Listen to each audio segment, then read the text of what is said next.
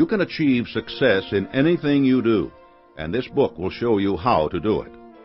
Napoleon Hill's Keys to Success is the most practical and revealing examination of the 17 principles of success that Napoleon Hill ever wrote.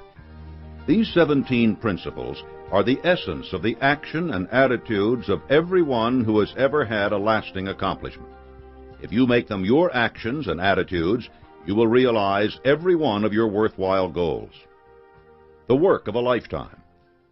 Andrew Carnegie, the founder of a steel corporation that later helped form U.S. Steel and a great philanthropist, charged the young Napoleon Hill with what was to be his life's work, the assembling and analyzing of the qualities that had allowed the great figures of the early United States to achieve their lasting success. Armed only with introductions from Carnegie and a fierce determination, Hill set out to interview more than 500 of these titans and distill their philosophies into a logical framework. From men such as Henry Ford, Thomas Edison, Woodrow Wilson, and later Franklin Roosevelt, Hill gained invaluable insights. He also learned about the limitations each faced. He found Ford personally insufferable. He encountered and understood Edison's struggles with near-deafness, and though he had worked hard for FDR during the Great Depression to combat the national malaise, he disagreed strongly with many of the president's programs. Hill believed they placed too little emphasis on individual effort and lured Americans into relying on others instead of on themselves. But by observing, working, and talking with these people, Hill learned priceless lessons that were much greater than the sum of his subjects' accomplishments. Though Hill had already published a number of books which revealed his findings in broad detail and enjoyed commercial success, his crowning achievement was the publication of the all-time best-selling business inspirational book, Think and Grow Rich, in 1937. This clear, concise elucidation of the way to success was an immediate sensation. It lays out the techniques of personal achievement in everyday language, full of examples and exhortations. More than 50 years later, supported by the work of the Napoleon Hill Foundation, Napoleon Hill's masterwork still finds thousands of new admirers every year, people whose lives are infinitely changed for the better.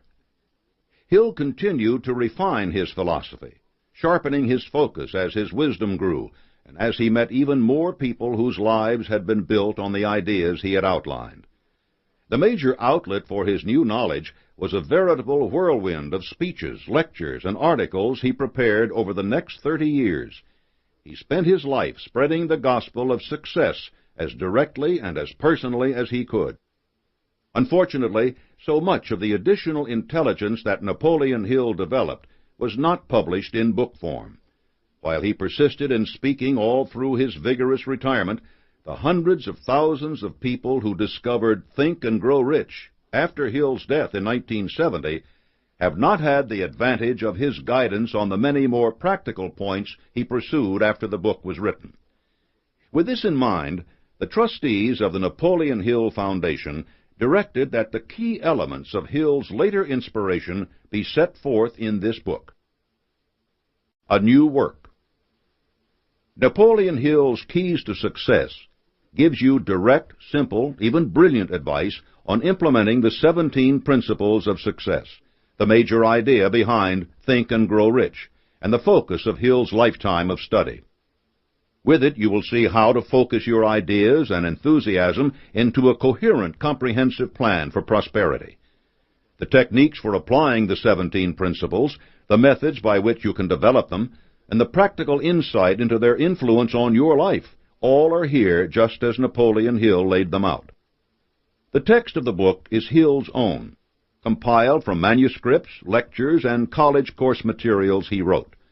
The only addition to Hill's work is the inclusion of some contemporary examples of the 17 principles in action. Because Hill's wisdom was so universal and enduring, the benefits of following his advice are just as easily demonstrated in your lifetime as they were in Hill's. The hazards of ignoring the 17 principles are also still all too easy to see. They're included too. Napoleon Hill's Keys to Success, then, is vintage Napoleon Hill, direct, straight-talking advice in the manner of the backwoods Virginia boy who became a confidant of presidents and the prophet of a uniquely American philosophy of achievement.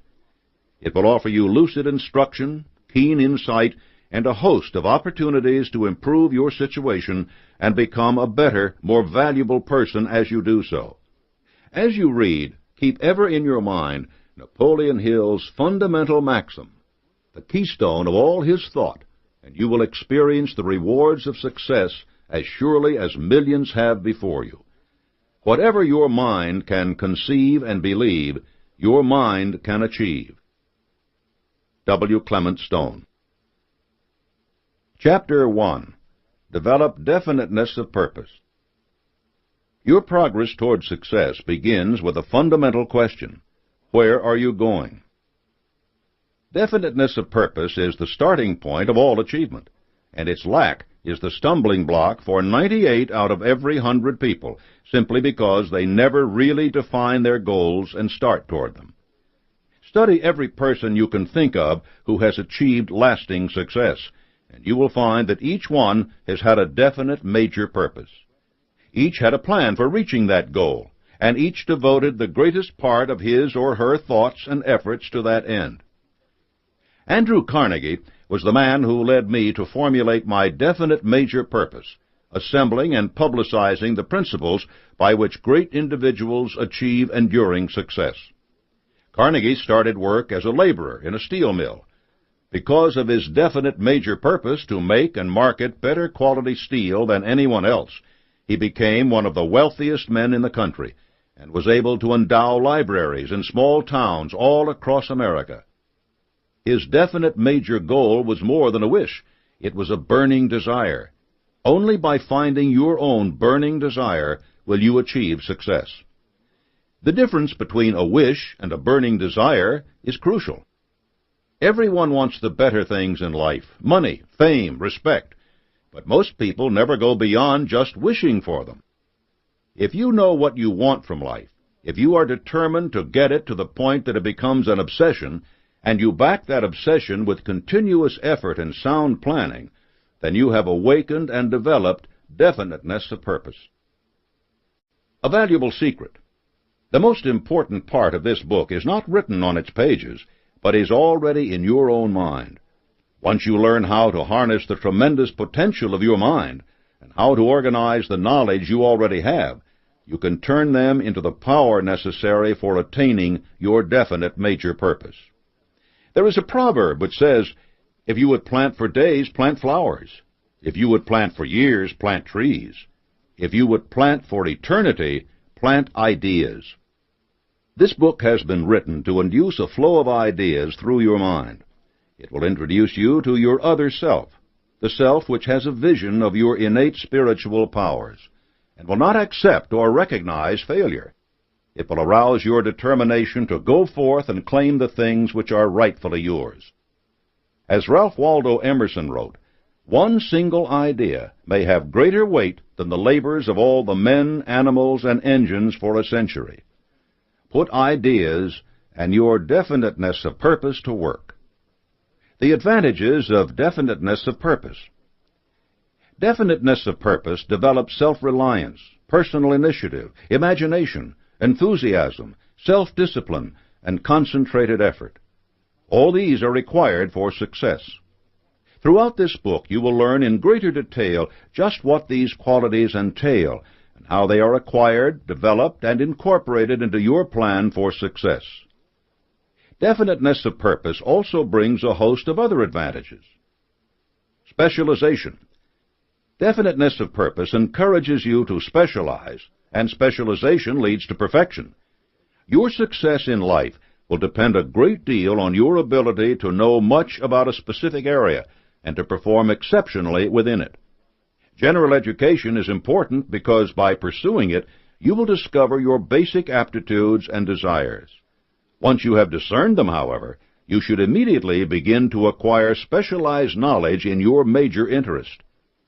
Definiteness of purpose will act as a magnet to attract to you the specialized knowledge necessary for success. Budgeting time and money. Once you have determined your definite major purpose, you will begin to budget your time and your money and all your day-to-day endeavors so that they will lead to the attainment of your major purpose. Time budgeting always pays dividends because each moment is made to progress toward your goal. Money is also used to its best advantage, ensuring that you pass the mileposts along the road to success. Alertness to opportunity. Definiteness of purpose makes you aware of opportunities related to your major purpose, and it inspires the courage to act on them. Edward Bok was an immigrant to this country who set out to make his living by writing. He began a flourishing business writing short biographies, which employed 6 people. One evening at the theater, he noticed that the programs were large and cumbersome, poorly printed, and unattractive. On the spot, he conceived the idea of producing a smaller program, easier to hold, better looking, and including appealing reading matter. The next morning, he prepared a sample copy of his proposed program and presented it to the theater manager. Not only would he provide the theater with a better program, but he would do it free in exchange for the exclusive rights. Advertising would pay his costs and bring him profit. The theater agreed, and Bok went into partnership with a friend more experienced than he in publishing and advertising. They quickly signed up all the other theaters in town to avoid competition.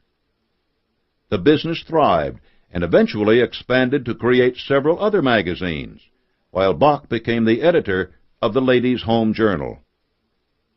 If you can see an opportunity as quickly as you can see the faults of others, you will soon succeed. Decision-making capability. Successful people make decisions quickly, as soon as all the facts are available, and firmly. Unsuccessful people make decisions slowly, and they change them often. Remember that 98 out of 100 people never make up their mind about their major purpose in life. They simply can't make a decision and stick to it. How can you overcome the habit of avoiding decisions? Start with the very next problem you face and make a decision. Make any decision. Any decision is better than none. If you make some mistakes at first, take courage. Your batting average will improve. Knowing what you want will help in decision-making, of course, because you can always judge whether or not it will contribute to your goals. Cooperation. Definiteness of purpose develops confidence in your own integrity and character, which attracts favorable attention from others and inspires their cooperation.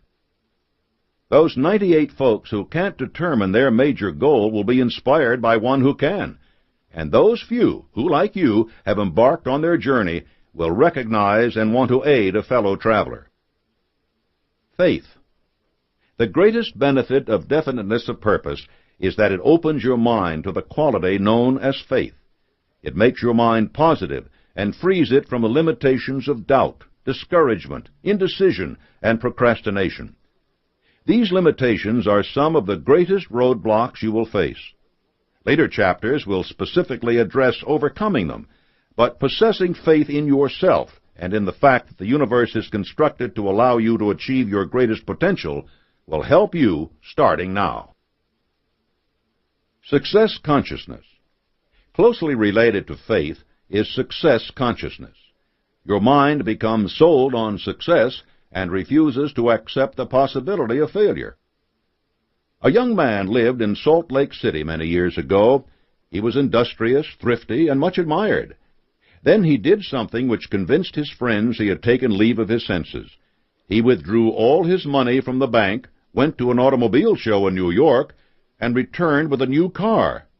Worse, as soon as he got home, he put that car in his garage, jacked it up, and proceeded to take it apart, piece by piece. After examining every piece, he put the car back together again. The folks who were watching him thought he was just plain wacky. They were further convinced that he was mad when he began the process again, and again, and again. That man was Walter P. Chrysler, whose innovations revolutionized the automobile industry. There aren't any major corporations or skyscrapers named for his Salt Lake City neighbors who lacked the insight to see the method in his madness. They had never heard of definiteness of purpose, and they couldn't recognize how success consciousness destines a person for success. The power of the subconscious.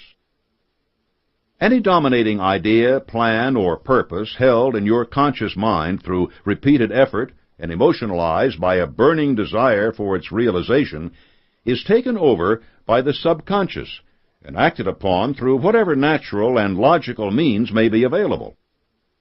The only thing over which you have complete right of control at all times is your mental attitude. Right of control means that you can control it. It does not mean that you do control it. You must learn to exercise this right as a matter of habit. The conscious mind is where reasoning and thinking occur. It analyzes information and data, and it acts as a guardian of the doorway to the subconscious. The conscious mind develops as a result of experience. The subconscious mind does not think, reason, or deliberate. It acts instinctively in response to basic emotions. The differences in people are due to the ways they have trained their conscious minds. Subconsciously, we are all very much alike. The subconscious can be compared with a car, while the conscious mind can be considered the driver. The power is in the car, not the driver. The driver must learn to release and direct that power. The subconscious mind receives any image that is transferred to it by the conscious mind under strong emotion. Think of the pair as a camera. The conscious mind acts as a lens, concentrating the image of your desires and bringing them to a point on the film of the subconscious. Getting good pictures with this camera is the same as it is with any other. The focus must be sharp, there must be good exposure, and the timing must be right. Correct focus requires a clear definition of purpose. The composition of the photo must be made with care and precision. You decide what to include in the frame. The proper timing is determined by the intensity of your desire at the moment of exposure. Experienced photographers rarely take just one shot of an important image. They work at it again and again until they get the photo they want. This sort of repeated exposure of the subconscious to the image of your desire is crucial. You must work at the process repeatedly until you have transferred the exact image you want into your subconscious mind. Don't be afraid of working yourself up into a highly emotional state when you are impressing images upon your subconscious. When your purpose is a worthy one, you don't need to fear this type of auto-suggestion.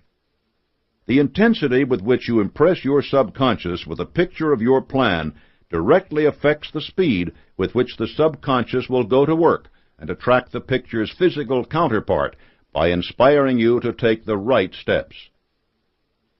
Putting definiteness of purpose to work. Making your subconscious work for you is only the first of many steps. You will not succeed if you cannot convince other people to cooperate with you, and if you do not live in accordance with strict standards. Those standards form the remainder of this book. But let's assume you have developed the necessary definiteness of purpose. You are now likely to ask an obvious question. Where do I get the resources to implement my plan? The first step from poverty to riches is the most difficult. The key is to realize that all the riches and all the material goods that you acquire through your own efforts begin with your having a clear, concise picture of what you seek. When that picture grows to be an obsession with you, you will find that your every action leads you toward its acquisition. Andrew Carnegie's life again provides an excellent example. Once he knew he wanted to make steel, he fed that desire until it was the driving force in his life. He then turned to a friend, similarly broke but smart enough to recognize the value of his idea. Because he was impressed by the power of Carnegie's obsession, the friend joined forces with Carnegie. Their combined enthusiasm was sufficient to convince 2 others. These 4 people became the nucleus of Carnegie's empire.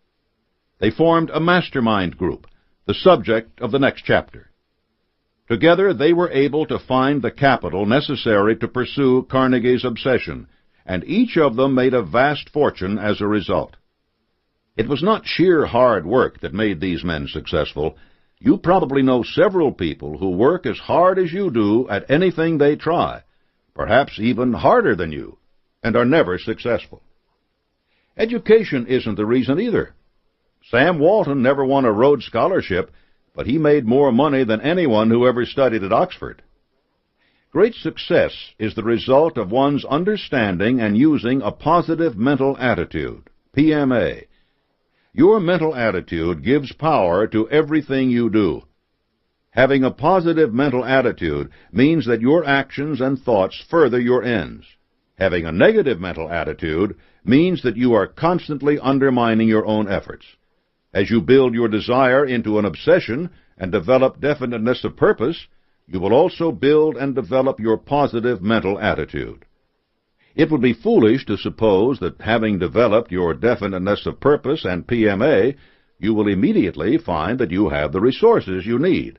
The speed at which you acquire these will depend on the size of your needs and on the control you exercise to keep your mind free of fear, doubt, and self-imposed limitations. If you need $10,000 for your definite major purpose, you may be able to marshal it in a few days or even hours by impressing others with the quality of your enthusiasm and vision.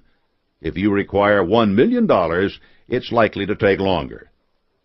An important variable in this process is just exactly what it is you offer in exchange for that $10,000 or $1 million. The time required to deliver the service or the equivalent value you intend to supply is also significant. You must be clear about what it is that you will give before you can expect to get in return. Creating a plan. No one gets something for nothing.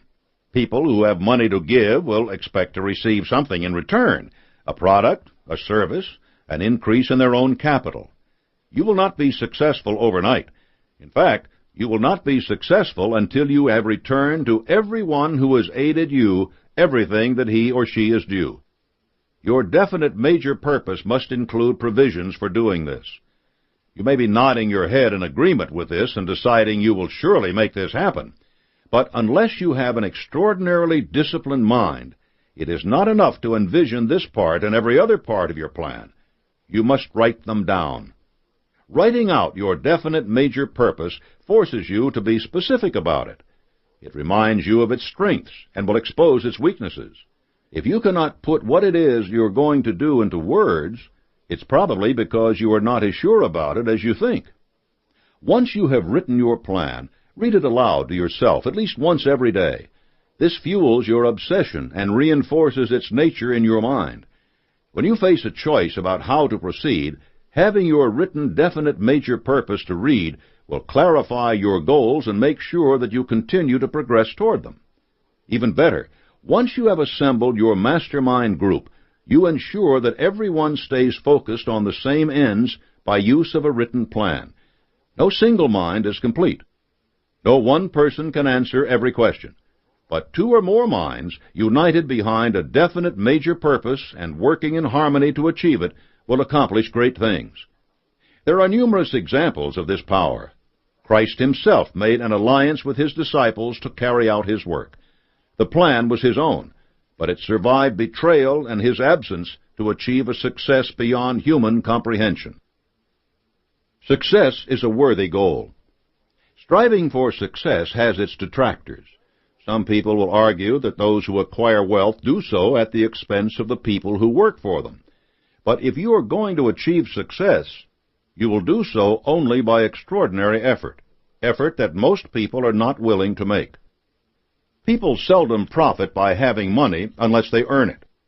How many times have you read about lottery winners who find themselves bankrupt only a few years after their windfalls? Or about heirs to great fortunes reared in atmospheres of indulgence who fall prey to addictions like alcohol or gambling? The value of the wealth that comes with success is that it carries with it the lessons you have learned in acquiring it. You will learn in achieving wealth that success comes about only because you are willing to assume great responsibility and to deliver unfailingly goods and services which are truly valuable. Most people would not choose to be as dedicated to a definite major purpose as you must be. If you were to accumulate a fortune and then offer it to them on the condition that they behave exactly as you have done, most would not accept the responsibility, but some would. It is the people who would make such a choice who will be most helpful to you. They can offer you aid of untold value, far above and beyond the efforts of those who are easily contented. They will become indispensable to you by their willingness to assume responsibility and relieve you of some of the load you are carrying. You must be willing to reward them generously for their efforts. People like this learn that they set their own salaries by the quality of their work. Everyone, in fact, does the same.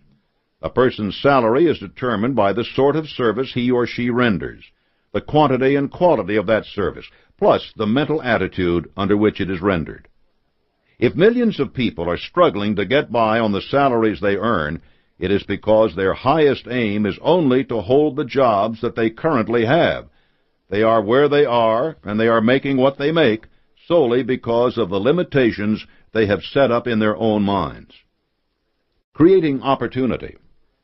There is a theory which pops up again and again that the opportunities for success are fewer now than they were in the past, that our nation has reached the plateau of its success, that the world is dominated by people who already have money, and that success is a finite realm already filled to capacity.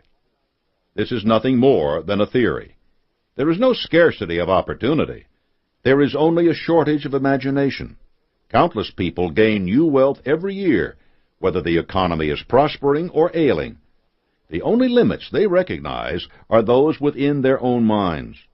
Anyone who cries, "No opportunity," is simply issuing an alibi for his or her own unwillingness to assume responsibility and use imagination.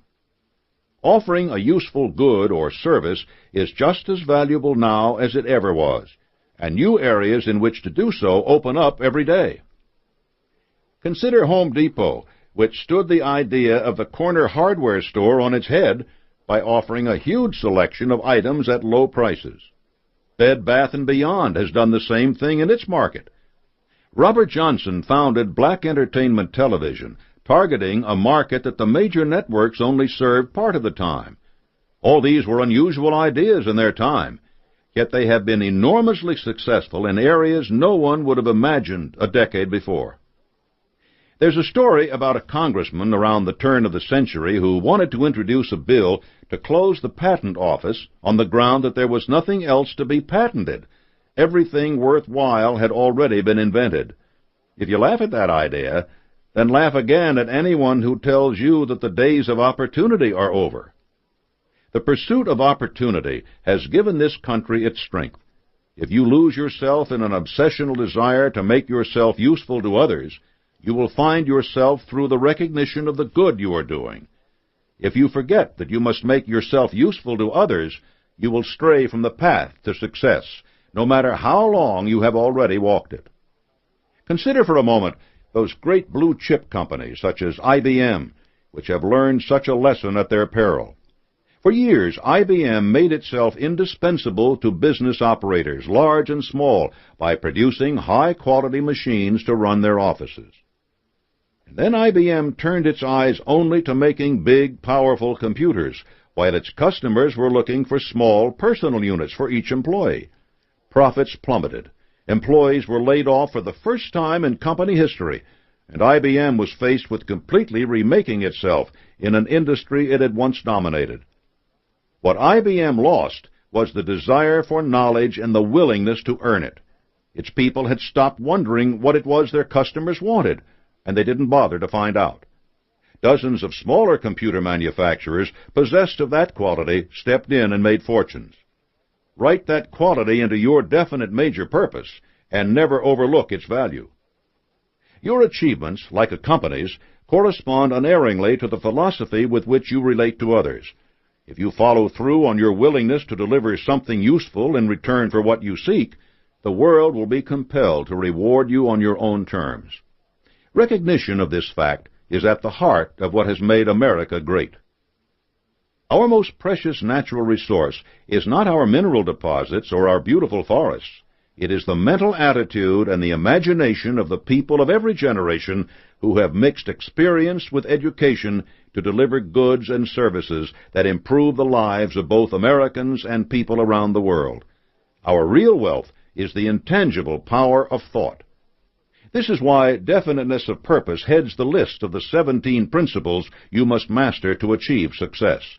No one can be successful without first knowing what it is he or she wants. If this principle is to have any value to you, you must follow it as a daily habit. If you still think that luck is a key to success, then you have missed the point of this chapter. Some people do fall into opportunity, but they usually fall back out again. And if they do manage to retain their good fortune, it is only because they have worked just as hard to keep it as you must to acquire yours. And that calls for definiteness of purpose.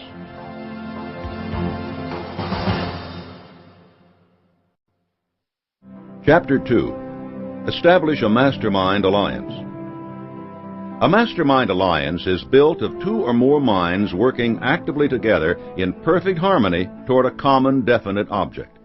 The mastermind principle lets you appropriate and use the full strength of the experience, training, and knowledge of other people just as if they were your own.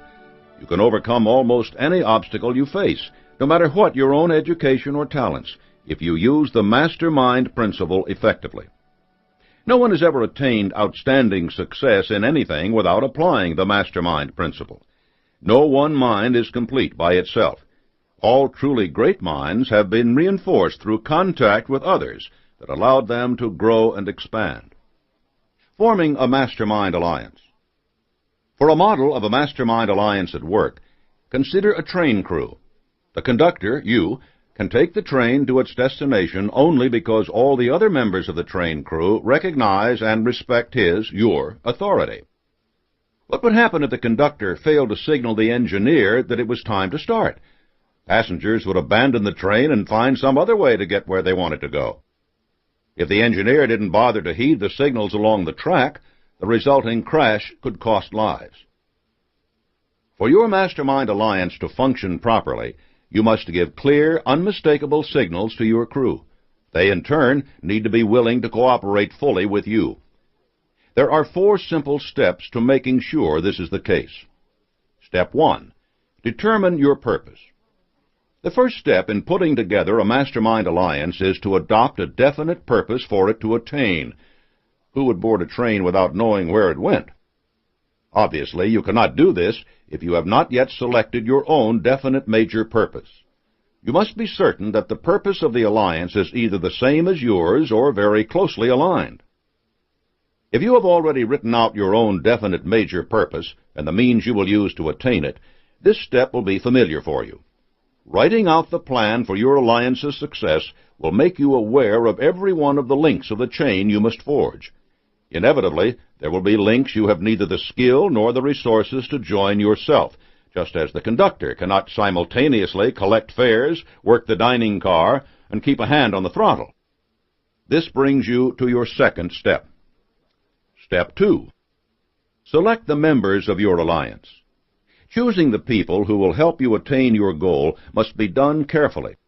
You may initially select some people who you later decide are not appropriate, and you may discover that there are unanticipated needs for knowledge that must be filled.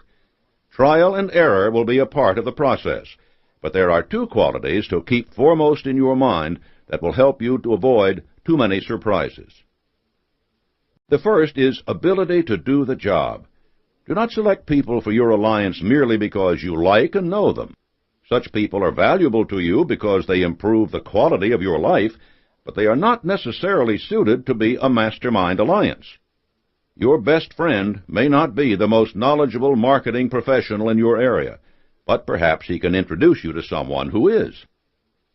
The other quality is the ability to work in a spirit of harmony with others.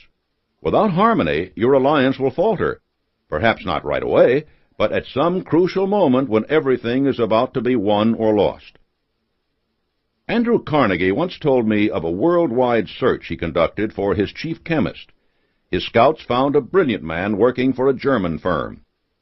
His ability was without question. Carnegie entered into a 5-year contract for the man's services. Within a year, he had released the man from the bargain. Why? Because the chemist was so temperamental that he had an entire department in upheaval. None of the other chemists could work with him, and the fellow was so concerned with perceived slights that he spent all his time fuming and accomplished nothing. You must keep any thoughts of discord out of your alliance. There must be a complete meeting of the minds, without any reservations on the part of any member. Personal ambitions must be subordinate to the fulfillment and successful achievement of the definite purpose of the alliance. This includes your own. Being clear about your alliance's purpose will give you a basis for judging someone's ability to work in harmony with it. You may still have to make adjustments in the alliance's composition, but there are also steps you must take to build that harmony. Step 3. Determine your rewards. Clearly determined rewards for participation in your mastermind alliance are an important factor in its harmony. Determine at the outset what rewards you are offering in return for the work of others, and there will be little room for later recriminations. There are 10 basic motives toward action that can be the basis of these rewards. 1. Self-preservation. 2. Love. 3. Fear. 4. Sex. 5. Desire for life after death. 6. Freedom for mind and body. 7. Anger. 8. Hate. 9. Desire for recognition and self-expression. 10. Wealth. Wealth will obviously have the greatest appeal for members of your commercial enterprise, but remember that other motives can play an important role. Recognition and self-expression are just as important as money to many people. Be aware that some of these motives, anger, hate, fear, can twist the minds of your team if you rely upon them. Your best motivator, wealth, must be willingly, fairly, and generously divided among your team. The more generous you are, the more help you will get. Another of the principles of success is the habit of going the extra mile. You'll see that in Chapter 5. It will serve you well if you incorporate it into your alliance from the beginning. 12. Inspire teamwork with PMA. Teamwork is a willing cooperation and the coordination of effort to achieve a specific objective. When the spirit of teamwork is willing, voluntary, and free, it leads to the attainment of great and enduring power. It is a system which coordinates all the team players, resources, and talents and automatically discourages dishonesty and unfairness, while it adequately compensates the individuals who serve honestly and unselfishly. The principle of teamwork differs from the mastermind principle in that it is based on the coordination of effort without necessarily embracing the principle of definiteness of purpose or the principle of harmony, two important essentials of the mastermind. Teamwork produces power, but the question of whether the power is temporary or permanent depends on the motive that inspired the cooperation. If the motive is one that inspires people to cooperate willingly, the power produced by this sort of teamwork will endure as long as that spirit of willingness prevails. Teamwork builds individuals and businesses and provides unlimited opportunity for all. It is sharing a part of what you have, a part that is good, with others. That which you share will multiply. That which you withhold will diminish. Stop the tape now and write your commitment to use this principle in your life. Then restart the tape. 13. Learn from adversity and defeat with PMA. Every adversity carries with it the seed of an equivalent or greater benefit for those who have PMA and apply it. Defeat may be a stepping stone or a stumbling block, according to your mental attitude and how you relate it to yourself. It is never the same as failure unless and until it has been accepted as such. Your mental attitude in respect to defeat is the factor of major importance which determines whether you ride with tides of fortune or misfortune. The person with a positive mental attitude reacts to defeat in the spirit of determination not to accept it. The person with a negative mental attitude reacts to defeat in the spirit of hopeless acceptance. The worst thing that happens to you may be the best thing that can happen to you if you don't let it get the best of you. Stop the tape now and write your commitment to use this principle in your life, then restart the tape. 14. Cultivate creative vision with PMA. Man's greatest gift is his thinking mind. It analyzes, compares, chooses. It creates, visualizes, foresees, and generates ideas. Imagination is your mind's exercise, challenge, and adventure. It is the key to all of a person's achievements, the mainspring of all human endeavor, the secret door to the soul of a person. Imagination inspires human endeavor in connection with material things, and ideas associated with material things. Imagination is the workshop of the human mind, where old ideas and established facts may be assembled into new combinations and put to new uses. It is the act of constructive intellect in the grouping of materials, knowledge, or thoughts into new, original, and rational systems, a constructive or creative faculty embracing poetic, artistic, philosophical, scientific, and ethical imagination. Creative vision may be an inborn quality of the mind or an acquired quality, for it may be developed by the free and fearless use of the faculty of imagination. Creative vision extends beyond interest in material things.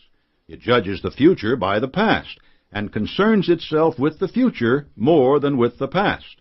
Imagination is influenced and controlled by the powers of reason and experience. Creative vision pushes these aside and attains its ends by basically new ideas and methods. One of the ways to increase your flow of ideas is by developing the habit of taking study time, thinking time, and planning time. Be quiet and motionless, and listen for that small, still voice that speaks from within as you contemplate the ways in which you can achieve your objectives. What can be conceived can be created with PMA. Stop the tape now and write your commitment to use this principle in your life. Then restart the tape. 15.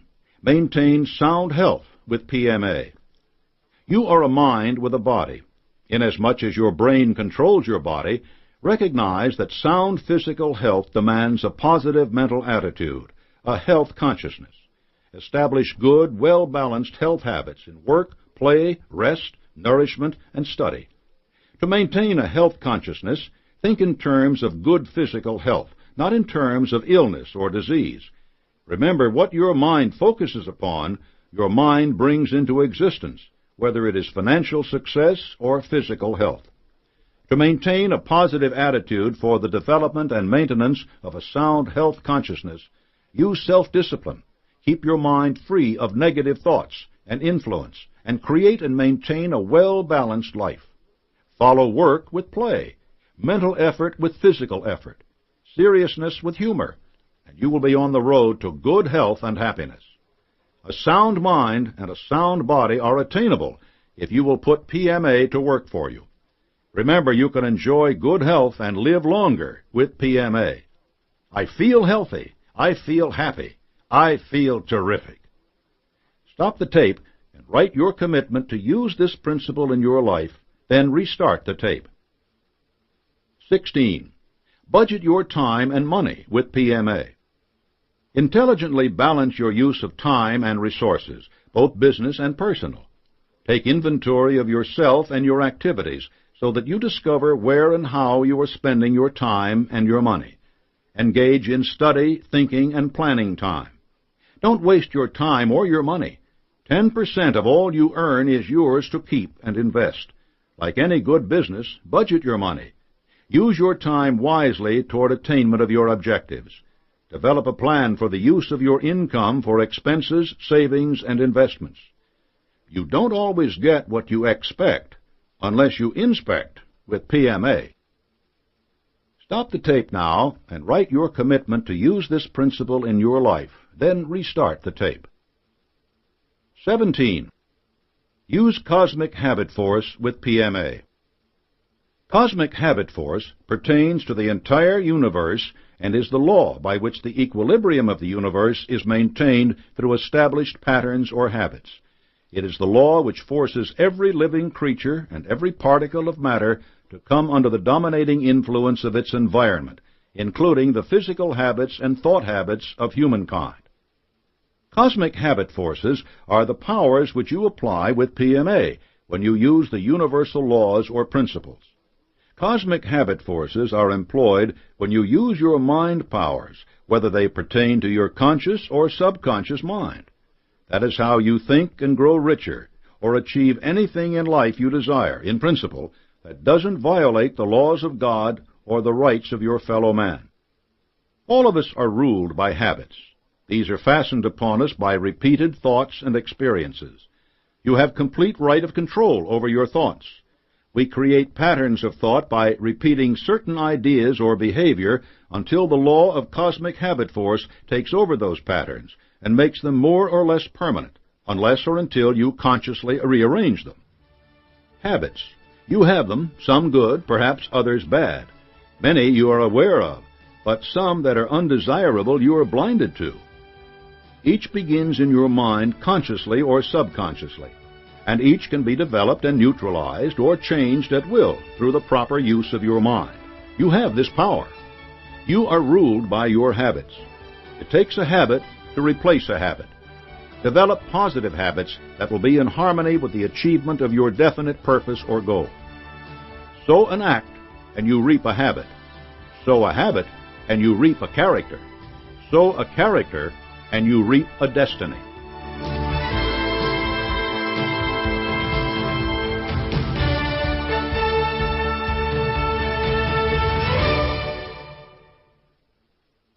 Acknowledgements. Many people were very helpful to me in editing this book. I am particularly grateful for the inspiration of two men who knew Napoleon Hill well, and whose words reinforced his, W. Clement Stone and Michael J. Ritt. There are many people, organizations, and publications dedicated to promoting the philosophy of success. In addition to those mentioned in the text, I found the following particularly helpful in selecting examples that highlighted the wisdom of Napoleon Hill's advice: Audacity, Entrepreneur, Working Woman, Smart Money, Sales and Marketing Management, The New Yorker, and Minorities and Women in Business magazines. The Walls Around Us by David Owen, Michael Mahana of Smith Barney Shearson. Upon request, you may receive an autographed bookplate bearing the signature of the author. Address your request to the Napoleon Hill Foundation, 1440 Paddock Drive, Northbrook, Illinois, 60062, and enclose a large, self-addressed, stamped envelope.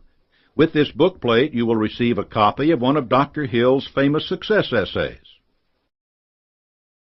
Step 4. Set a time and place for meeting. Your alliance must be active to do any good. Establish a definite place and time for regular meetings to ensure that you are making progress and dealing with the issues you face. Your early meetings will likely involve fine-tuning the plan you have made for your success, drawing upon the specialized skills of your members. As your alliance matures and harmony grows among the members, you will find that these meetings create a flow of ideas into every member's mind. As you work together over time, more excitement will greet every meeting, and more harmony will arise. Think about a group of sales reps brought together for a conference. They may arrive in general agreement about their goals, but a day or a weekend spent reinforcing their determination, listening to and incorporating their suggestions for the plan at hand, will send them away fired up and eager to achieve their goals. Do not let the regular meetings take the place of frequent contact between the members. Telephone calls, notes, and even conversations in a hallway will keep the alliance primed for action when it meets in full, so that sudden developments can be addressed quickly. Maintaining your alliance. The harmony of your alliance is built upon the mutual agreement on your definite purpose. But like any construction, it must be preserved with diligent work. That work will be your task as its leader. Your attention should focus on 4 areas. Confidence. Confidence is reliance or trust based on proved fidelity, which means faithfulness to duty and loyalty to obligation. As the leader of the alliance, you must inspire confidence in your members by your dedication to your definite major purpose. You must also insist within the group on confidentiality. Often it is harmful for members to discuss the purpose of the alliance outside the group. Some people can give away a secret without a moment's thought. You don't need them in your mastermind alliance. Understanding. All members of the group must possess a complete knowledge and comprehension of the nature, significance, and implication of a situation or proposition that the group faces. You may employ specialists to heighten your understanding of various fields, but every person involved must be able to deal with the core issues of every decision. And before a decision is made, each member of your group must be convinced that it is a good decision, one which he or she can support wholeheartedly. Fairness and justice. When you form your mastermind alliance, each member must agree at the outset on the contribution each will make toward your enterprise. Everyone should also be agreed on the division of benefits and profits. Everyone must deal with everyone else on completely ethical terms. No member of the alliance should seek unfair advantage at the expense of others. Otherwise, dissension will arise and completely destroy the association. Courage. Your alliance must meet danger and difficulties with firmness, resolution, and valor. The courage to do so comes from self-confidence and a well-developed success consciousness. The courage of two separate individuals is nothing compared with that of a united team, just as the power of a single battery is less than that of a group of batteries. This is another excellent example of the power a mastermind alliance derives from its harmony. The more the minds that are linked together, the greater the power harnessed, and the more the resistance that can be overcome. Form a mastermind alliance with yourself. A woman came to see me once and began to tell me all her difficulties. Her sight was almost gone, and she had given up on doctors who she said were quacks. She had lost most of her money investing in movies. Her husband was a philanderer. Her mother had died after a long and awful illness, and her relatives were a plague. Her bitter catalogue of woes went on, and if I hadn't felt sorry for her, I wouldn't have listened to them. She was so full of self-pity. Apparently, not one good or constructive thing had passed her way in 20 years. "Mr. Hill," she asked me, "why do all these things happen to me?" I did not want to be harsh with her, but somehow I had to get her to face facts. I said, "Frankly, with your negative attitude, it's a wonder that you were able to do anything at all. I'm not a bit surprised that your family bothers you or that your husband runs around. I'm amazed he hasn't left home." "What can I do to stop him?" "You can't do anything for him now," I told her, "but you can do something for yourself. You've been thinking about your losses to the exclusion of everything else. The more you concentrate on them, the more you attract other losses. Stop thinking about them. Make up your mind that you are going to benefit by your experience, and then adopt a definite plan for regaining your sight. Dwell upon the idea that your eyes will get better. Decide that you will seek medical help, and believe that it will work. If you can change your attitude toward yourself, your husband will see something to excite his interest in you again. Your relatives will stop seeing you as a doormat. I can't tell you any more than that now. When you manage to put yourself into a more positive frame of mind, come see me again. Before I do anything for you, you must do something for yourself. I tell this story because I want to say the same thing to you. Whatever personal obstacles you face, you must start getting to know that side of your personality that knows no obstacles, that recognizes no defeats. Cultivate a friendship with the other you, so that no matter what you are doing, you are allied with someone who shares your goals. All the philosophy and advice in this book about persuading and motivating others will be much more useful to you if you practice it on yourself. If you have convinced yourself that you need and deserve a $10,000 loan, you won't just walk into a bank and ask for it. You will cultivate the friendship and appreciation of the loan officer. You will present her with a list of the possibilities for the project you have in mind. You will outline your solid plans for repayment, and then you will do it with infectious confidence. You will succeed. You will begin to take charge of the efforts of others only when you take complete charge of the power of your own mind. Cultivate mastermind alliances wherever you can. Once you recognize the benefits of mastermind alliances, you will understand that they can serve you in many areas. You can and must make progress on many fronts to achieve personal success. In your marriage, a mastermind alliance with the person you love most deeply is of untold importance. If you are married and have not built your relationship on the principles of harmony that are crucial to any alliance, you may have some reselling to do with your spouse. Set aside some time every day to talk about what you want to achieve and how you are going about it. Rely on your definiteness of purpose to build your persuasive abilities, to convince your partner of the benefits of the work you are doing. It is very unlikely that your plan will not affect your husband or wife in some significant way, and you absolutely must not drag your partner unwillingly into an adventure. If you have embarked on your mission and the time comes that you are thinking of marriage, you must be very frank with your intended life partner about what you are doing and how you will do it. Build your mastermind alliance into your marriage from the start, and it will steady and support you through the darkest moments. Indeed, your whole family should be incorporated into a mastermind alliance. Your children, your parents, your siblings, anyone on whom you rely or who relies on you. Lack of harmony at home can easily spill over elsewhere. A united family is a great team. In your education, no one's education is ever complete. You may rely on the specialized knowledge of others, but you should also learn from every possible source. In this case, your mastermind alliance is with the entire sum of human knowledge. You are united in the goal of increasing your understanding, and books, magazines, lectures, audio cassettes, all are your allies. Make it a habit to read daily, not just newspapers, which merely keep you current, but materials which expand your mind. They will put you ahead. The key to a mastermind alliance is the harmony of its members. You have to work constantly to strengthen the harmony of your many alliances. A crucial aspect of this effort is your ability to inspire harmony, which hinges strongly on the next principle we will explore: developing an attractive personality.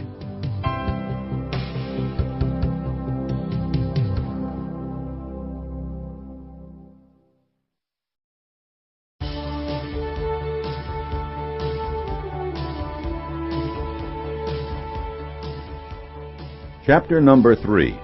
Assemble an attractive personality. The third step in achieving lasting success is to develop an attractive personality. A pleasant personality is a well-rounded one.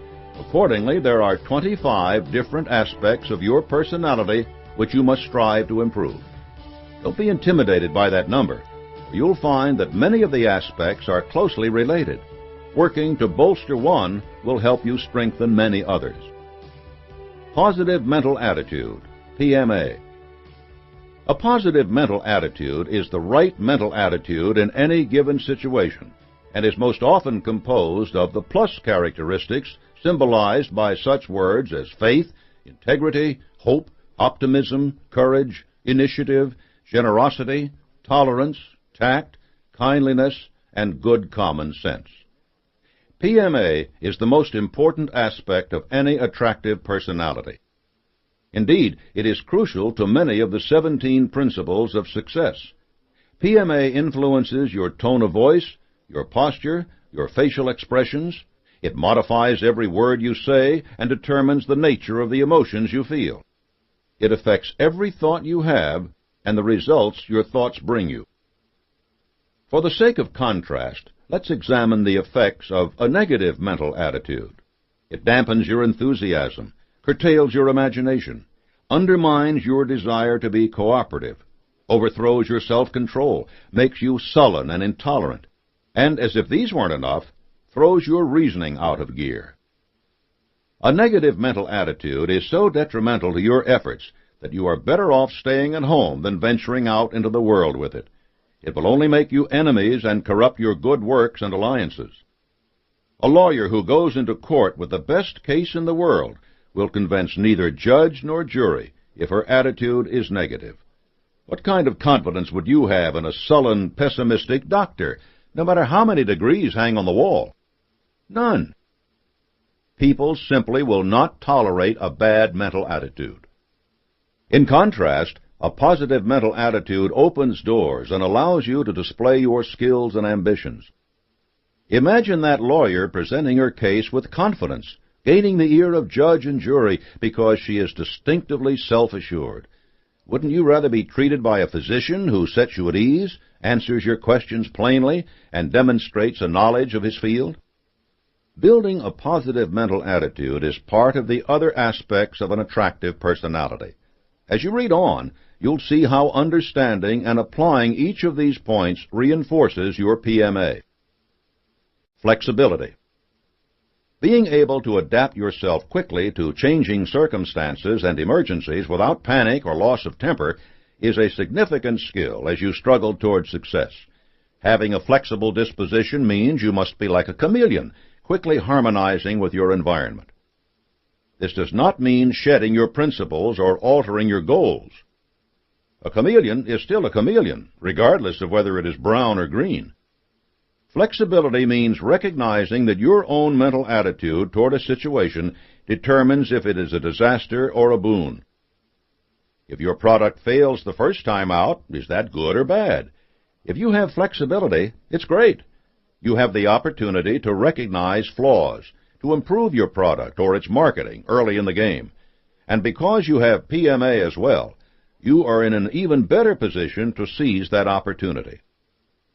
Flexibility also means that in every negotiation you understand that the other party's needs and demands are ways in which you can better render the service you are offering in exchange. If someone needs your product a week before you have planned to deliver, you can recognize that he or she will not be the only client to make such a demand. Here then is your opportunity to discover how you can produce faster and better. Sincerity of purpose. There is no substitute for real commitment to your definite major purpose. Sincerity of purpose, or its lack, writes itself so indelibly into your words and deeds that anyone can recognize it. Insincerity is evident in your expressions, in your trend of conversation, in everything you do. No amount of acting skill can disguise it. The yes man is a universal object of derision precisely because everyone recognizes his insincerity. But if you are possessed of real sincerity of purpose, it will be just as visible. Andrew Carnegie told me once how he called a new employee into his office to issue a directive. The man listened and looked him squarely in the eyes, and with a good-natured smile said, "All right, Chief, you're the boss, but I'm going to tell you that your request is going to cost you money because you haven't investigated this matter as closely as I have." Something about his assured manner, with no hint of insubordination, convinced Carnegie to delay his decision and investigate further. He discovered that he had been wrong, and his new employee was right. That man was Charles M. Schwab, who eventually brokered the deal between Carnegie and J.P. Morgan that founded U.S. Steel. Schwab then went on to start up the mammoth Bethlehem Steel. He began his rise to prominence on the simple basis of his sincerity of purpose in everything he did. Be sincere, first of all, with yourself, and you will steadily grow in self-reliance. If you have sincerity of purpose, it will strengthen every one of the other aspects of your pleasing personality. What better compass could you have at a moment you must demonstrate flexibility than a true and lasting dedication to your definite major purpose? Promptness of decision. Dilly-dallying does not inspire popularity. In this fast-moving world, those who do not move quickly cannot keep up with the parade. Successful people reach decisions definitely and quickly, and they become annoyed and are inconvenienced by others who do not. Prompt decision-making is a habit, and it is supported by your positive mental attitude, which gives you confidence. It is also closely tied to your sincerity of purpose. The more you are convinced of the value of your definite major purpose, the quicker you will be to discard distracting options and to select those which move you toward your goal. If your choice is between quick profit and a long-term relationship with a client, your sincerity of purpose allows you to make your decision quickly. Opportunity is everywhere, but it is fleet of foot. Even if you have the vision to recognize it, without a fast decision on your part, it will be gone. Courtesy. The cheapest and most profitable quality in the world is courtesy. It is absolutely free, save for the moments it takes to express it. Unfortunately, today it is also scarce, thus all the more valued when displayed. Courtesy is nothing more than the habit of respecting other people's feelings under all circumstances. the habit of going out of one's way to help the less fortunate, the habit of controlling selfishness in all forms. Do not mistake high-flown manners for courtesy. Using the correct fork at dinner will do nothing to appease the company president whom you insult by dominating the conversation. Courtesy demonstrates the self-awareness born of your positive mental attitude and projects the worthiness of your goals and proposals. Tact. There is a right moment and a wrong moment for everything. Tact is the habit of doing and saying the right thing at the right moment. Tact is so closely related to courtesy that you cannot practice one without the other. It is an invaluable skill, just as noticeable for its absence as for its presence. Here is a list of the most common ways people show their lack of tact. 1. Carelessness in their tone of voice, often speaking in gruff, antagonistic tones. 2. Speaking out of turn, when silence would be more appropriate. 3. Interrupting others who are speaking. 4. Overworking the personal pronoun so that every sentence features the word I. 5. Asking impertinent questions, often to impress others with their own importance. 6. Injecting intimately personal subjects into the conversations when such subjects are embarrassing to others. 7. Going where they have not been invited. 8. Boastfulness. 9. Flouting social norms in matters of attire. 10. Making calls at inconvenient hours. 11. Holding people on the telephone with needless conversations. 12. Writing letters that are overly familiar to people they hardly know. 13. Volunteering unsolicited opinions on any subject under the sun, without regard to their knowledge. 14. Openly questioning the soundness of others' opinions. 15. Declining requests from others in an arrogant manner. 16. Speaking disparagingly of people in front of their friends. 17. Rebuking people who disagree with them. 18. Commenting on people's disabilities. 19. Correcting subordinates and colleagues in the presence of others. 20. Complaining when requests for favors are refused. 21. Presuming upon friendship in asking for favors. 22. Using profane or offensive language. 23. Expressing dislikes at a drop of a hat. 24. Dwelling on ills or misfortunes. 25. Complaining about politics or religion. 26. Displaying general overfamiliarity. If these faults seem small to you, consider how quickly they compound one another. Would you want to be associated with someone who displayed just 3 of them regularly? They reveal a lack of perception and careful consideration that undermines one's confidence in another's mental powers. Anyone who desires an attractive personality will avoid them all. Tone of voice. Speech is the method we use most often to express our personality. Controlling the tone of your voice so that it carries meaning beyond mere words is invaluable. You can say the same sentence in different tones of voice and convey very different things. I need that shipment by Tuesday can be pronounced with full confidence, letting your supplier know that your request is something you have every reason to expect as a normal part of your relationship. Say it anxiously, and you may find you've given him the idea that you're in a bind, and perhaps he can demand a higher price. Say it angrily, and you can undo years of good partnership. Practice controlling your tone of voice, listening to the way you sound. When you speak confidently, your PMA and sincerity of purpose should show through. The habit of smiling. Don't underestimate the importance of a frequent and sincere smile in making your personality appealing to others, or its effect on yourself. Try smiling the next time you're angry. This simple action is calming, and it's a reminder of the positive focus you want in your mental attitude. A smiling face defeats the cruelest of antagonists, for it is difficult to argue with someone who smiles while speaking. Practice smiling in front of a mirror, preferably while working on voice control. The two aspects are related, both in the way others will perceive you and in their effect on your own actions. Facial expression. Here is another facet of an attractive personality that goes together with your tone of voice and your smile. You can tell a great deal about what is going on in people's minds by the expressions on their faces. Each of us makes judgments on this basis all the time. Master salespeople are particularly good judges. The more you learn to be aware of and in control of your facial expressions, the better you will be able to interpret the expressions of others. And since you'll already be in front of the mirror to practice your tone of voice and smile, you will have the perfect opportunity to develop this aspect as well. Tolerance. Tolerance is the disposition to be patient and fair toward those whose opinions, practices, and beliefs differ from yours. Holding your mind open to new ideas and new information is not simply a way to make yourself more pleasing to be around.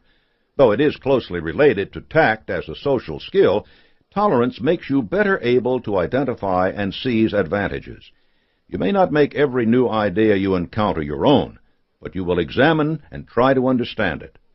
Intolerance brings a host of disadvantages. 1. It makes enemies of those who would like to be friends. 2. It stops the growth of the mind by limiting the search for knowledge. 3. It discourages imagination. 4. It prohibits self-discipline. 5. It prevents accuracy in thinking and reasoning. The more intolerant you are, the more you close yourself off to the diversity of the world and to the power of the spiritual side of the mind, which can flourish only when it is ready to accept new ideas. Frankness of manner and speech. Everyone resents people who use subterfuge instead of dealing frankly with associates. People who are so slippery that they cannot be pinned down to direct, clear-cut statements cannot be depended upon. The problem with these people is not that they lie outright, but that they do what amounts to the same thing. They deliberately withhold facts from those who have a right to know them. This is base dishonesty, which undermines the soundest characters. Truly sound characters have the courage to speak and deal directly with people, and they follow this habit consistently, even though it may at times be to their disadvantage. If you read about some of the earlier aspects and assume that they could be used to engage in deceitful schemes, you are vastly mistaken. Without true frankness, none of your other skills will be successful. If you have to resort to trickery, what kind of confidence do you have in your definite major purpose, and what kind of attitude are you approaching it with? A keen sense of humor. A well-developed sense of humor aids you in becoming flexible and adaptable to the varying circumstances of life. It allows you to relax and remain human in the midst of pressure, instead of becoming cool and distant or angry and bitter. It keeps you from taking life too seriously. People who cannot laugh when laughter is exactly what is called for are denying themselves a wonderful mental tonic. If you discover some flaw in your product or plan, recognizing the comedy of the situation allows you to back up and start again. Otherwise, you will be trapped in your frustrations. And a sense of humor makes the simple act of smiling so much easier and does wonders for your PMA. Faith in infinite intelligence. Faith is woven into every principle of the philosophy of achievement. Faith is the essence of every great achievement, no matter what its nature or purpose. Neglecting your faith while carrying out your definite major purpose would be like trying to study astronomy without referring to the stars. Faith is so important that it is actually one of the other 17 principles of success, and will be covered in more detail in the following chapter. Faith in infinite intelligence inspires faith in other human beings as well. Confidence begets confidence. Those who have faith in infinite intelligence, faith in themselves, and faith in others inspire others to have faith in them. The greatest outlet for the expression of initiative, imagination, enthusiasm, self-reliance, and definiteness of purpose is faith. The human mind is an intricate machine designed to accomplish things.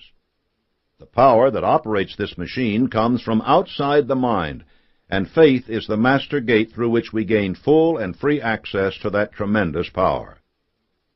The mechanism which opens that gate is desire or motive. There is no other way to open the gate. It is opened by degrees, which are dependent on the intensity of those same motives and desires. Only a burning desire will open the gate to its fullest. A burning desire is accompanied by deep emotional feeling. Sheerly logical motives do not open the gate as widely as those which spring from the heart. Faith wipes out obstructions like intolerance by freeing your mind of human limitations. For what is intolerance but a closed mind?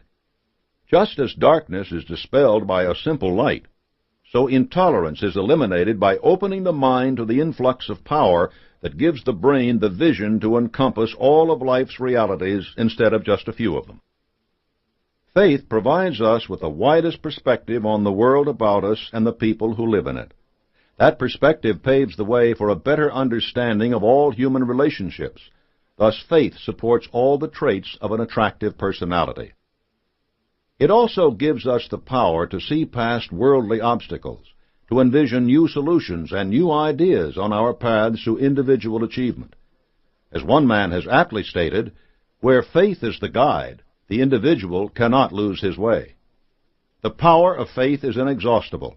It is the ultimate renewable resource, a reflection of the Creator's desire that we use it in every way possible. Faith's power is easily attained by any person. No fee must be paid. It is simply appropriated through the desire for its use. The only things over which you have complete control are your thoughts. The only real privacy you have is in your mind. It is there that you can make full and complete use of the power of faith to remove limitations from your mind. A keen sense of justice. Unless you deal justly with others, you cannot hope either to cultivate an attractive personality or to succeed in your definite major purpose. The essential component of a keen sense of justice is a dedication to intentional honesty. Many people are honest for the sake of expediency, but this kind of honesty is so flexible that it can be contorted to serve in any situation which furthers their interests. By cultivating frankness of speech, you are already taking an important step in practicing intentional honesty.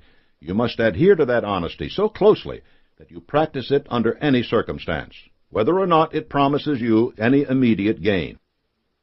Even if a keen sense of justice prevents you from seizing every opportunity, it carries with it a host of practical benefits. 1. It establishes the basis of confidence without which you cannot have an attractive personality. 2. It builds a fundamentally sincere and sound character, which by itself is a powerfully attractive trait. 3. It not only attracts people, but offers opportunities for real and lasting personal gain. 4. It builds your sense of self-reliance and self-respect. 5. It strengthens your relationship with your conscience, and thus allows you to act more promptly, since your motives and desires are clearer. 6. It attracts worthwhile friends and discourages your enemies. 7. It opens your mind to faith. 8. It protects you from destructive controversies. Consider how often people of prominence are laid low by revelations of impropriety. 9. It inspires you to move toward your definite major purpose with greater personal initiative. A keen sense of justice is not merely a tool for gaining material rewards. It enhances every human relationship. It discourages avarice and selfishness and gives you a much better understanding of your rights, privileges, and responsibilities. With it, every aspect of an attractive personality grows stronger. The appropriate use of words. People who achieve success do it by careful and attentive effort. Your use of language must reflect this quality just as astutely as any marketing plan. Do not make it a habit to litter your speech with curses, obscenities, or casual misusage. Instead, work to make sure that you use words with precision, and that you have the force and power to convey your meaning with all the clarity you desire. If you are unsure of your language skills, you can improve them by reading. One man I knew read the dictionary for half an hour every day. Yes, he actually read the entries. I never heard him speak badly, and I was always impressed by the distinct messages he conveyed. If this approach strikes you as too academic, Consider the wide variety of self-improvement books and tapes which offer programs for vocabulary expansion. You cannot lose by increasing your mastery of language.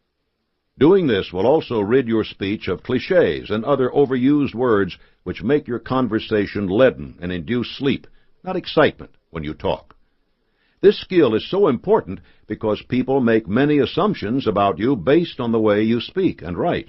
If your conversations and letters are direct, clear, and easily comprehended, all the other aspects of your attractive personality will be revealed much sooner and in much better light. And without the deft use of language, the harmony of a mastermind group will be disrupted by confusion over goals and the means for obtaining them. Effective speech. There is more to effective speech than the vital aspect of appropriate word choice. Combining frankness, word choice, and other aspects of a pleasing personality will make you a powerful communicator, able to speak with conviction and persuasion, whether you are addressing a convention, a round table, or one person.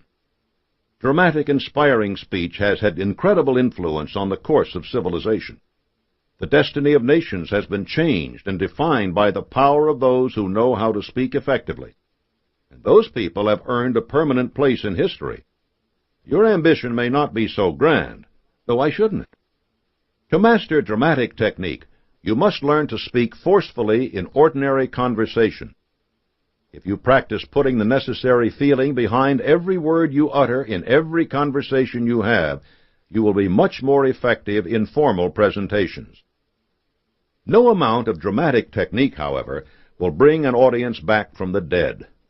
There's an adage, know what you wish to say it with all the feeling you command, and then sit down. The last two words are the key here. Remember to keep your speeches short. As soon as you have conveyed your point, stop. Long-winded speakers tax the alertness of their audiences and show no respect for their time. They fail to persuade anyone. You will fail just as surely if you do not focus your speech in a way that is applicable to your listeners. Do not use jargon or technical phrases with people who are new to your service or product. Remember that examples and illustrations add drama to your speech and make your message hit close to home. If you are presenting a new computer system to a business that has never even used computers before, and you ramble on about LANs and Pentium chips, you will soon face a room full of sleepwalkers. Tell them instead how you can link their employees together, how quickly information can be shared, and how fast and efficiently your technology will allow them to work, and you will face a room full of people eager to do business with you. As you speak, make good use of gestures.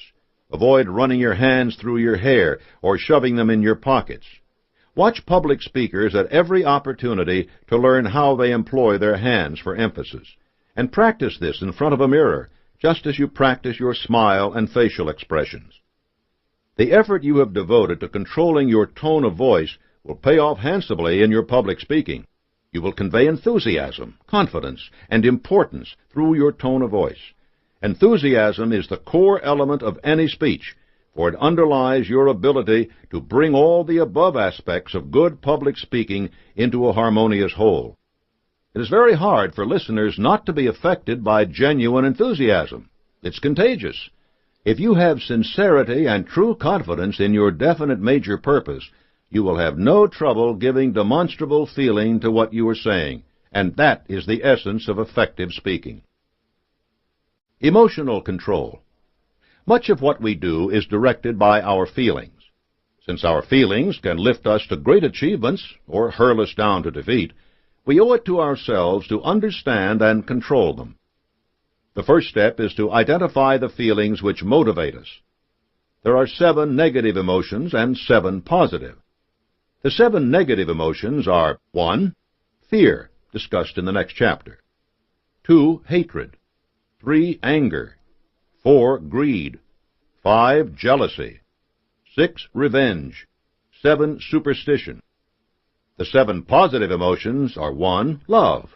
2. Sex. 3. Hope. 4. Faith. 5. Sympathy. 6. Optimism. 7. Loyalty. These 14 emotions are the letters of the alphabet with which you will write your plan for success or failure. They can be combined meaningfully or chaotically. Each emotion is related to mental attitude, and that is why I have placed so much stress on the character of one's mental attitude. These emotions are nothing but reflections of your mental attitude, which you can organize, guide, and completely command. To do so, you must take control of your mind. You must always be alert to the emotions which are present there, and embrace or reject them on the basis of their contribution to your mental attitude. Optimism will increase your confidence and flexibility. Hatred will undermine your tolerance and keen sense of justice. If you do not take this control, you are condemning yourself to an entire life buffeted by the winds of emotional whim. If you find yourself struggling to gain this control, compile a chart on which you note every day the number of times you experience and act on an emotion. Make a note of circumstances which inspire the emotions.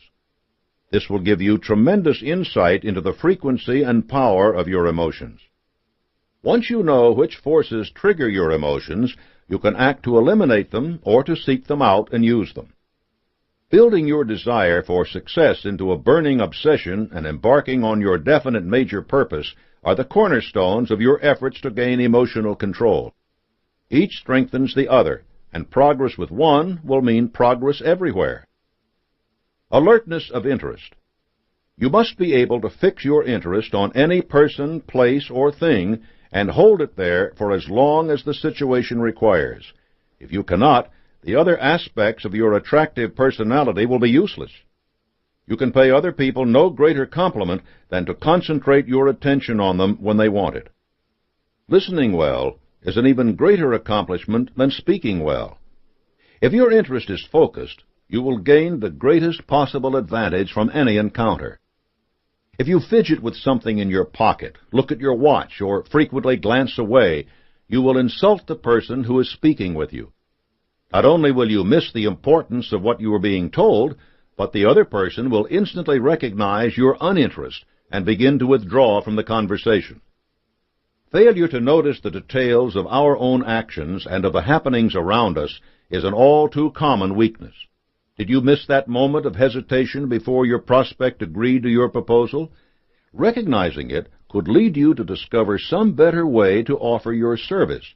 You might realize that some other service, the kind of service that your prospect would gladly renew each year on the briefest, friendliest contact, would actually be more worthwhile. Instead, you might be faced with the difficult task of continually persuading someone of the dubious value of your efforts. An alert interest in the people with whom you work is important as well. You can perceive the reasons for their success or the basis of their failures. In your mastermind group, it is vital that you be aware of any changes in the situation of any contributor that might affect his or her advice.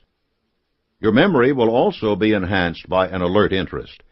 If you note something clearly to begin with, it remains fixed in your mind. This is an especially practical tool in your relationship with other people. If you can recall the specifics of your conversations, even the small details of another person's life, it shows the strength of your interest in him or her.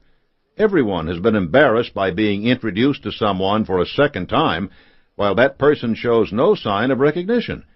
If you show people that you remember them favorably, they will always be pleased to encounter you. Versatility. No matter how much you know about the field of your endeavor, unless you can display a general interest in the world at large, no one is going to find you attractive.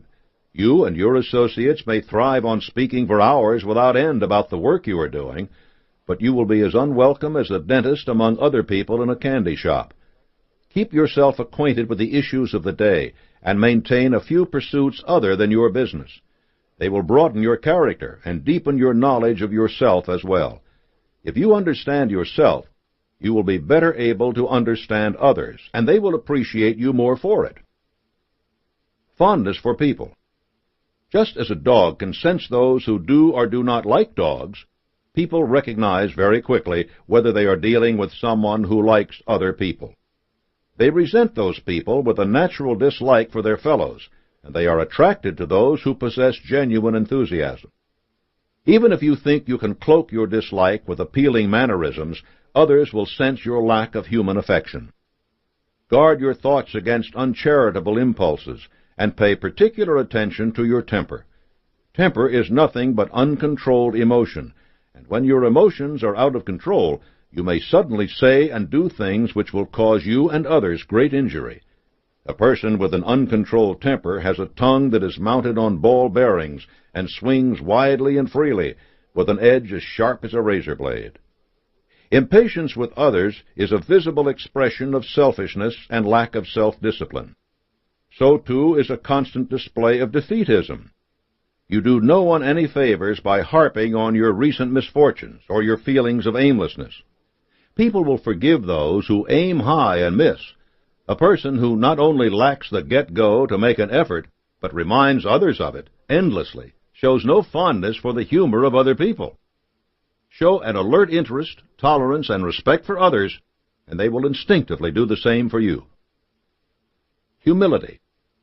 Arrogance, vanity, and egotism are never found in someone with an attractive personality. Don't mistake humility for timidity. True humility is a recognition that even the greatest folk are, in the scheme of human existence, only fragments of the whole. Recognize that the blessings you have are a gift to be used for the common good, not topics for every conversation. If you struggle with this issue, turn to your alert interest in others to keep you focused on topics other than yourself.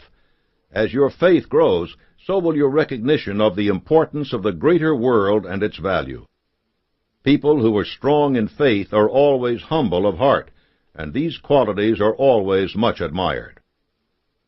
Effective showmanship. This is the result of the proper blend of many aspects of an attractive personality: facial expression, tone of voice, appropriate word choice, effective speech, emotional control, courtesy, versatility, mental attitude, sense of humor, and tactfulness. Together, they allow you to gain favorable attention whenever necessary. Showmanship does not imply grandstanding, clowning around, wisecracking, or gossiping. These qualities certainly grab attention, but they are tiresome and often dangerous.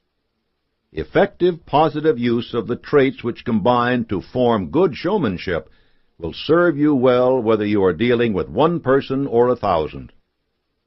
Clean sportsmanship. Win without boasting, lose without squealing, and others will soon respect you. Athletics can make this a habit in many people, but even if you have never set foot on a playing field or a court, you can inspire others to cooperate with you if they know that at the end of the game your presence will not be unbearable. Your outside interests are a good place to cultivate this trait. Flexibility, tact, and humility will aid you in its display. Let your manner always be friendly, no matter what the outcome, and people will be glad to have worked with you. A good handshake. This is a simple skill, really, but it is invaluable at first impression and every time a contact is renewed. Make your grasp firm and friendly, not crushing. You want to establish enthusiasm and cooperation, not competition.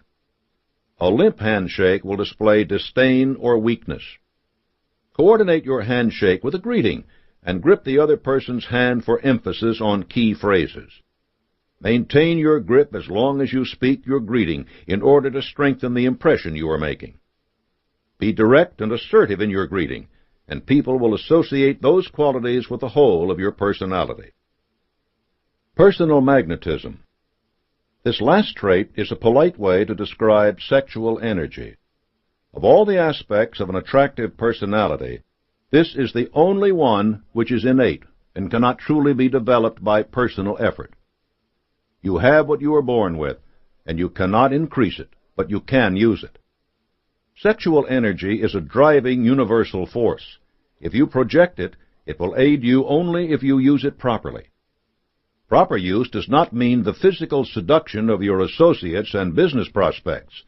That way lies chaos, and such behavior is hardly consistent with other aspects of an attractive personality, such as honesty. Rather, you should channel its energy into your efforts, making them, not your body, the source of appeal to others. Use your sexual energy to build your enthusiasm, to display your genuine fondness for people, to burnish your style and tone of voice. Your gesture and posture, too, will reflect this quality. Sexual energy is a powerful factor in an appealing personality, but it will help you only if you have refined every other trait. Clearly, all the aspects of an attractive personality rely upon and augment one another. Some, like a good handshake, can be learned quickly. Others require habitual effort on your part. Analyze your personality carefully and honestly to make sure that it embraces no displeasing traits.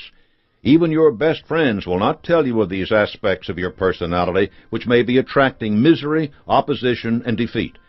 The time you devote to this analysis will pay enormous dividends, for it will not only give you a true measure of yourself, but enable you to analyze and understand others.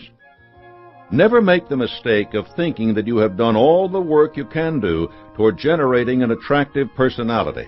Its standards, like its rewards, are always improving.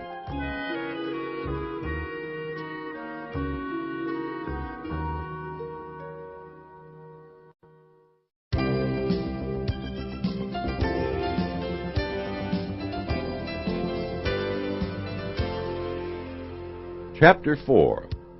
Use Applied Faith. Faith is your awareness of, belief in, and harmonizing with the universal powers. You should not simply have faith, you must use it.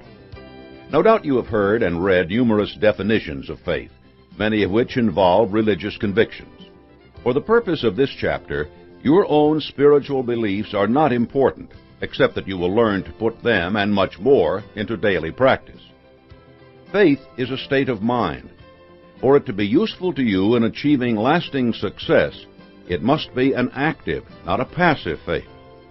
Active faith is the process of relating yourself to the vital forces of the world, which I call infinite intelligence. Understanding infinite intelligence. It is impossible to have active, applied faith without a positive, definite belief in a supreme being. There are many approaches to gaining such a belief.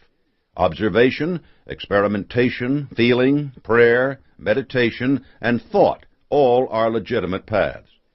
You learn things by seeing their effects, or by accepting the statements of people you trust. In your search for knowledge about infinite intelligence, you may search within the external universe or within yourself. The external world. Thinking people have always seen evidence of infinite intelligence in the external world. Every process of nature is orderly. The sun does not rise in the east today and the west tomorrow. Natural law endures and obtains everywhere. Such order, such continuing adherence to law, clearly implies intelligent planning and definiteness of purpose, ample evidence of infinite intelligence. As Tennyson wrote, the sun, the moon, the stars, the seas, the hills, and the plains, are not these, O soul, the vision of him who reigns? Look at the wristwatch on your arm. You know that your watch did not come into existence without the aid of organized intelligence.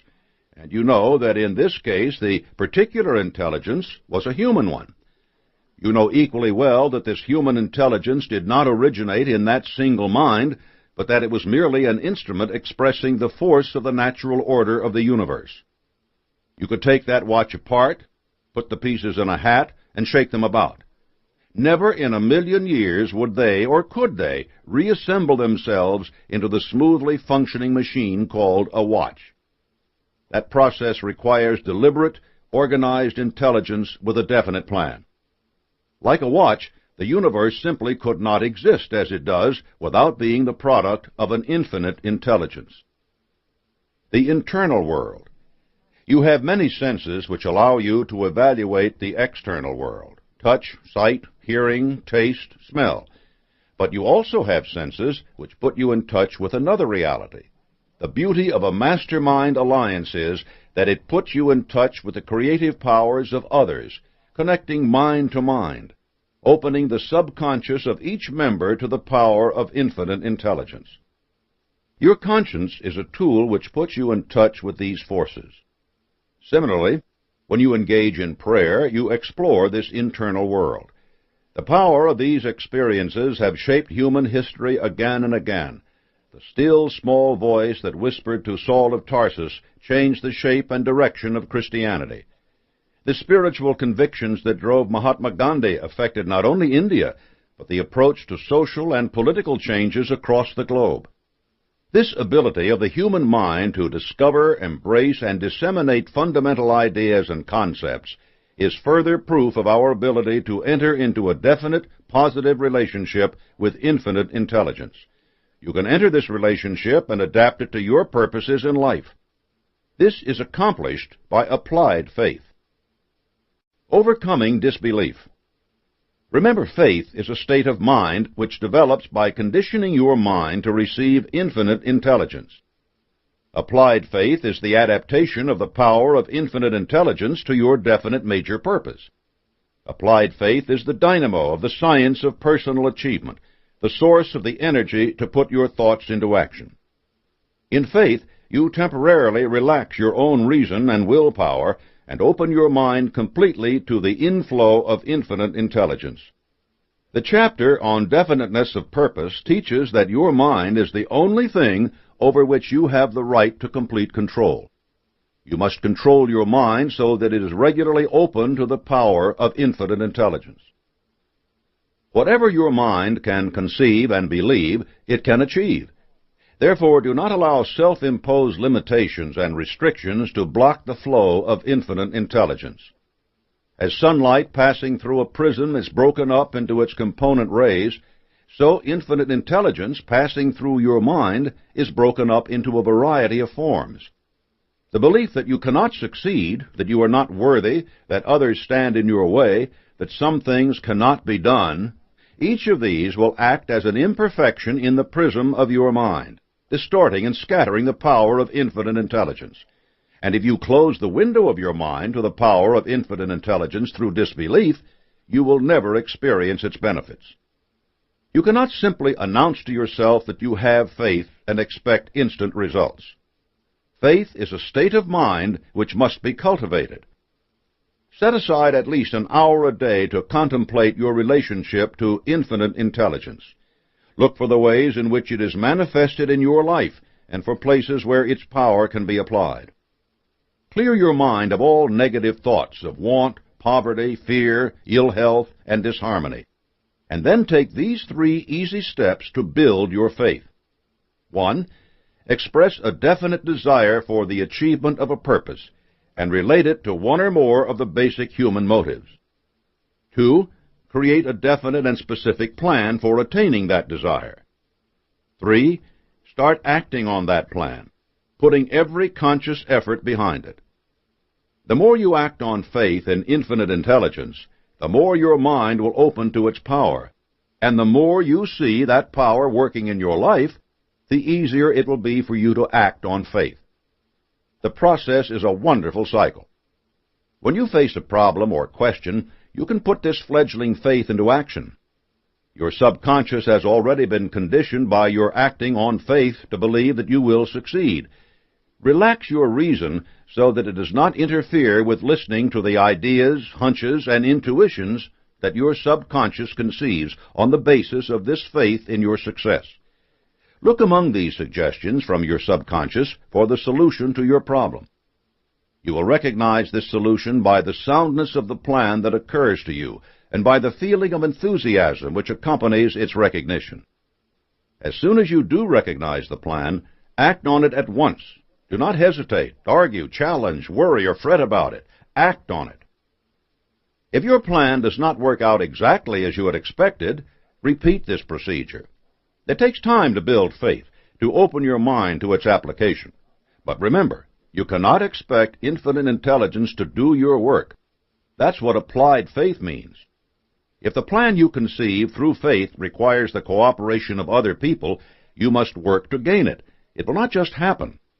If your plan requires capital, it will not appear on your doorstep in a grocery bag. You must seek it out with the best of your abilities. You must put your faith into action.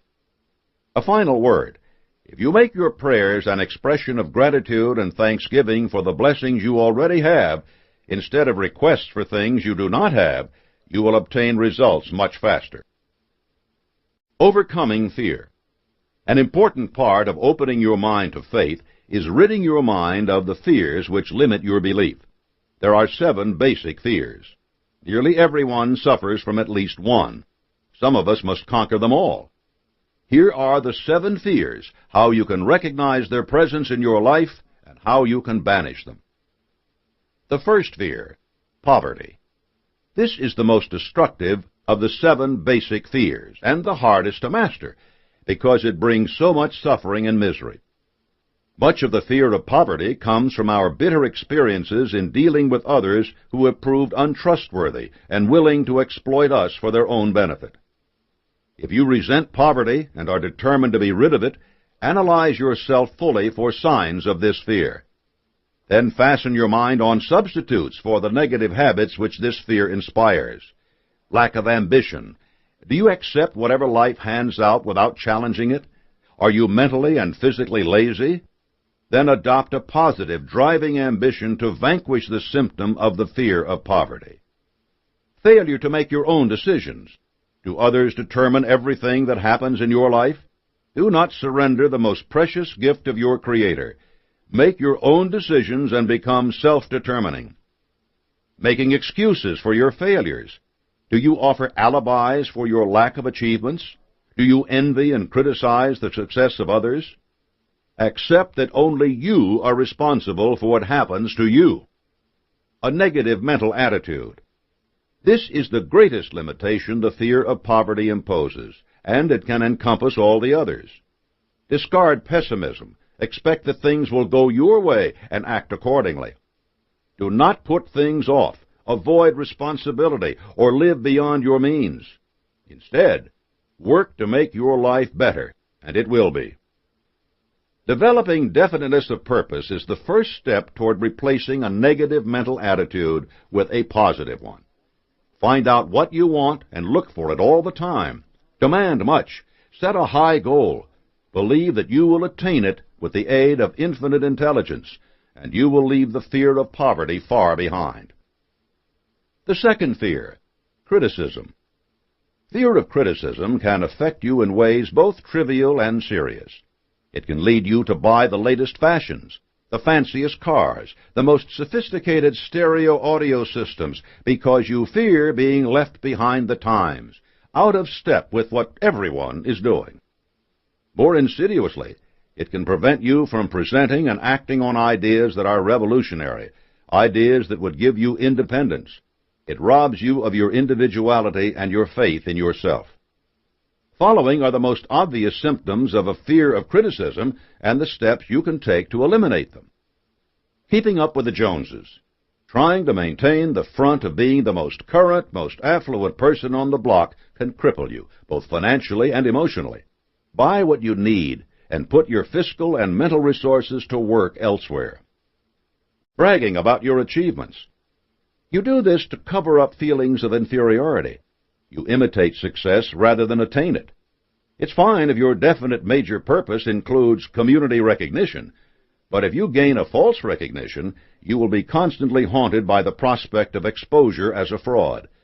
Take pride in what you have actually accomplished, and remember that there will soon come a time when your real achievements will stand for themselves.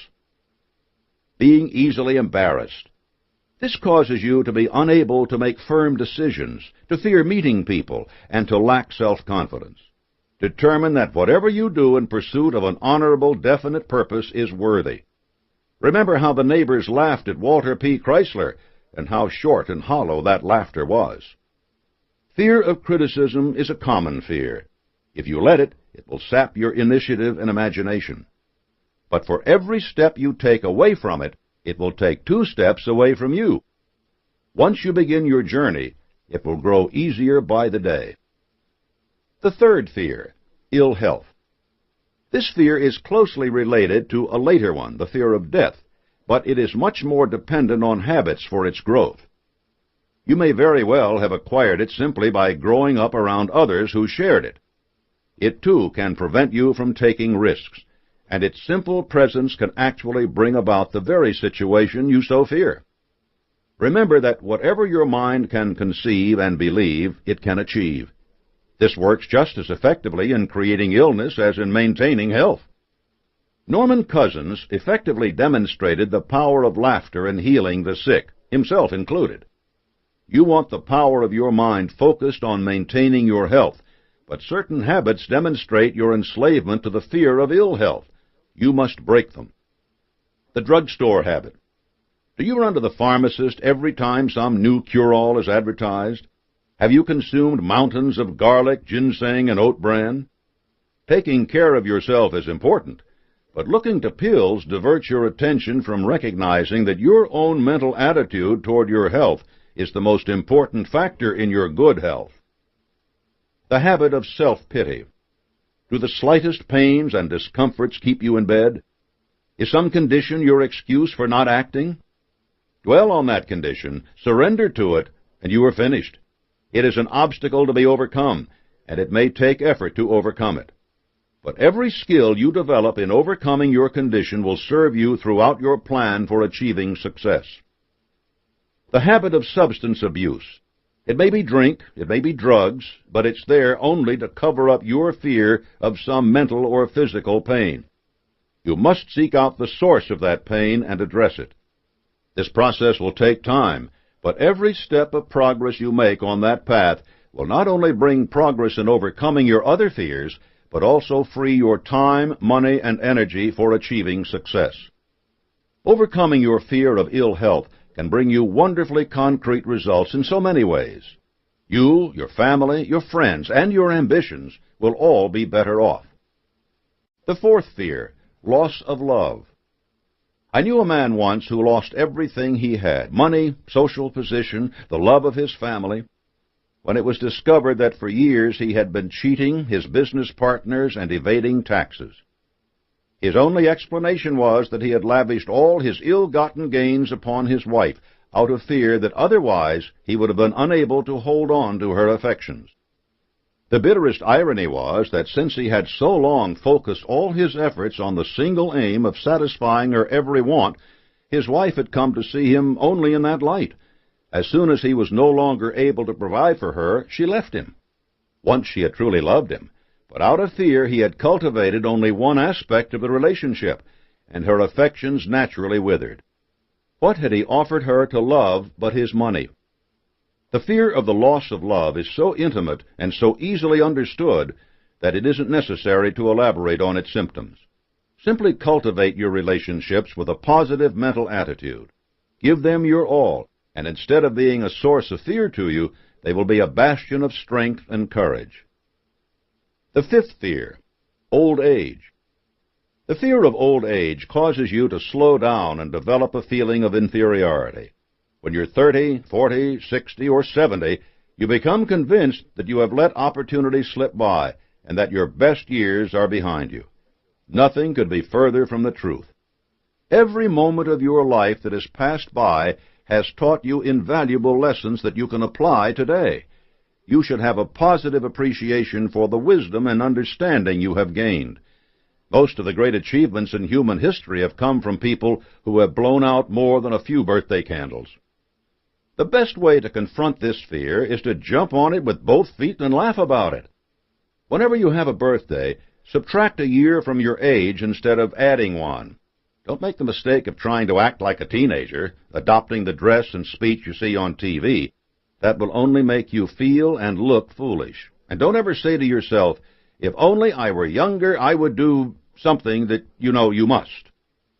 There was a time when every morning as I arose, I saw Father Time sneaking up alongside me. At first I was terrified.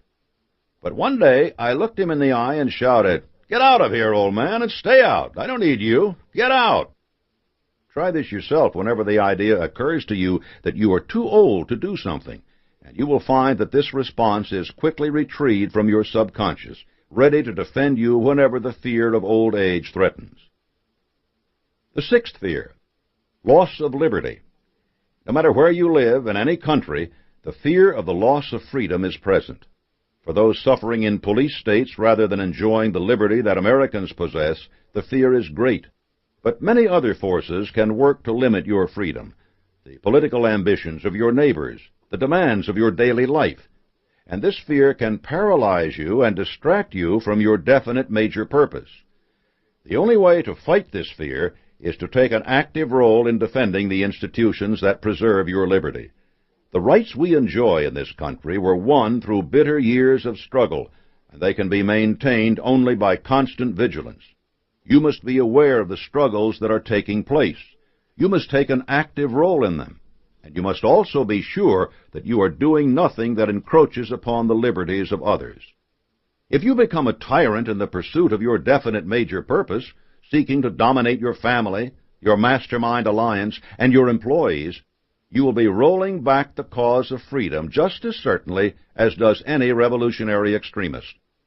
You cannot be free of this fear yourself if you are not in harmony with the very forces of liberty which make your own success possible. The seventh fear, death. This fear is the grandfather of all the others. It is very difficult to whip because it is so universal in our society, and because it is constantly reinforced on a daily basis. There is no escape from death, and no matter what faiths we have, death is an unknown, for we have never experienced it. Complete, absolute answers about its nature are impossible, and it is human nature to fear anything we do not understand. The truth is, fear of death can stop you in your tracks much sooner than the actual event. Overwhelmed by the possibility of the end of your existence, you may feel that action is futile and effort is meaningless. This ignores the fundamental fact that every moment of your life is valuable, that the world rolls on about you, and that your own actions can have a positive effect far beyond your own situation. Even if death comes for you in the next instant, life will not stop for those you love and those you do not even know. You have an obligation to act for the common good. I can tell you how I have succeeded in quieting this fear.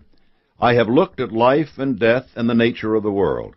I have recognized that only two conclusions are possible. Death is either one long eternal sleep or an experience on some plane far better than we have here on earth. Either way, there is nothing to fear because it is inevitable. Recognizing this allows you to write off the fear of death. You don't discuss it, you don't think about it. You simply realize that at one time or another you will face it, and there will be nothing you can do about it. So you accept this fact, for only a simple-minded person worries about something over which he or she has no control. Replacing fear with hope. The fundamental lesson in dealing with the fear of death is learning to set it aside. This should be your goal with each of the fears, for whatever you fear will follow you around like a puppy. Your mind attracts anything it dwells upon. Most people go through life thinking about the things they don't want to happen, and they probably experience every one of them.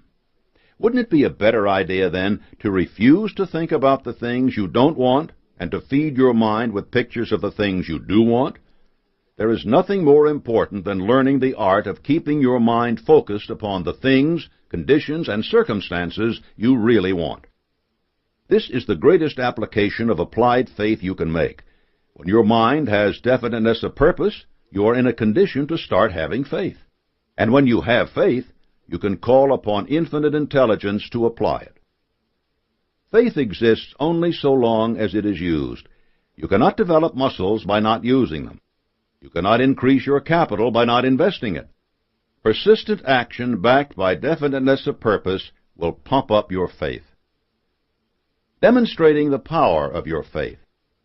The key to putting your faith into action is to have a positive mental attitude. Here are steps to build your faith and your PMA. Step 1. Adopt a definite major purpose and begin to attain it. Follow the instructions in the first chapter. Know what you want and get busy creating it. Be sure that the object of your desire is something worthy, something you can obtain. Never sell yourself short, but do not set a task for yourself which is utterly ridiculous.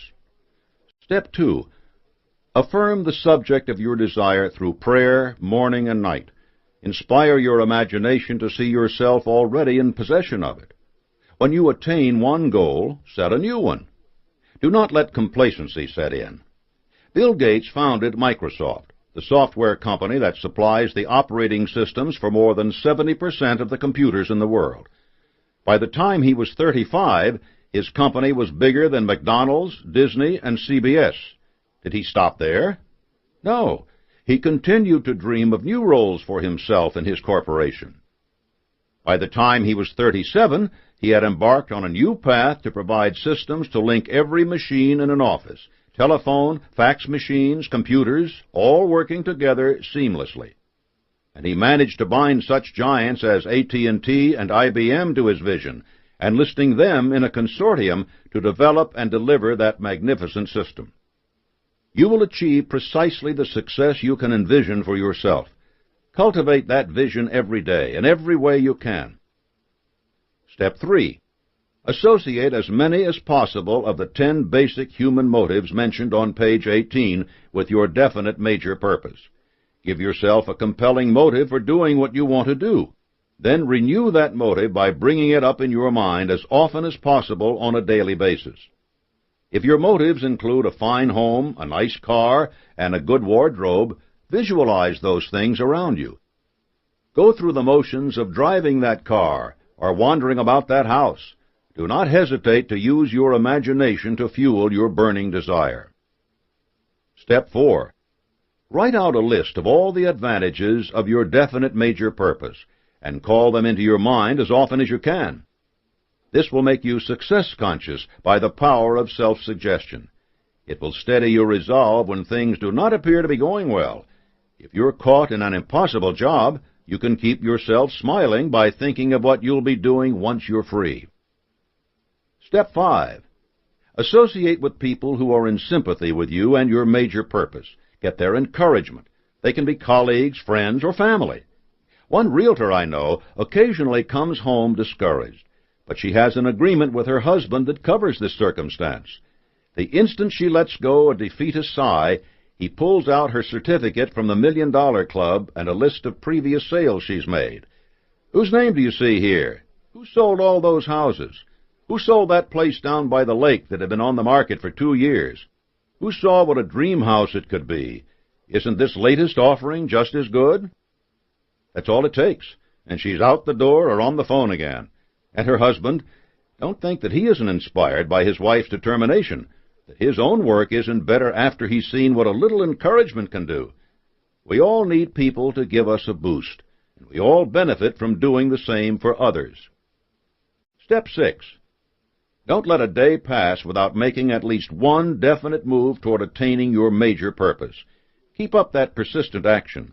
That realtor may not sell a house every day, but you can be sure that she's showing it, that she's talking it up, that she's reviewing her list of clients, that she's walking through it by herself, imagining what a wonderful home it will make for a family.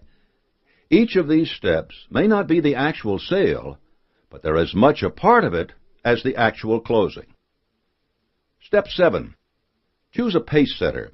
Pick someone prosperous, self-reliant, and successful, and make up your mind not only to catch up with that person, but to pass him or her by. Don't tell anyone this is your goal. The point is not to win a public contest, but to get where you want to go. Step 8. Surround yourself with books, pictures, mottos, and other suggestive devices. Pick things that symbolize and reinforce achievement and self-reliance. Work constantly to add to your collection, to move things to new places where you can see them in a different light and in association with different things. My realtor friend kept a framed copy of her $1 Million Club certificate over her desk. One day she took it down to dust and set it on top of a newspaper. When she picked it up again, she saw beneath it an article about the new football coach who had been hired at the university. He would need a place to live. Guess who bought that house she'd been struggling to sell? As you build an atmosphere of support, keep a notebook handy to jot down the things you hear and read that inspire you. When you're on the road or in a meeting, your fast scratchings can give you lasting support. Step 9. Never run away from disagreeable circumstances. Fight them with all your resources right where you stand and without a moment's delay. This doesn't mean taking a swing at the fellow who tells you no. It does mean not accepting that refusal and bringing every faculty you have to bear on changing that person's mind. Or you may have to take a hard look at yourself, find the error you made, and resolve then and there to correct it. Sometimes adverse circumstances are testing devices, providing means by which you may be promoted from a given task to a greater one. Remember, you are what you are and where you are because of the dominating thoughts in your mind. Procrastination in dealing with these thoughts only sentences you to further limitation and frustration. Step 10. Recognize that anything worth having has a definite price tag. Anything worth having is worth working for. The price of self-reliance is eternal vigilance in applying your faith. Close the door of fear behind you, and you will quickly see the door of faith open before you. Increasing and applying your faith are a process that takes time and dedication. You will never be finished with this task because the power you have at your disposal is infinite. So are the rewards.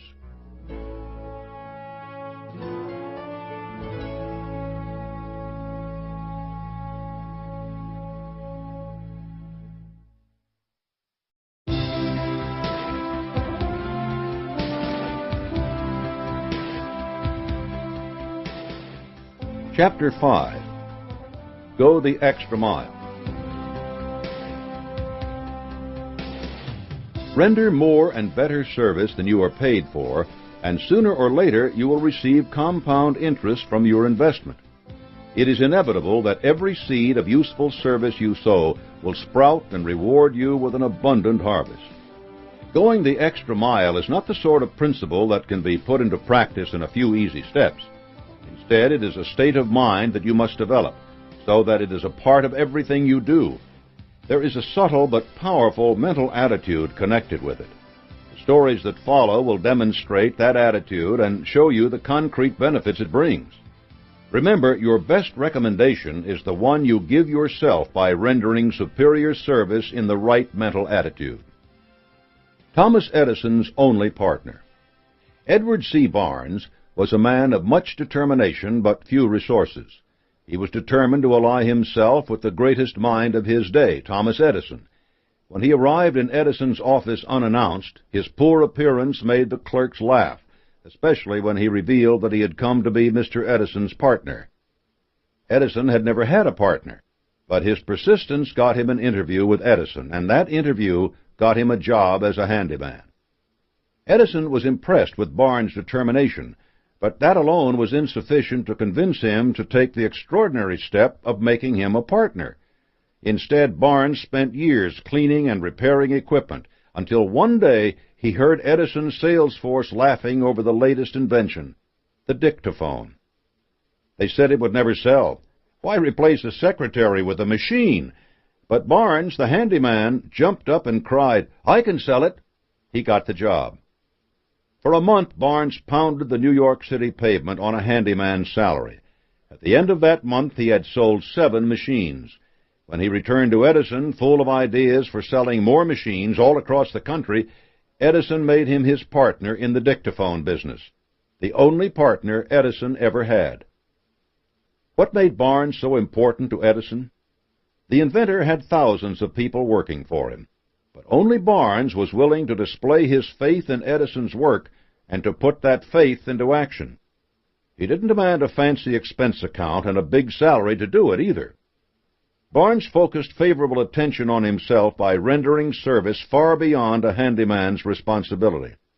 As the only one of Edison's employees to render this service, he was the only one who uncovered such tremendous benefits for himself. The Nordstrom phenomenon. Starting out in a simple shoe store in the 1920s in Seattle, the Nordstrom family has built a chain of department stores famous around the country for service and willingness to bend over backward to please their customers. A garment may be returned any time it fails to satisfy, even years after the original purchase.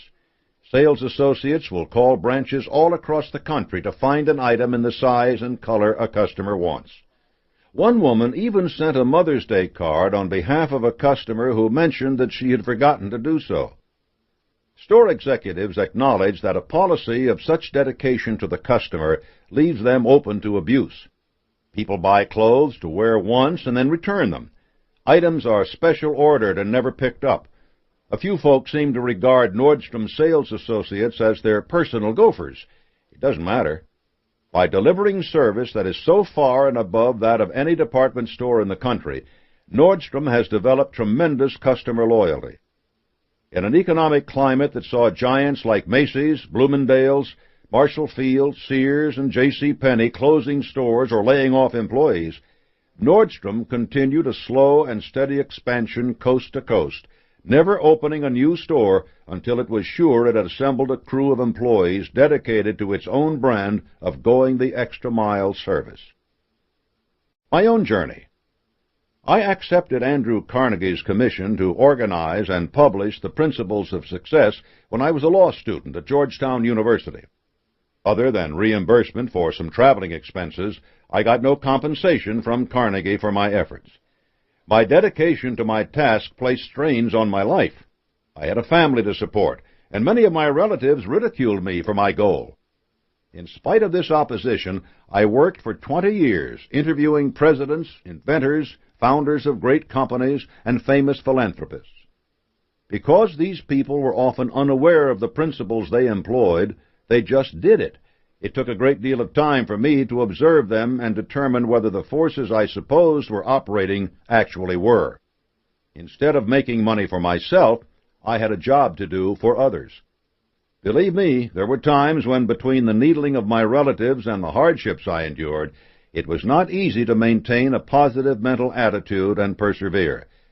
Sometimes in barren hotel rooms, I almost believed my family was right. The thing that kept me going was my conviction that one day I would not only successfully complete my work, but also be proud of myself when it was finished. Sometimes, when the flames of hope dwindled to a flicker, I had to fan them with everything I possessed to keep them from going out. It was my faith in infinite intelligence that tided me over these rough spots and saw me through. Did it pay to go the extra mile for 20 years and endure all those hardships? The answer is obvious. The benefits of doing more than you are paid for. Since going the extra mile can involve hardship, it will help you to be conscious of all the different benefits it will bring. The law of increasing returns. The quantity and quality of the extra service you render will come back to you greatly multiplied. Consider the farmer who plants a crop of wheat. If he harvested only 1 grain of wheat for each grain he planted, he'd be wasting his time. Instead, every successful grain produces a stalk and a sheaf containing many more grains. Of course, a few don't sprout, but whatever problems a farmer may face, getting back many times more wheat grains than he or she planted isn't one of them.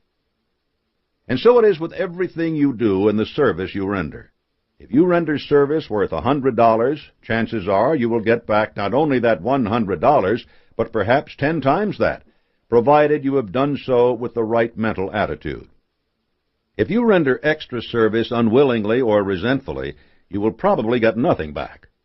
It's as if the farmer had sown his wheat on the interstate road instead of the fertile field, and if you render your service only with a sharp eye out for your own benefit, you will get nothing except perhaps a poke in the eye. One rainy afternoon, an elderly lady walked into a Philadelphia department store. Most of the clerks ignored her, but one solicitous young man asked if he could help her. When she replied that she was just waiting for the rain to end, he didn't try to sell her something she didn't want, and he didn't turn his back. Instead, he brought her a chair. When the rain let up, the lady thanked the young man and asked for his card. A few months passed, and the owner of the store received a letter asking that this young man be sent to Scotland to take orders for furnishing an entire castle. The letter writer was the elderly lady for whom the clerk had provided a chair. She also happened to be Andrew Carnegie's mother. By the time the young clerk had his bags packed for Scotland, he was a partner in that department store. This was the result of the law of increasing returns, all because he had shown a little concern and courtesy when no one else would. The law of compensation. The law of compensation ensures that everything you do will bring you some sort of result of the same kind. To benefit from this, you must always render the most service you are capable of, with the best attitude, and you must do so regardless of your immediate compensation, even if it appears you will receive no immediate compensation. The issue here is not some unlooked-for benefit such as might come from offering a chair to a senior citizen. It is a matter of honesty and earnest effort. Dishonest, lazy people look to get something for less than is required, or even nothing. If you decide to boost your profits by raising your rates and providing less service, it's going to catch up with you. AT&T learned this lesson the hard way. Its rates continued to climb, and it did nothing to offer its customers any new advantages. Along came deregulation, MCI, and Sprint, and bang! Customers began switching their long-distance service by the hundreds of thousands. AT&T saw its error quickly, though, cut its rates, and began offering innovative packages. It still faces heavy competition, but it now knows quite a bit about the law of compensation. In contrast, consider mobile home builder Jim Clayton.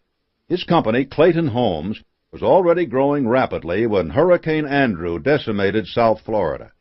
The need for new mobile homes was enormous and fast. Clayton could have followed the examples of many Florida business owners and jacked his prices skyward. Instead, Clayton Homes kept its prices level and jacked its production skyward. The law of compensation meant that the company still made a reasonable profit on its services. It also means that thousands of home buyers in South Florida have reason to remember Clayton Homes very fondly when it comes to the next purchase. Your day-to-day life may not offer such dramatic examples, but the most concrete one is your paycheck.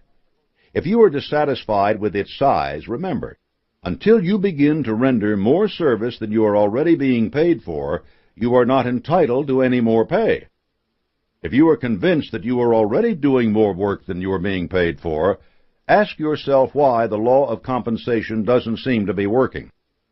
The sad fact is that most people have no definite purpose greater than getting that paycheck. No matter how hard they work, the wheel of fortune turns right past them because they neither expect nor demand more. What are you doing that shows you expect and demand more than what you currently get? Gaining favorable attention. People who need your work have things to offer you. You probably are not the only person capable of providing what they need. What will distinguish you from the crowd? The attention you generate by doing more than you are being paid to do. Early one morning, Charles Schwab arrived at one of the steel mills he managed. There, in the dawn's faint light, was a clerk from the company's stenography pool. When Schwab wondered what he was doing there, the man explained that he had come in case there were any letters or telegrams Schwab wanted sent right away. It would be hours before the rest of the staff arrived. Schwab thanked the fellow and told him he might need him later that day. And he did. That night, as Schwab headed back to the main office, he took along his new personal assistant, the fellow who had gotten his attention so early in the morning. It wasn't the fact that this young man was an extraordinary stenographer that got him attention. It was his habit of showing his personal initiative in going the extra mile. Becoming indispensable. Whether you are an employee or the head of your own company, going the extra mile makes you indispensable to others. You do for them what no one else does. There may be others with more knowledge, skill, or prestige, but you are the only one who provides something absolutely necessary.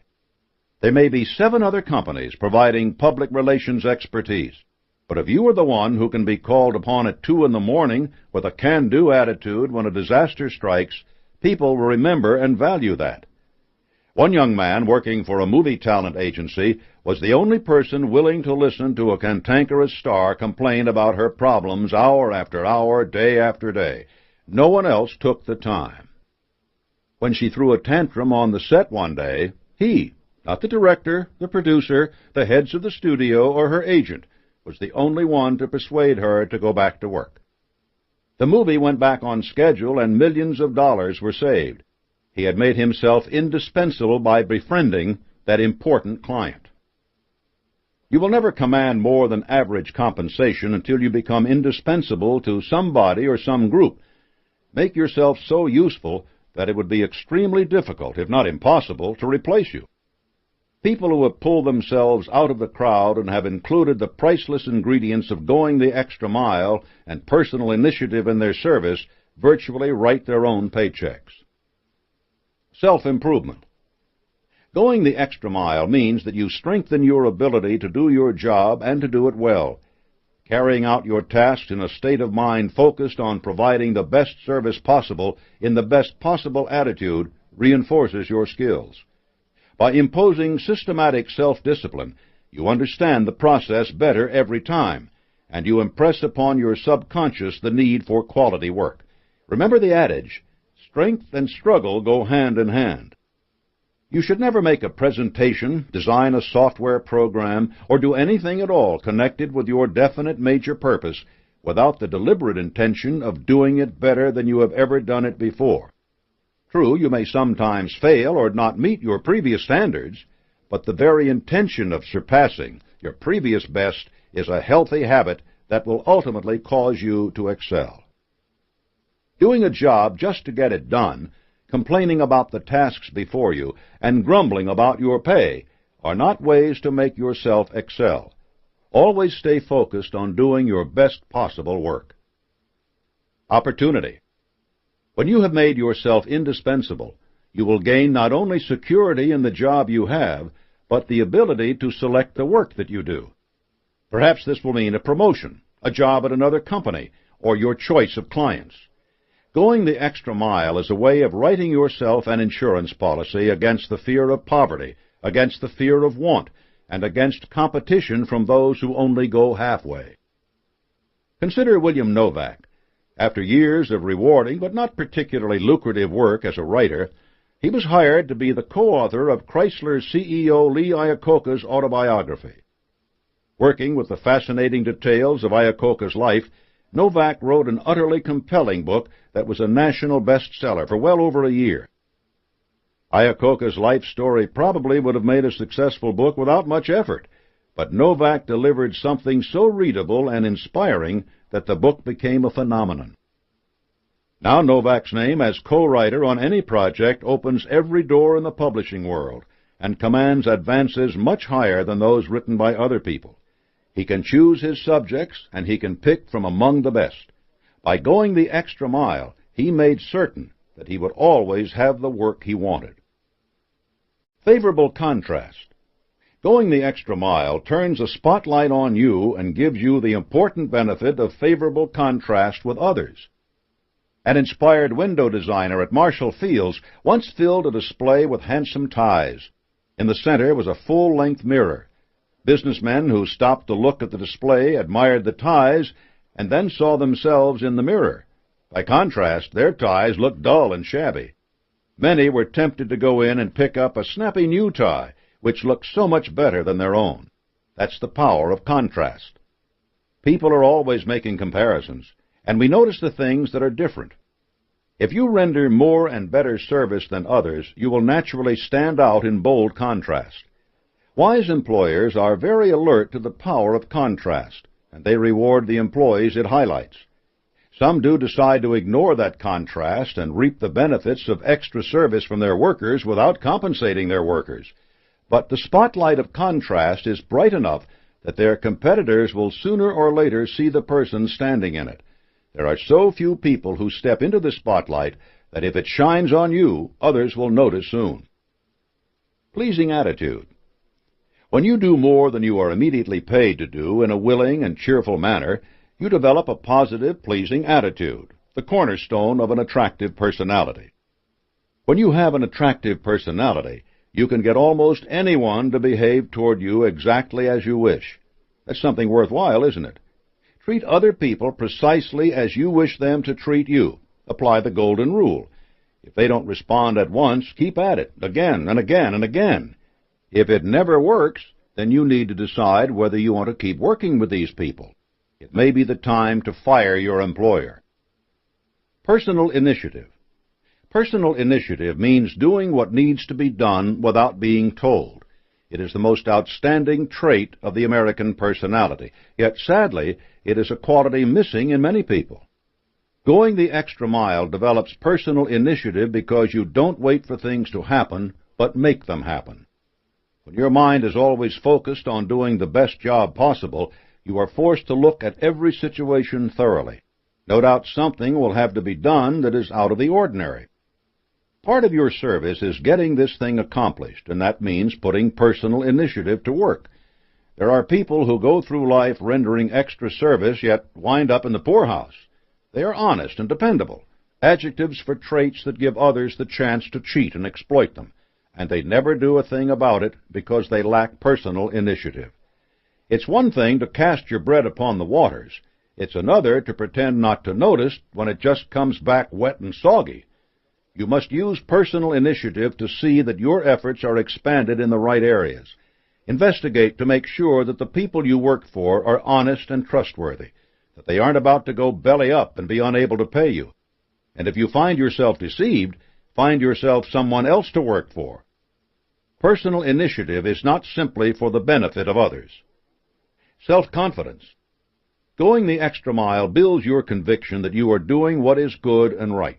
It puts you on better terms with your conscience, and it gives you faith in yourself. Sometimes the hardest person to get along with is the one who uses your toothbrush, the same one you see in the mirror every morning. Talk to that person. Explain your plans and purposes. Seek cooperation. Outline your strategy for rendering extra service, and then listen to the answer you get. If it's doubtful, you need to spend a little more time selling yourself. A man who was ragged and downcast came to see me once. I recognized his name as that of a once prominent restaurant owner who had recently lost everything when his partner went bankrupt. He wanted my help. I asked him to stand in front of a pair of drapes, and I told him that in just a moment I was going to introduce him to the only person in the world who could help him regain his self-confidence and overcome defeat. Then I yanked the drapes open to reveal a full-length mirror. He stared at the mirror for a few minutes, speechless, and then left my office with thanks. Months passed before he strode into my office completely renewed. His thanks now were effusive.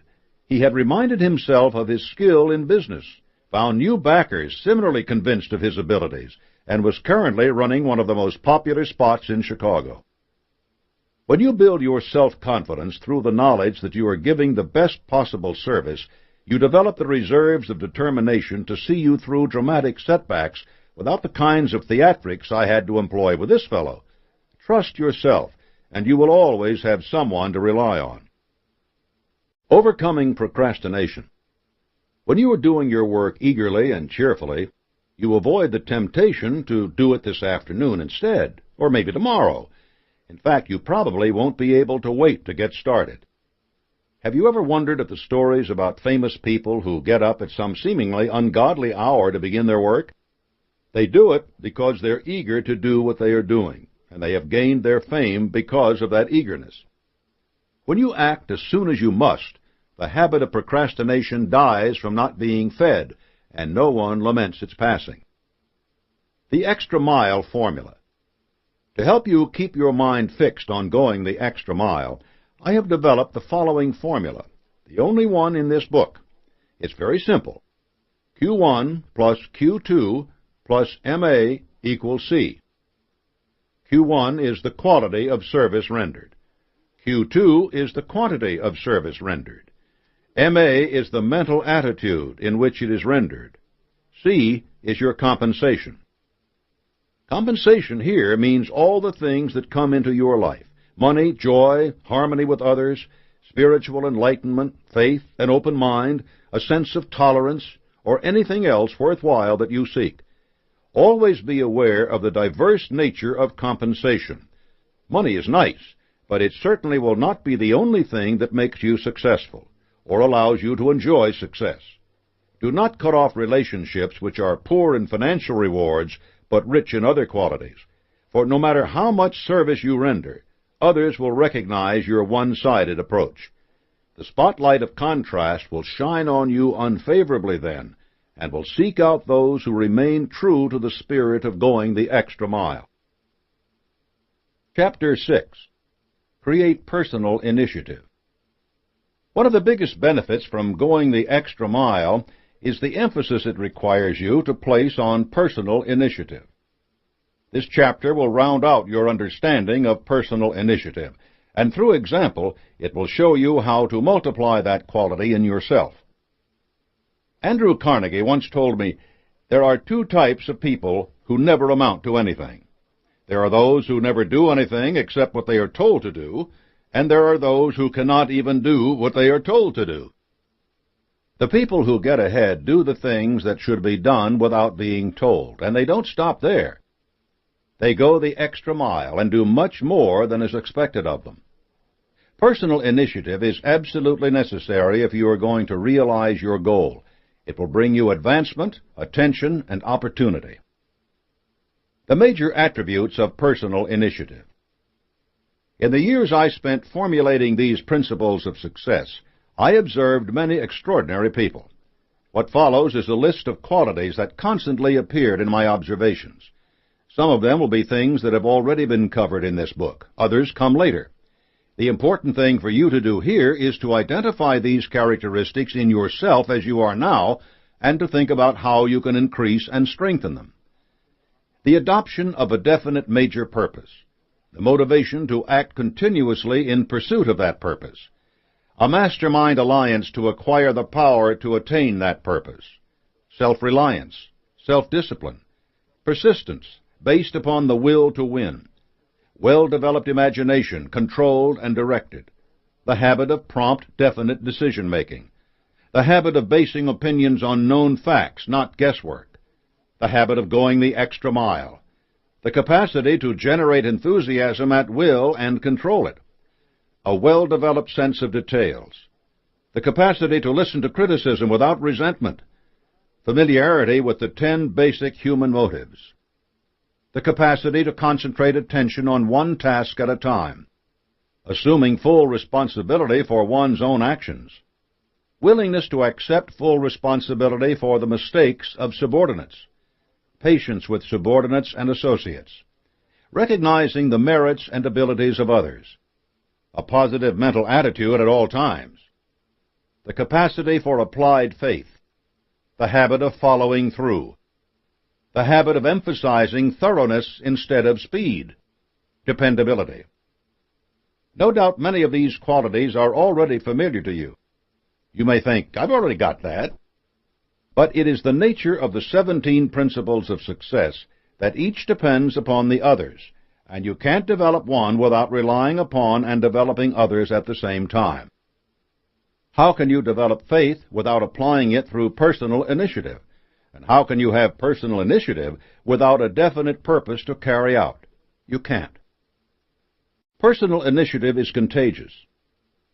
During the Second World War, Henry Kaiser astounded the world by the speed and efficiency of his shipbuilding. What made his achievement so remarkable is that he hadn't been a shipbuilder before he responded to the needs of the war. The quality that made this possible was his personal initiative, and the most obvious manifestation of this quality was his habit of following through. When Kaiser ordered a trainload of steel to be delivered at his shipyards on a given date, he made sure that the railroad was alerted, that his own workers were prepared to accept the shipment, and first of all, that the steel was being produced on schedule. He sent an expediter to the steel mill to keep him informed of progress, and then to travel with the shipment to see that it wasn't sidetracked or delayed. Because Kaiser was so attentive to the details of his operation, everyone who worked for him knew that the same quality was expected of themselves. If something went wrong along the way, the expediter was expected to do whatever was necessary to correct the problem and make up for lost time, and he seldom failed. Kaiser's persistent personal initiative was an example to thousands of people on a daily basis. Personal initiative succeeds where others fail. Not long after I married, I paid my first visit to my wife's family. The train took me close to her hometown, but stopped 2 miles away. Since I arrived in a downpour, by the time I reached my in-laws' house, I was not an impressive sight. I was also in something of a bad temper, and I exclaimed, "Why don't you have the railroad build a line into town?" My brothers-in-law laughed and told me that they had been trying for 10 years, but that the railroad was unwilling to take on the expense of building a bridge across the local river. 10 years, I said arrogantly. Why, I could do that job in 3 months. Well, I had really put my foot in it, for a boast like that in front of my new family was a challenge to them. I knew I had to act. My brothers-in-law and I waited for the train to stop, then headed down to the river.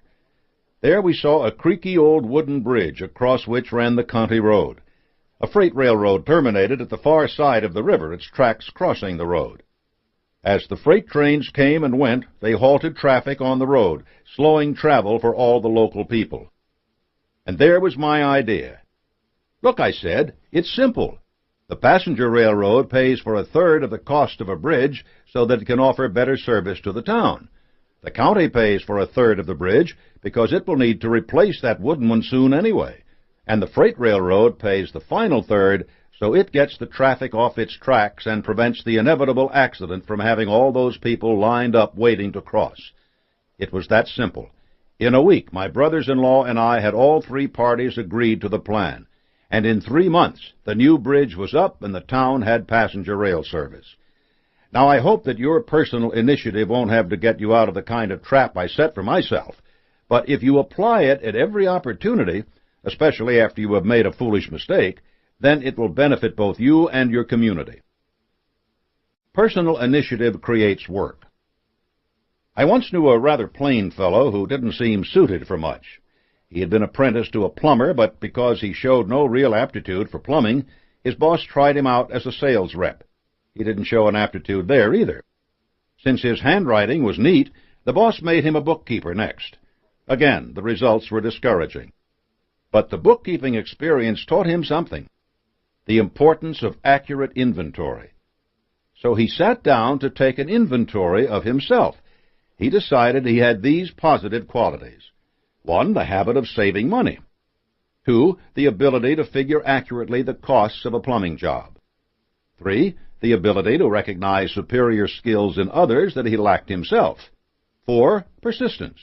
5, the ability to induce others to work in harmony. What could he do with these skills? The answer was obvious. He set out to open his own plumbing business. He found a location, sought out the best workers he could find, and began to pursue contracts. Within a year, his schedule was filled, and because he was able to bring his work in at the projected cost and to do it with quality labor, he quickly gained a reputation as the best plumber for the job, even though he was a poor plumber himself. It was only by acting on personal initiative that this man was able to make anything of his life. Starting with a definite major purpose, step by step, he built a mastermind alliance of skilled employees, delivered extra service, and attained success. If he hadn't struck out on his own, his former boss would have soon thrown up his hands and fired him. This fellow created a job for himself. Personal initiative creates opportunity. Neil Walter was a carpenter's apprentice making just $400 a week when he was hired to build some shelves in a closet. By the time he was finished and saw how grateful his client was to have better use of his space and how happy he was with the quality of his work, Walter had an idea. With money from that first satisfied customer, Walter started the California Closet Company. The incredible transformation of a crowded closet into efficient space was such a popular idea that within 12 years, Walter had more than 100 franchises around the country. Other entrepreneurs were so impressed with his idea that copycat companies sprang up across the nation. And in 1989, Walter sold his company for $12 million to Williams-Sonoma. Neil Walter could have been content just learning to be a carpenter, but he identified his skills, set himself a definite goal, and succeeded beyond the wildest dreams of any apprentice. Personal initiative creates the future. Herbert Bass and Alex Geisler were doing production work at a Philadelphia television station in the 1960s. They saw that videotape had much more flexibility for the television market than film did. Even though they were not considered top production experts, they decided to strike out on their own. They created Unitel Video. Because they couldn't offer production expertise that would stand out in the market, they chose to provide something else just as valuable. They offered the best in equipment and space to other production companies. Even though they were getting in on the business early, they still faced competition. To build their share of the market, they took on clients who couldn't work anywhere else because nobody thought they could pay their bills. Bass and Geisler also knew the importance of going the extra mile. They knew that their clients had their own clients to keep happy. By offering the latest technology, they offered their clients an advantage. As Geisler told Success magazine, "We show our client techniques he wouldn't have thought of. He gets the credit, we get paid." Besides doing production work for shows like The Simpsons and Star Trek: The Next Generation, Unitel now provides training seminars for video technicians around the country. It also offers corporate communication services for companies like IBM and Citibank, putting together video conferences that can link people in New York, Los Angeles, San Antonio, and Minneapolis just as if they were in the same room. Bass and Geisler weren't the first to see that video had a place in the future, but because they had the initiative to go after what they saw, to make a plan, to take risks, to offer things that no one else was offering, their company is now first in its field. Personal initiative creates advancement. Your definite goal may someday include being your own boss, but if it doesn't, or even if that step is still some ways off, personal initiative can still pay off for you. Amy Hilliard-Jones was a marketing strategist at Gillette. She saw an opportunity in a product Gillette had dropped as unsuccessful, White Rain shampoo. White Rain was an inexpensive, no-frills shampoo. It didn't offer anything fancy, but it should have an appeal for cost-conscious consumers. She developed a campaign to relaunch White Rain, presented it to executives, and persuaded them of its value. They went for it, and White Rain became one of Gillette's top-selling shampoos. That made Hilliard-Jones an obvious candidate for revitalizing the Lustrasilk Corporation, a newly acquired Gillette subsidiary targeting the ethnic hair care market. She created a whole new product line, Moisture Max, which was phenomenally successful. Today, Hilliard-Jones is Executive Vice President of the Burrell Communications Group, which specializes in marketing services directed at African Americans for Fortune 500 companies. She got where she is because she consistently used her personal initiative to bring bigger and better things to the companies that employed her. Those companies recognized her dedication to offering service above and beyond what was expected. So did the Harvard Business School, which gave her the Max & Cohen Award for Excellence in Retailing, and Dollars and Cents magazine, which named her one of the top 100 business and professional women. Personal initiative paid off for Amy Hilliard-Jones in recognition, advancement, and the opportunity to do exactly what she wanted. Putting personal initiative to work. The time to begin exercising your personal initiative is the moment you decide upon your major purpose. Begin creating your plan of action. Start assembling your mastermind alliance. You may find that your purpose changes as a result of things you learn in accomplishing these tasks, but the important thing is to begin work immediately. It is better to act on a plan that is still weak than to delay acting at all. Procrastination is the arch enemy of personal initiative, and if you let it become habit this early in the game, it will plague your every move. Do the best job you can putting your plan into action, and learn from your mistakes. Ignore the doomsayers who tell you that you are heading for disaster. When Andrew Carnegie went into the steel business with the goal of dropping the price of steel from $140 a ton to $20 a ton, there were plenty who scoffed. None of those people made a penny when Carnegie achieved his goal. If you need advice, seek out skilled experts and pay them for their counsel. The free advice you will get on every hand from colleagues and friends will be worth exactly what it cost you. Nothing. Never wait for some outside force to trigger your actions. Of course, you will have to respond to surprises and your competition, but you must be moving forward according to your own plan on a daily basis. Feed your burning desire with images of your successful self.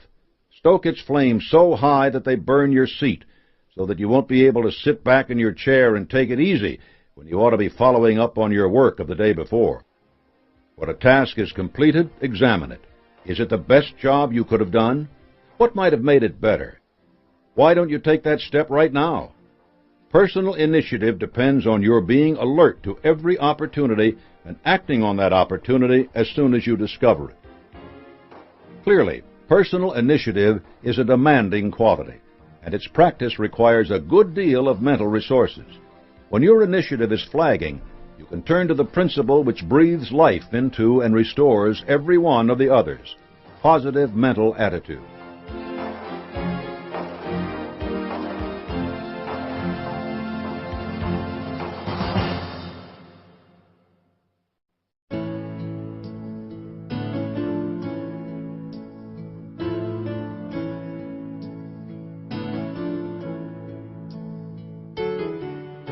Chapter 7. Build a positive mental attitude. A positive mental attitude is the single most important principle of the science of success. You will depend upon it in everything you do. You cannot get the maximum benefit out of the other 16 principles without understanding and employing PMA. The choice of two envelopes. At birth, you arrive figuratively clutching two sealed envelopes. One is labeled rewards and the other penalties. The first envelope contains a list of all the benefits you will enjoy from taking possession of your own mind and using it to get what you want. The second carries a list of the consequences that will befall you if you neglect controlling your mind and directing it toward a worthwhile goal. Read that paragraph again. Now read it once more. Its message is that important. This chapter will open those envelopes for you and reveal their specific contents. You will see that these envelopes are real, that the rewards and penalties they contain are real. Nature abhors two things, a vacuum and idleness. If you do not use a muscle, it will wither and become useless. If you do not use the powers of your mind, they will do the same thing. Your brain and your life will become subject to every passing influence, unable to resist them or to act positively, unless you fix your mind on the object of your desire and create and act upon a plan for attaining it. You've probably heard something like the old saying, success attracts success, while failure attracts more failure. Nothing could be more true. Striving for success makes you better able to attain it. Doing nothing and accepting failure only brings more failure your way. If you put your mind to work with a positive mental attitude and believe that success is your right, your belief will guide you unerringly toward whatever your definition of success might be. If you adopt a negative mental attitude and fill your mind with thoughts of fear and frustration, your mind will only draw those same things to you. That is the power of mental attitude. Why not make yours positive? The rewards of a positive mental attitude. If you take possession of your mind and direct it toward desirable goals, you will enjoy 1. Success consciousness, which attracts only the circumstances which make for success. 2. Sound health, both physical and mental. 3. Financial independence. 4. A labor of love in which to express yourself. 5. Peace of mind. 6. Applied faith, which makes fear impossible. 7. Enduring friendships. 8. Longevity and a well-balanced life. 9. Immunity from self-limitation. 10. The wisdom to understand yourself and others. The penalties of a negative mental attitude. If you neglect taking possession of your mind and directing it toward a worthwhile goal, you are doomed to 1. Poverty and misery your entire life. 2. Mental and physical ailments of all kinds. 3. Self-limitations which trap you in mediocrity. 4. Fear and all its destructive consequences. 5. Hatred of the means by which you support yourself. 6. Many enemies and few friends. 7. Every brand of worry known to humanity. 8. Being a victim of every negative influence you encounter. 9. Subjection to the will of others. 10. A wasted life which does nothing to better the human condition. What choice will you make? If you do not make the first one and embrace it wholeheartedly, the second will be forced on you. There is no halfway point, no compromise. Which choice will you make? How to develop a positive mental attitude. You must have a positive mental attitude to make life pay off on your own terms. Nothing great has ever been achieved without PMA. Recognize that your mental attitude is the only thing over which you, and only you, have complete control. Exercise that control and direct it by using PMA. Realize and prove to your own satisfaction by making it so that every adversity, sorrow, or defeat, whether or not you caused it to happen, contains the seed of an equivalent benefit, which you can nurture into a blessing that soars above the disaster that brought it. Learn to close the door of your mind on all failures from your past. Clear your mind of any influence which does not support a positive mental attitude. Find out what you want most in life and go after it. Do it right now by helping others to acquire similar benefits. This way you put the principle of going the extra mile into action. Select the person who, in your opinion, is the finest person in all the world, past or present. Make him or her your pace-setter for the rest of your life, emulating him or her in every possible way. Determine what kind of resources you need. Set up a plan for acquiring them based on the idea of not too much, not too little. Don't think small, but remember, greed more than anything else has destroyed ambitious people. Form the habit of saying or doing something every day which will make someone else feel better. You can do this with a phone call, a postcard, or a simple act of kindness. Give someone a good inspirational book, for instance, and you give that person something that will work wonders in his or her life. One good deed a day will keep old man gloom away. Make yourself understand that what whips you isn't defeat, but your mental attitude toward it. Train yourself to look for the seed of equivalent benefit in every disappointment you face. Ascertain what you like best to do, and do it as a labor of love with your heart and soul. Perhaps it will simply be a hobby. That's fine. Just remember that an idle mind quickly becomes a negative mind. It's called brooding. Understand that often when you have searched in vain for a solution to a problem, you can find it by helping someone else solve his or her problem. By the time you have solved the other person's problem, you will have the insight to solve your own. Study Ralph Waldo Emerson's Essay on Compensation once a week until you understand and have assimilated it. This powerful work will convince you of the benefits you will derive from PMA. Take a complete inventory of every asset you possess. You will discover that your greatest asset is a sound mind with which you can shape your own destiny. Communicate with anyone you know whom you have unjustly offended and offer sincere apologies. Ask for forgiveness. The more bitter this assignment is, the more you will be free of negative mental influences when you have completed it. Acknowledge that the space you occupy in this world is an exact ratio to the quantity and quality of the service you render for the benefit of others, plus the mental attitude in which you render it. Break bad habits.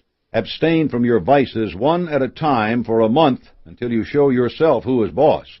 If you need help from a counselor or a support group, get it. Don't let your pride master you. Comprehend that no one can hurt your feelings, make you angry, or frighten you without your full cooperation and consent. Close your mind to anyone who wants to exert a destructive influence. Perceive that self-pity is an insidious destroyer of self-reliance. Believe that you are the one person on whom you can and should depend at all times. Relate to every circumstance in your life as something that has happened for the best, for it may be that your saddest experience will bring you your greatest assets if you give time a chance to mellow your distress. Divert any urge for control over others. Squelch it before it destroys you. Channel that energy into better control over yourself. Occupy your mind with doing what you want to do so that no time will be left for it to stray to things you do not want to do. Attune your mind to attract the things and situations you desire by expressing in a daily prayer your gratitude for what you already have. Demand a reasonable amount of dividends from life every day instead of waiting to receive them. You will be surprised to learn how many of the desirable things in life are already yours, even though you have not noticed them. Live in a style that suits your physical and spiritual requirements, and don't waste time keeping up with the Joneses. Refuse to heed anyone's advice unless that person is willing to give you satisfactory evidence of the soundness of his or her counsel. You will save yourself from hucksters, the misguided, and fools. Discern that personal power does not come from the possession of material things alone. Mahatma Gandhi led his nation to freedom without a fortune. Exert yourself so that you keep your body in shape. Mental ailments can easily spring from physical ones, and your body, like your mind, must be kept active to remain positive. Reinforce the habit of tolerance, and keep an open mind on all subjects and toward all people, no matter what their race or creed. Learn to like people just as they are, instead of demanding that they be just as you want them to be. Admit that love is the finest medication for your body and your soul. Love changes the entire chemistry of your body and conditions it for the expression of a positive mental attitude. It also extends the space you occupy in the hearts of others. The best way to receive love is to give it. Return every benefit you receive with one of equal or greater value.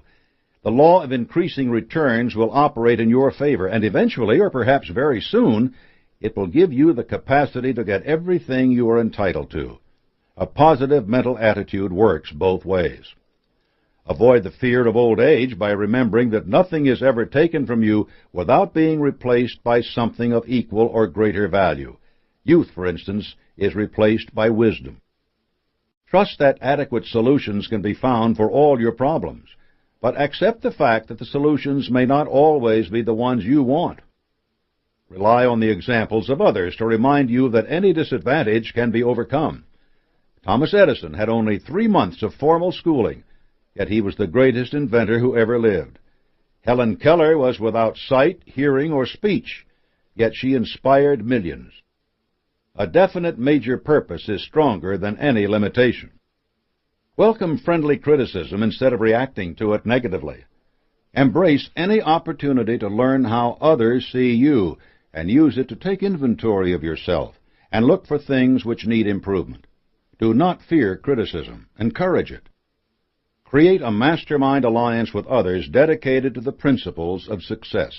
Discuss your progress and insights and gain the benefit of a much wider range of experience. Always keep these meetings on a positive plane. Grasp the differences between wishing, hoping, desiring, and having a burning desire to achieve your goal. Only a burning desire gives you a driving motivation, and it can be fueled only by a positive mental attitude. Abstain from negative conversations, especially carping, gossip, or tearing apart other people's reputations. These activities condition your mind to think negatively. Discipline your mind to shape your destiny toward whatever purpose in life you have chosen. Seize every one of the benefits in the rewards envelope and make them yours. Be yourself at all times. Neither you nor anyone else trusts a phony. Say nothing that does not reflect your positive mental attitude.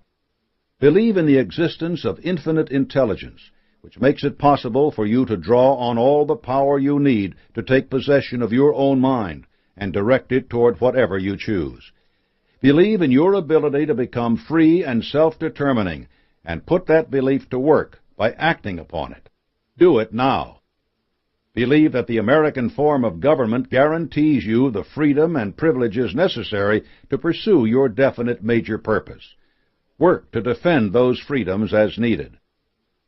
Believe in the people you are associated with, and recognize that if they are not worthy of your belief, you have the wrong associates. And finally, read this lesson once a week for 6 months.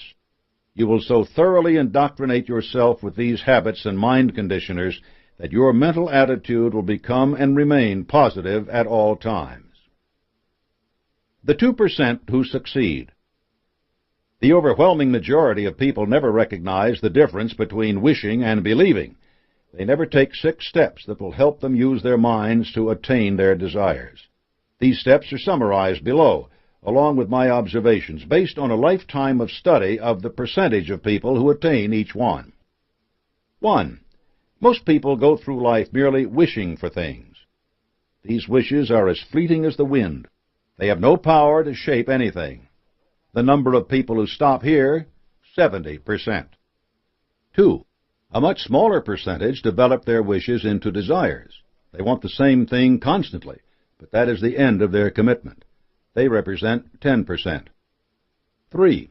A still smaller percentage develop their wishes and desires into hopes. They dare to imagine from time to time that they might get what they seek. I estimate they constitute 8%. 4. An even smaller group translates that hope into belief. They expect what they want will actually happen. These people number 6%. 5. A smaller group of people crystallize their wishes, desires, and hopes into belief, then into a burning desire, and finally into faith. They constitute 4%. Finally, number 6. Very few people take the last 2 steps and then make a plan to get what they want and carry it out. They apply their faith with positive mental attitudes. This group is only 2%. The outstanding leaders in every walk of life are the people in the 6th group.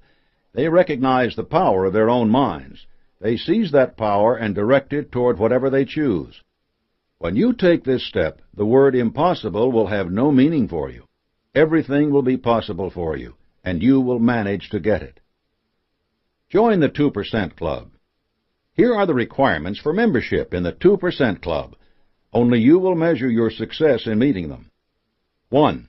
Adjust yourself to other people's states of mind and peculiarities so that you can get along peacefully with them. Observe a dog and learn the art of self-control by watching how quickly it adjusts itself to its master's moods. 2. Ignore trivial circumstances in your relations with others. Do not let them become controversies. Big people look past small slights. 3. Establish control of your mind at the start of each day, using the techniques for building a positive mental attitude. Maintain that attitude throughout the day. 4. Learn the art of selling yourself indirectly by persuasion and example rather than by the hard sell. 5. Develop a hearty laugh as a means to release anger. 6. Analyze all your setbacks and determine their causes. Discover the seed of equivalent benefit in each circumstance. 7. Concentrate your mind on the can-do portion of the tasks you face. Don't worry about the cannot-do portion unless and until you meet it face-to-face. By that time, the can-do portion will have shown you the way to success. 8. Turn all unpleasant circumstances into opportunities for positive action. Make this an automatic habit, and your success will multiply. 9. Remember that no one can win all of the time, no matter how much he deserves it. When you do not get exactly what you wanted, maximize your gain by increasing your understanding of yourself. 10. Look on life as a continuing learning process, and even bad experiences will become good ones. 11. Remember that every thought you release comes back to you multiplied in its effect. Monitor your thoughts, and make sure you send out only those whose fruits you are willing to receive. 12. Avoid associates with negative mental attitudes.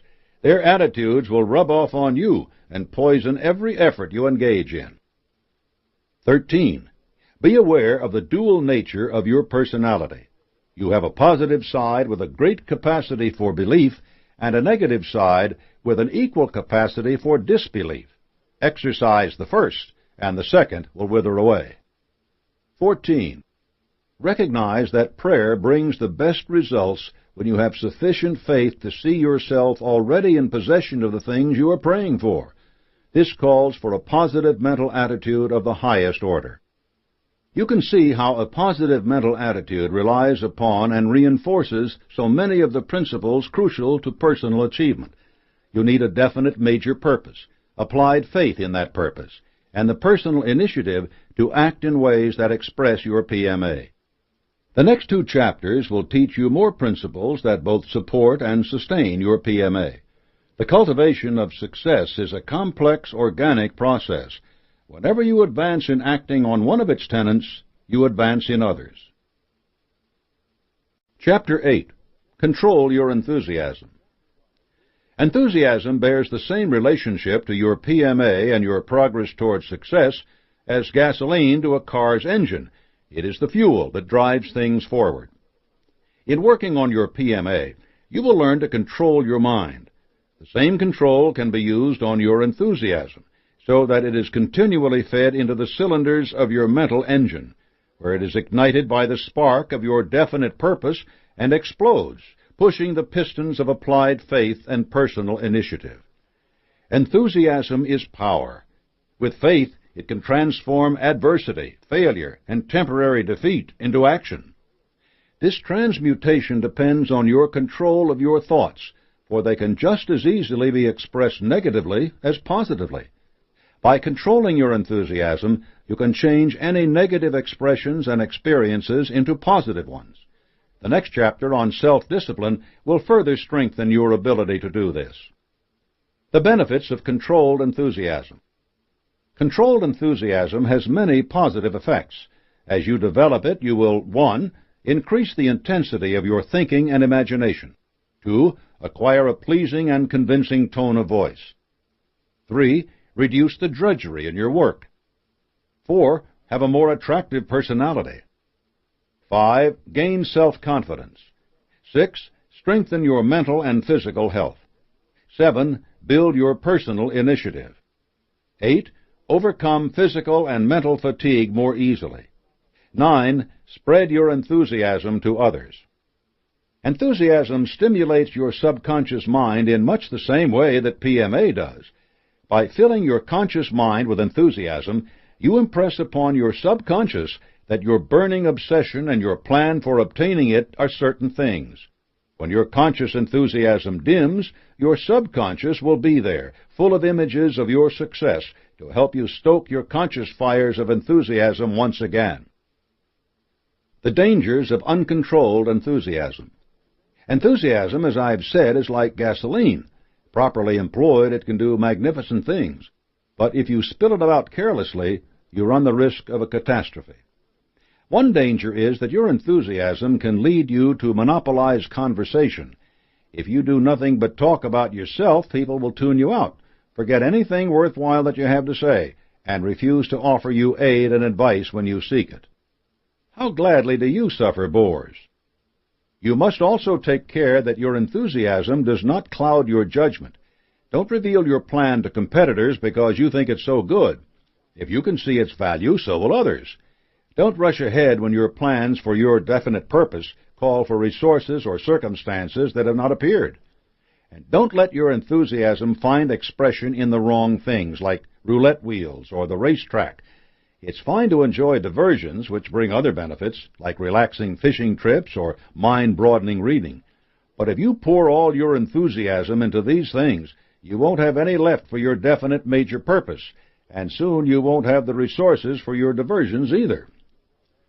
How to develop controlled enthusiasm. Here are the steps to building your enthusiasm. 1. Adopt a definite major purpose. 2. Write out a clear statement of that purpose and your plan for attaining it. Include a statement of what you intend to give in return for its realization. 3. Back your purpose with a burning desire. Fan that desire, coax it, let it become the dominating thought in your mind. 4. Set to work immediately in carrying out your plan. 5. Follow your plan accurately and persistently. 6. If you are overtaken by defeat, study your plan carefully and change it if necessary. Do not change it simply because you have met defeat. 7. Ally yourselves with others whose aid you need. 8. Keep away from joy killers and naysayers. Stick with the optimists. 9. Never let a day pass without devoting some time to furthering your plan. You are developing enthusiasm as a habit, and habits require reinforcement. 10. Keep yourself sold on the idea that you will obtain your definite major purpose, no matter how far away that moment seems. Autosuggestion is a powerful force in developing enthusiasm. 11. Keep your mind positive at all times. Enthusiasm will not thrive in a field full of fear, envy, greed, jealousy, doubt, revenge, hatred, intolerance, and procrastination. It needs positive thought and action. Does this list sound like things you are already doing? It should. Enthusiasm is the natural outgrowth of all your efforts toward success. What is important is that you now recognize that every appropriate move you make is building your enthusiasm as well. Examine each move for the presence of enthusiasm. Understand how it has helped you, and you will be in a better position to apply this tool consciously when you need it. Enthusiasm boosters. If you think that your enthusiasm needs work, that it hasn't been growing apace with your progress on the other principles, you can stimulate it with some simple exercises. To be enthusiastic, act enthusiastically. Does this advice seem redundant? It isn't. If you enter a meeting with your enthusiasm low, ignore it. Shake hands confidently. Reply definitely to questions. Assert the value of your ideas and proposals. Ideally, enthusiasm makes these things automatic. But if you consciously perform the actions, you will begin to see their positive results. This stokes the fires of enthusiasm. Keep an enthusiasm log. When your enthusiasm runs high, make a note of it in a notebook. Write down the circumstances that inspire you and the manifestations of that enthusiasm. Were you spurred to action? Did you solve a problem? Did you persuade someone of something? Also, keep a written copy of your definite major purpose and your plan for it inside your notebook. Then, whenever your enthusiasm is ebbing, pick up your valuable book. Not only will it remind you of the reason you should be enthusiastic, but it will also review for you the benefits of that enthusiasm. Enthusiasm is a spiral turning inward or outward, rising or falling. To give your enthusiasm a push in the right direction, refer to your notebook when the spiral is collapsing in on itself. Complete a can-do task. In a way, can-do tasks are like crutches, but when you aren't moving the way you should be, you're not helping yourself by not using them. These are things that you know you can complete quickly and well. They should be somehow related to your definite major purpose, so that they help direct and control your enthusiasm. For instance, suppose that you own a hardware store. Your responsibilities may not have you on the floor very often. Instead, you're in the back office. But you remember how much you enjoyed working on the sales floor. Go back to that floor. Make a few sales. Renew your enthusiasm by returning to its roots. A word of warning. If you have to resort to enthusiasm boosters frequently, something is wrong. You have strayed from the definite purpose you were pursuing. You will need to take a serious look at your plan for that purpose and think about realigning it so that it reflects your ambitions more closely. Enthusiasm and the Mastermind Alliance. One of the most important places where your enthusiasm will go to work is in your Mastermind Alliance. If you share your enthusiasm with the other members, you will increase theirs. They, in turn, will be able to feed and support your enthusiasm. Sometimes all members of the group benefit equally from this process, but it is more likely that you, as the leader, will benefit most. The law of increasing returns will reward you for your initial originating enthusiasm in a way that far exceeds either your own contributions or the dividends paid to the other members. Increased enthusiasm in your alliance will mean increased faith as well. With that additional faith will come more insight into infinite intelligence and thus more creativity. Other ways to increase your own and your alliance's creativity are discussed in Chapter 14. Criticizing without destroying enthusiasm. Sometimes it will be necessary to criticize members of your Mastermind Alliance or the people working for you who are not carrying their share of the load. You can do this without destroying their enthusiasm if you use a careful process. You must lead your black sheep to admit their mistakes on their own. Here's an example of that process taught me by Andrew Carnegie. My personal secretary was a young man who had been with me several years. He was efficient, dependable, and had a pleasing personality. He became associated with a group of people who had had the bad habit of getting their enthusiasm out of a whiskey bottle. The first thing I knew, he began to show up late on Monday mornings. Then he became irritable, and I knew the time had come for me to do a little friendly analysis on his behalf. So I prepared the way by inviting him to my home for dinner. During the meal, we chatted pleasantly about everything except the subject I had in mind discussing with him. After dinner, we went to the library and lighted our cigars. The stage was then set, so I began by asking him a few questions. First, I asked him if he believed a man who was a regular drinker should be considered for a promotion, and he replied that he thought not. Then I asked him what he would do if he had in his employ a man so addicted to drink that he could not get to work on time, and he replied that he would probably fire him. By this time he had begun to squirm in his chair, and I waited a while to give him the chance to do some serious thinking. Then I asked him if he thought it might be possible for a sensible man to change his habits in time to save himself from ruin. He waited for a couple of minutes before answering, and then straightened up. He looked me squarely in the eyes and said, "You needn't go any further.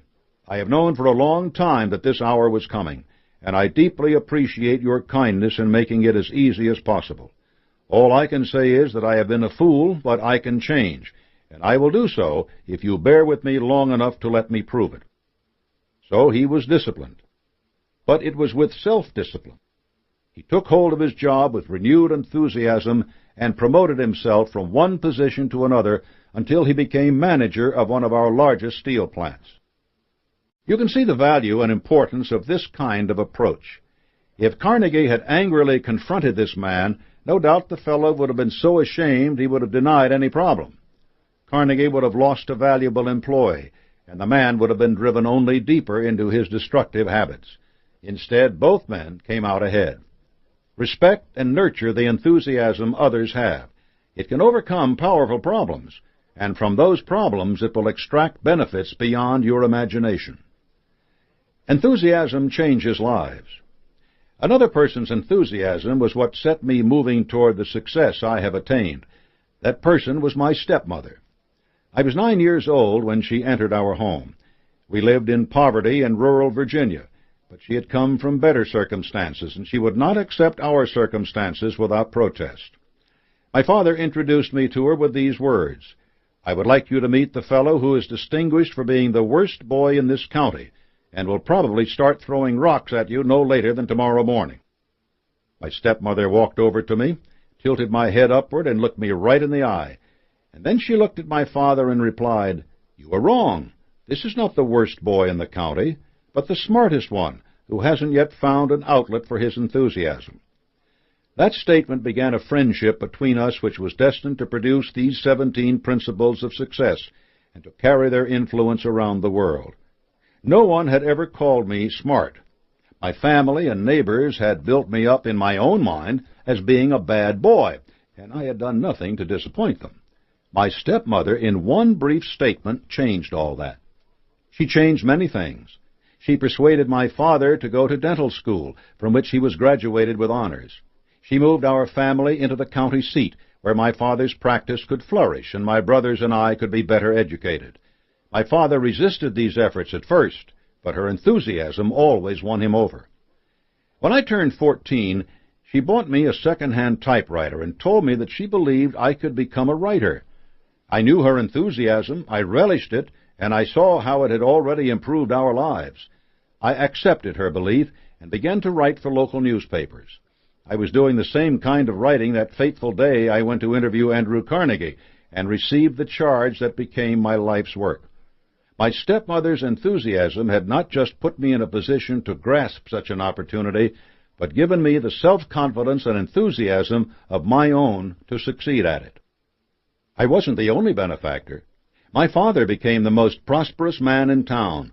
My brothers and stepbrothers became a physician, a dentist, a lawyer, and a college president. What power enthusiasm has! When that power is released to support definiteness of purpose and is constantly renewed by faith, it becomes an irresistible force for which poverty and temporary defeat are no match. You can communicate that power to anyone who needs it. This is probably the greatest work you can do with your enthusiasm. Excite the imaginations of others, inspire their creative vision, help them connect with infinite intelligence. Building, demonstrating, and sharing enthusiasm are a perfect manifestation of the moral principles behind the science of success. When you deliver your work with enthusiasm, you are already going the extra mile. You create a success consciousness around you that inevitably affects others for the better. The more enthusiasm you direct into the world, the better you are preparing yourself to attain exactly what you want.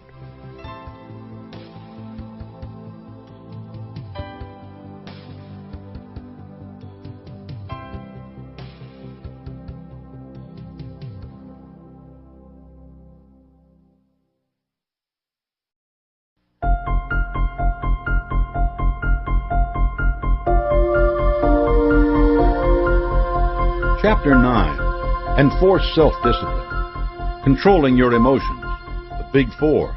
The Power of Self-Discipline. The Structure of Your Mind. The Things You Cannot Discipline. The Power of the Will. Earlier chapters have placed heavy emphasis on the importance of taking control of your mind. This control is pivotal to your personal initiative, your positive mental attitude, and controlled enthusiasm. Self-discipline is the process that ties all these efforts together for you. It isn't possible to achieve self-discipline without making some progress on those other principles. Self-discipline requires self-knowledge and an accurate assessment of your current abilities. Likewise, the other principles can't really be put into action without self-discipline. It is the channel through which all your personal power for success must flow. Think of your mind as a reservoir in which you have been storing up potential power. You will now learn to release that power in precise quantities and specific directions. This is the essence of self-discipline. Controlling your emotions. Most people act first and think about the consequences later. Self-discipline will reverse that process. You will learn to think before you act. The primary means to this end is your control of your emotions. For review, the 14 major emotions are repeated below. Positive emotions. 1. Love. 2. Sex. 3. Hope. 4. Faith. 5. Enthusiasm. 6. Loyalty. 7. Desire. And the negative emotions: 1. Fear. 2. Jealousy. 3. Hatred. 4. Revenge. 5. Greed. 6. Anger. 7. Superstition. All these emotions are states of mind and are thus subject to your control. You can see right away how dangerous the negative emotions can be if they're not mastered. The positive emotions can also be destructive if you do not organize and release them with conscious control. Inherent in these emotions is explosive power. If you regulate that power properly, it can lift you to the heights of achievement. But if you let it run wild, it can dash you to pieces on the rocks of failure. You learned in earlier chapters that a definite major purpose, activated by a driving motive, is the starting point of all worthwhile achievement. This motive must be so strong that it will subordinate all your thoughts and efforts to the attainment of your definite purpose. But your drive, your emotions, must also be subject to your own good judgment, so that your enthusiasm and desire will not run over your wisdom. In other words, you must discipline yourself so that your drive is always under control and directed in the proper channels. Self-discipline calls for balancing your emotions with your reasoning. This means you must learn to consult both your feelings and your reason before you reach any decision. Sometimes you will need to set aside your emotions and follow the dictates of reason alone. Other times you will decide in favor of your emotions, modified by your reason. A happy medium is important. Consider, for example, those people who are so in love that they will do anything for their beloveds. They are putty in the hands of others. They rarely amount to anything because they have no purposes of their own in life. You might wonder if this danger means that it would be safer and wiser to control your life strictly on the basis of reason and leave emotion out of every decision. The answer is an emphatic no. Don't forget, your emotions provide your driving power, the activating force which enables you to put your decisions into action. If you destroyed hope and faith, what would there be to live for? If you killed enthusiasm, loyalty, and desire, but still retained reason, what good would reason be? It would still be there to provide direction, but what would it direct? You must control and direct your emotions, not abolish them. Besides, abolition would be an impossible task. Emotions are like a river. Their power can be dammed up and released under control and direction, but it cannot be held forever in check. Sooner or later the dam will burst, unleashing catastrophic destruction. Your negative emotions can also be controlled and directed. PMA and self-discipline can remove their harmful effects and make them serve constructive purposes.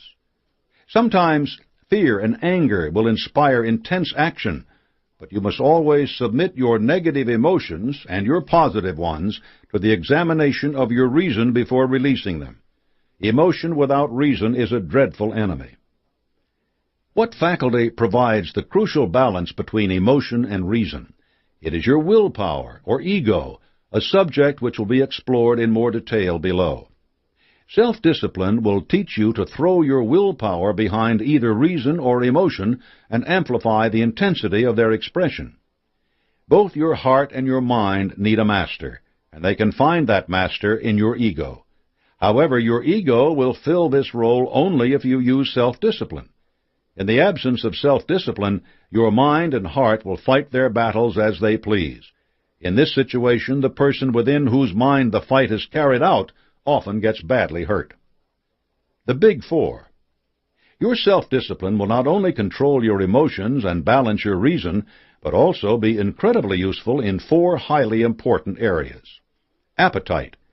Too much food, drink, and other outside influences, such as drugs, which are bad for your body, can shorten your life, sap your energy, and distract you from the work at hand. It isn't necessary to moralize on these points. The empirical effects of not being in control of your appetite are sufficient cause for you to subject your appetites to self-discipline.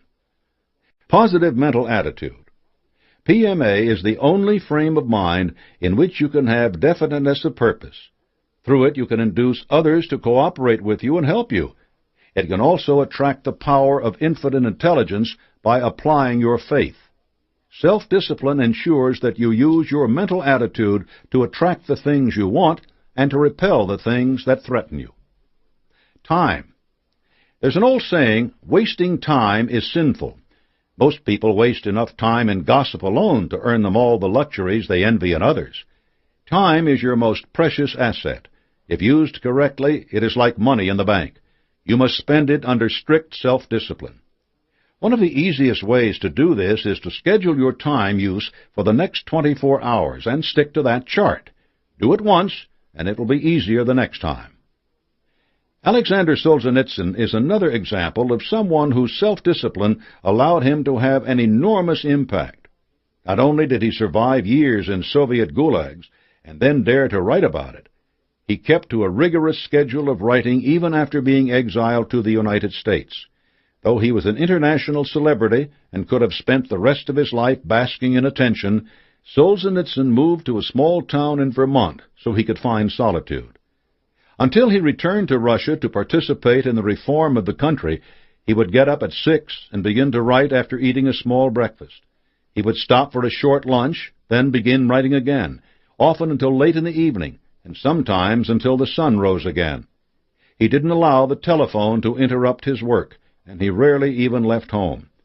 The result was a series of novels called The Red Wheel, a historical epic of tremendous importance. Even when history finally caught up with his Soviet oppressors, Solzhenitsyn resisted the urge to rush back to Moscow because he knew he had to finish his work. He didn't let countless opportunities to appear on news programs, which would have gained publicity for his books and made money, distract him from the job at hand. His self-discipline, honed through his years in the gulags, allowed him to finish what he had started and made him a powerful figure when the Soviet Empire finally collapsed. Definiteness of purpose. The importance of definiteness of purpose had better be clear to you by now. You know that it is the beginning of all achievements when it is tied to a strong, compelling motive. If you haven't yet made up your mind about your definite purpose, go back to the first chapter and write out your major objective in life and your plans for attaining it. This is the first step in self-discipline. Even infinite intelligence can't help you get where you're going if you haven't made up your mind about exactly where you want to go. There's an old joke about a preacher who was stranded on the roof of his church in a flood. As the waters rose higher around him, he prayed fervently for God to rescue him. The Lord will provide, he told himself. Soon a boat floated by. The occupants called to the preacher to swim to them. Don't worry about me, the preacher called back. The Lord will provide. Reluctantly, the people on the boat went on.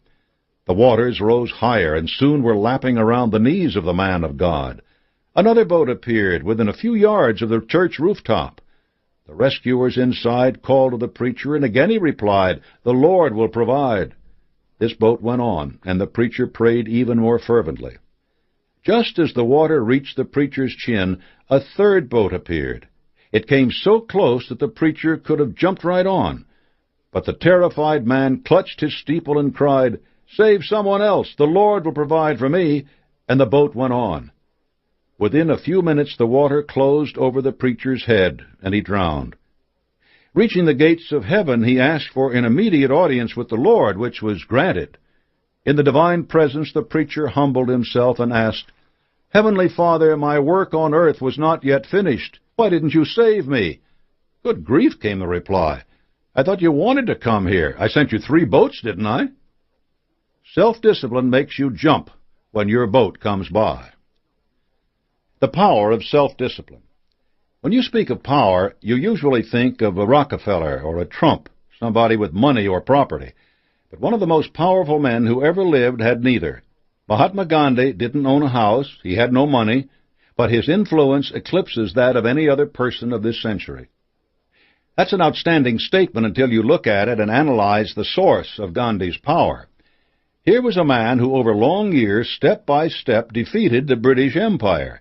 He wrested freedom for India from the British by using a power His Majesty's government didn't understand. There were 5 sources to his power. Definiteness of purpose. Gandhi's purpose was to free the people of India. He knew precisely what he wanted, what his major aim in life was, and he was determined that nothing would defeat him. Going the extra mile. No one asked Gandhi to spend his life as he did. No one paid him to do so. He did not have a selfish purpose. He did not think in terms of personal reward. He went not only the extra mile, but millions of extra miles, because he was planning to benefit the 400 million people living in his country. No wonder he had power. Applied faith. Gandhi completely cleared his mind of any doubt that he would eventually win the freedom he desired for his people. He kept his mind securely fixed on his definite major purpose, and this resolute purpose and his persistent action to achieve it opened his mind to the power of infinite intelligence. Mastermind. Gandhi assembled what is probably the greatest mastermind alliance in human history. It consisted of hundreds of millions of minds. Many of these minds may have been lacking in formal education, but each had the capacity for faith and a burning desire to achieve the goal of freedom Gandhi was leading it toward. No power in the world could have defeated such a powerful mastermind alliance, except an even larger one. Self-discipline. How do you suppose Gandhi managed to keep his mind focused on one definite major purpose all those years? He must have had many opportunities to capitalize on his situation or to use his power for his personal benefit. Anyone who had the power Gandhi had might have been tempted by such opportunities. But he had the self-discipline to lead a simple life, and thus he had the self-discipline to free a nation. The structure of your mind. Your mind is divided into 6 departments, which are subject to your conscious control. Understanding these departments help you understand self-discipline. The 6 departments are: 1. The ego, the source of willpower. It acts as a supreme court with the power to reverse, modify, change, or eliminate the entire work of all the other departments. 2. Emotions. Here is generated the driving force which sets your thoughts, plans, and purposes into action. 3. Reason. This is where you weigh, eliminate, and properly evaluate the products of your imagination and emotions. 4. Imagination. This is where you create ideas, plans, and methods of attaining your desired ends. 5. Conscience. Here you test the moral justice of your thoughts, plans, and purposes. 6. The memory. This acts as the keeper of records of all your experiences and as a storehouse for all sense perceptions and inspiration from infinite intelligence. The ego. The ego, seat of your willpower, is the most valuable thing your body possesses. The rest of you is a collection of chemicals which, on the open market, aren't worth the price of dinner in a decent restaurant. You must control and discipline this priceless part of yourself. It can stand for anything you value, from poverty and ill health to your brightest ambitions. Some egos are weak and lacking in courage. Some are overinflated. Neither kind amounts to anything, but most people struggle with weak ones. Don't let a weak ego hold you back. A prosperous man I knew suffered a defeat in business and ended up driving a taxicab for a few $100s a week. There's nothing wrong with driving a taxicab, but it isn't the right kind of employment for someone who was making 6 figures. That man needed to bolster his ego so he could return to success. One woman I know wore a huge diamond ring on her finger. That ring was a symbol of her success, not a sign of vanity or ostentation.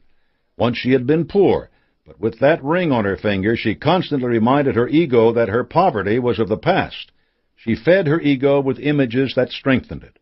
This is just what you must do with your ego. It may not require something as visible and expensive as a diamond ring, but it requires sustenance. Always treat your ego as your most precious possession, and protect it as if it were a diamond. You certainly wouldn't leave a diamond around for anyone to pick up, yet most people leave their egos wide open for anyone to come in and pollute with thoughts of fear and worry. Don't let others know your secret thoughts, and don't let them unload their burdens on you. You can't afford to have worries of your own, let alone carry around someone else's. You need a technique to protect your inner self, your ego, from the damaging effects of negative ideas. There are 3 walls to build around your ego. The outermost wall is just high enough to keep out people who have no business getting in to take up your time.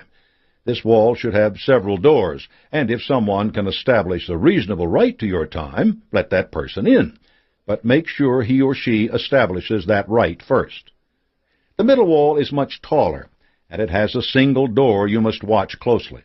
You should admit only a few people, the ones who have established the fact that they have something you want or something in common which will be mutually helpful. The third and innermost wall is so tall that no one will ever scale it. It has no doors. You should not allow anyone inside that wall because it protects your ego. If you let people wander in, they will wander back out with things you cherish, leaving behind worry and anxiety. Build this wall around your ego and make a place where you can retire by yourself and communicate with infinite intelligence. Emotions. Earlier in this chapter, we talked about the need for balancing your emotions with the faculty of reason. Here we will look at a different aspect of the emotions. Consider for a moment the serious problems which can arise in your mind when old disappointments and failures surface again and again in your emotions. Self-discipline is the only real solution to such problems. It begins with the recognition that there are only 2 kinds of problems, those you can solve and those you can't. Problems that can be solved should immediately be dealt with by the most practical means available. This is why you were told in an earlier chapter to make amends for old wrongs you may have done. Problems which can't be solved should be put out of your mind and forgotten. Think of this forgetting as closing the door on whatever it is that disturbs your emotional equilibrium. Self-discipline allows you to close this door and lock it securely, instead of standing in the door and looking wistfully back at what might have been. Look forward instead into the future. One method is to visualize some symbol of the unsolvable problem floating deep in space. Imagine a giant envelope opening next to that symbol and the symbol sliding gently into that envelope. Let the envelope close, and then watch it drift away into the void. Whether you close a door or dispatch an envelope, you are employing a valuable technique. It requires a good, strong will, and repeated practice of this process only strengthens your will. Door closing does not make you hard, cold, or unemotional, but it does require firmness. Self-discipline cannot permit lurking memories, and you cannot waste time worrying over the unsolvable. Doing so destroys your creative force, undermines your initiative, disturbs your faculty of reason, and just plain confuses all the departments of your mind. Closing the door on fear and worry allows you to open the doors of hope and faith. Reason. If your ego functions as a supreme court, your reason functions as a superior court, handling the more routine functions of judgment. It evaluates the creations of the imagination, modifies the expression of the emotions, and ratifies the decisions of the conscience. You train your rational faculties by observation, study, and analysis of truth. Imagination. Your imagination is responsible for all creative effort. New ideas are assembled here, and you must allow your reason to control its activities carefully. Keep your imagination workshop focused on things related to your definite major purpose, not on fantasies about winning the lottery, because imagination is responsible for creating everything new in the world. It is an invaluable tool for your progress along the path to success. Conscience. Your conscience keeps an eye on the moral justice of all your thoughts and deeds. If you always consult it and heed its advice, it will repay you by keeping you honorable and esteemed by others. If you ignore its advice, be careful. At the least, you will alienate the members of your mastermind alliance, cut yourself off from the power of infinite intelligence, and be plagued by countless fears. At the worst, you will discover that society has built many special rooms for people who don't obey their consciences. The view from these rooms is usually obstructed by bars. The memory. Here you store all the impressions of both your conscious and subconscious minds. Self-discipline will allow you to keep unpleasant memories tucked away after you have learned the lessons those memories inspire. Many positive things may also be stored in your memory, ready to be called forth upon demand by a willpower strengthened by self-discipline. Your self-discipline is the procedure you use to coordinate these departments of your mind and keep each of them under control. Its most immediate effect is the mental harmony you need to focus all your efforts toward success. The things you cannot discipline. There are 4 other elements that play a role in your mental process, but that you cannot control. You must learn to understand them and adapt to their ways. Infinite intelligence.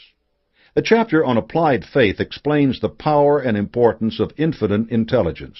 You cannot discipline it. Instead, you must discipline yourself to be ready to receive it and to act on its wisdom. The subconscious. You cannot directly control your subconscious. That's a big part of what its name implies. It acts only in response to stimulus from your emotions, but these are something you can control through self-discipline. When your emotions are positive and directed toward a definite purpose, your subconscious will be powerfully and similarly affected. However, it will respond just as quickly to negative emotions. It can't distinguish between the two. This is why your self-discipline must be applied to your emotions, so that your subconscious works for you, not against you. Telepathy. Telepathy is the broadcasting of your mental attitudes and thoughts to others. I'm not talking about such mundane uses as telling the babysitter when to put the kids to bed while you're out to the movies. I'm referring to the mental communication that develops between you and others committed to similar purposes. Your mastermind alliance is the best example of this power. As your alliance grows, each member will learn to anticipate the ideas of others and to connect immediately with their intense enthusiasm and inspiration. You can't control this process, but your self-discipline will aid you in cultivating the positive qualities which bring it into play. The senses, sight, sound, taste, smell, and touch, all may deceive you. They are capable only of perceiving the obvious. Much of what goes on in this world is not obvious, and the senses are easily fooled. While you can, to an extent, train your senses to serve you better, you must always evaluate the messages you receive from them by applying your reason. All 4 of these things must be a part of your mental processes. Your self-discipline will not give you direct authority over them, but it must, make you more aware of their operations at all times. The power of the will. The greatest manifestation of self-discipline is in the strength of your will. As I have pointed out, your will is the supreme court of your mind.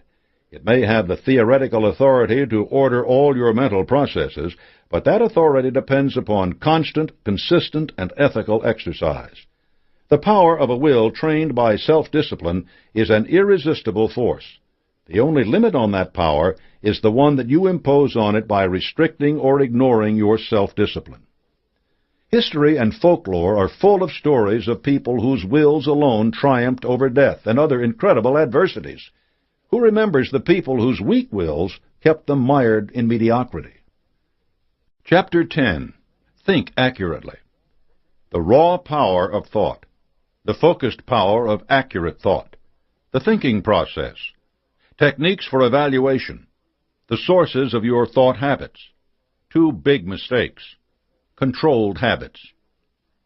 Think of your mind as a piece of land. Through diligent, planned work, it can be cultivated into a beautiful and productive garden. Or it can lie fallow, overrun by weeds sprouting from seed carried by passing birds and the wind. Harvesting the bounty of your mind depends on careful effort and preparation by you, the gardener. This organization and its successful implementation are the result of accurate thinking. All plans, purposes, and achievements are created by thought. Your thoughts, you have already learned, are the only thing over which you have complete control. You can use them wisely or unwisely, but however you do it, your thoughts have power. The raw power of thought. An unknown paper hanger used thought powerfully. He sat moodily in a prison cell, contemplating the fact that life offered some people power and riches, while he was confined for a time. His very act of thought changed his life. The next the world heard of this man, he had written a book in which he frankly revealed the purposes of his mind and put the world on notice of his specific goal in life. Some people read the book and smiled tolerantly. Others didn't even bother, since they thought it was the work of a lunatic. A little more than a decade later, this madman had half of Europe under his heel, and the other half frightened out of its wits and fighting for dear life. His actions were setting the world on fire, but people in America went complacently about their business, believing that the fire would burn itself out. Adolf Hitler found the opportunity to use his power so destructively because so many other people failed to use theirs constructively. Although his thinking was not accurate in the sense that you will come to understand, it still had the power to cause death and suffering for countless millions of innocent people. His thoughts were abominations, but they had force. Applied accurate thinking is crucial to your desire for success, but you should also recognize that exercising it is a moral duty you owe to every other person in the world. The focused power of accurate thought. Every story you have read in this book about a successful person proves the benefits, individual and social, of accurate thought, harnessed to a worthy, definite purpose. The rigor of Jonas Salk's thinking discovered the vaccine which prevents polio. George C. Marshall's careful planning revitalized Europe economically after the effects of Hitler's inhuman atrocities. George Bush's methodical assembly of the Desert Storm Alliance and the detailed planning of generals like Norman Schwarzkopf and Colin Powell put a stop to Saddam Hussein's Hitler-like ambitions. The quiet diligence that Mother Clara Hale put into building Harlem's Hale House now provides love and care to children ravaged by their parents' addiction to drugs and infection with AIDS. None of these great things could ever have happened without accurate thinking. You can never achieve anything great without learning to think accurately. The thinking process. Accurate thinking is based on two types of reasoning. One, induction. This is the act of reasoning from a part to a whole, from the particular to the general, from the individual to the universal. It is based on experience and experimentation and draws conclusions from them. Two, deduction. In this act of reasoning, specific conclusions are based on general logical assumptions. The two types of reasoning are very different, but they can work together. For instance, suppose that every time you throw a rock at a window, the window breaks, while the rock remains unchanged. The results of your repeated efforts cause you to reason inductively that the glass is fragile and that the rock is not.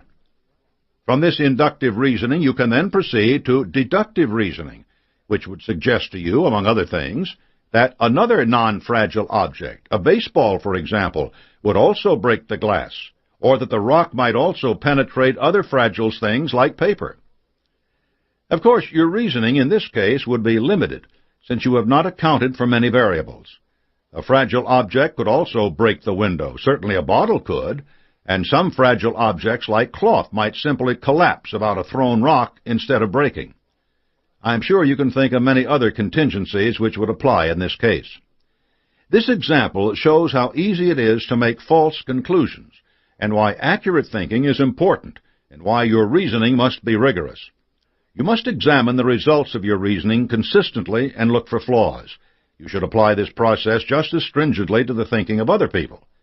To be an accurate thinker, you must make two important steps. 1.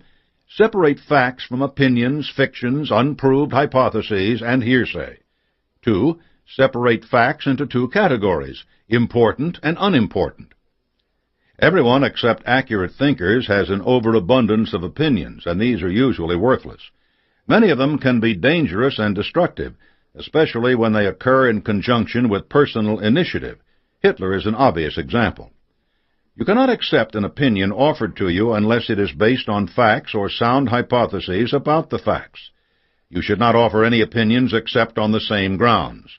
Accurate thinkers never act on freely offered opinions without giving them the closest scrutiny. They permit no one to do their thinking for them. They obtain facts, information, and counsel from others, but they retain the right to accept or reject it in whole or in part. Newspapers, gossip, and rumor are unreliable sources from which to procure facts, as the events they cover are so changeable, and these particular media are often not subject to verification. Remember the famous headline, "Dewey defeats Truman"? If you had believed it, you would probably still be wondering why General MacArthur lost the job. Wishes are often fathers to popularly accepted facts, since people naturally assume facts to be things that harmonize with their wishes. But these kinds of facts are so freely offered that you should remember that real facts generally have a price tag attached, the price of the painstaking labor needed to examine them for accuracy. For a few days, not so long ago, our nation was in the grip of the rumor that hypodermic needles were appearing in Pepsi cans everywhere. There were reports of incidents from more than 20 states. On the basis of this fact, the price of Pepsi stock dropped dramatically, and many investors sold PepsiCo shares for much less than they had paid for them, even though the company's executives assured the country that this kind of tampering was highly unlikely. Accurate thinkers recognized the improbability of such a widespread tampering scheme and bought Pepsi stock. Then the FDA and the FBI declared every single report to be a hoax. Who benefited?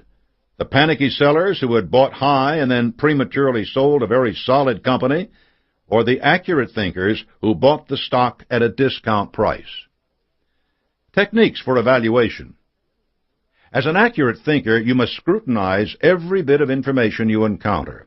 You have to realize that some things contain facts while being colored, modified, or exaggerated, either intentionally or carelessly. Any political campaign will demonstrate this point in glorious detail. You should apply some test to information you encounter. If you read a book, for example, you should ask questions like these. 1. Is the writer a recognized authority on the subject covered? 2. Did the writer have a motive in writing the book other than imparting accurate information? What is that motive? 3. Does the writer have a profit interest in the subject covered? 4. Is the writer a person of sound judgment or a fanatic? 5. Are there easily accessible sources to check and verify the writer's statements? And 6. Do the writer's statements harmonize with common sense and experience? Before you accept anyone's statement as facts, you must try to find the motive behind those statements. The motive can be completely honorable, but you must still be careful about accepting the statements of overzealous people who have a habit of letting their emotions run wild. Honor alone does not equal accuracy. You must rely upon your own judgment and be cautious no matter who is trying to influence you. If a statement does not seem reasonable or contradicts your experience, set it aside for further examination. When you ask others for facts or judgments, try not to disclose the answer you expect or your motives in asking, for people often alter their advice to fit what they assume is their listener's desire. This process may be innocent or duplicitous, but you should avoid it. Instead of asking, "Do you think it would be possible to send a man to Saturn?" or "How can I send a man to Saturn?" ask, "What do you know about the possibility of sending a man to Saturn?" Or even better, "What do you know about space travel?" This example may seem a little absurd, but if you substitute moon for Saturn in the above sentences, you'll see evidence of the power of accurate thinking. The sources of your thought habits. Your initial thought habits come from two sources, both of them hereditary. 1. Physical heredity. The nature and character of the generations that preceded you have some influence on your thought habits. You may be born with a predominantly rigid or free-floating thinking process, which many scientists now categorize as left or right-brained. The first emphasizes details, the other broad schemes. Accurate thinking can modify, strengthen, and direct both qualities, since everyone possesses each, even though one is stronger than the other. Second, social heredity. Your environmental influences, education, and experience are all social stimuli. Thinking is most influenced by these things, and that is dangerous because it means that much of your thinking is inspired by others. However, you can take action to control and select these influences, such as reading this book. Most people embrace a religion, ally themselves politically, even select the car they drive, not because they have given thought to the subject, but because of the influences of those nearest them, friends, relatives, and acquaintances. As an accurate thinker, you will accept no political, religious, or other type of thought, regardless of its source, unless and until you have carefully analyzed it. Then you will accept or reject it of your own free will, and its value to you will be much greater. Robert Taylor, one-time governor of Tennessee, once asked a young man why he was a confirmed Democrat. "Because," the young man exclaimed, "I live in Tennessee, and my father and grandfather are Democrats. That's why." "Well," said the governor, "wouldn't you be in a bad fix if your father and grandfather had been horse thieves? I don't care what your party is, but you must select it, as you select everything, on the basis of accurate thought, not on the habits of others." Two big mistakes. Two opposite qualities are very prevalent in human nature, but each is a major roadblock to accurate thinking. Credulousness, the habit of believing on the basis of little or no evidence, is a major human fault, for it is fatal to accuracy in thinking. This fault in both his own people and those of the world certainly let Hitler build his influence to such horrendous levels. The mind of an accurate thinker is an eternal question mark. You must challenge everyone and everything that influences it. This does not imply a lack of faith. In fact, it is the greatest expression of respect for the Creator, since you recognize that your thoughts are the only thing over which you have been given complete control, and you embrace this blessing. The small minority of accurate thinkers has always been the hope of humanity, for they are the pioneers in whatever they do. They create business and industry, advance science and education, and inspire invention and religion. Emerson said it best, "Beware when the great God lets loose a thinker on this planet. Then all things are at risk. It is as when a conflagration has broken out in a great city, and no man knows what is safe or where it will end. There is not a piece of science but its flank may be turned tomorrow. There is not literary reputation, not the so-called eternal names of fame, that may not be revised and condemned. The very hopes of man, the thoughts of his heart, the religion of nations, the manners and morals of mankind, are all at the mercy of a new generalization. Generalization is always a new influx of the divinity into the mind, hence the thrill that attends it. When you are an accurate thinker, you are the master, not the slave of your emotions. You live among other people without giving them the power to control your thinking. You must always be on guard against the human tendency initially to reject an idea because it is unsound, but by close association with it in the form of family, friends, and co-workers, to endure it, then to embrace it as your own, forgetting its original source and your first evaluation of it. Your mind will absorb any idea that is repeatedly subjected to, whether good or bad, right or wrong. As an accurate thinker, you can make this trait work for you in the sense that whatever you think today becomes what you are tomorrow. This is the essence of the power of a definite major purpose and positive mental attitude. The other common weaknesses in most people's thinking is a tendency to disbelieve anything they do not understand. When the Wright brothers announced that they had built a machine that would fly and asked newspaper reporters to come to Kitty Hawk and see for themselves, no one would come. When Guglielmo Marconi revealed that he could send a message through the air without wires, some of his relatives had him sent to a psychiatrist for examination.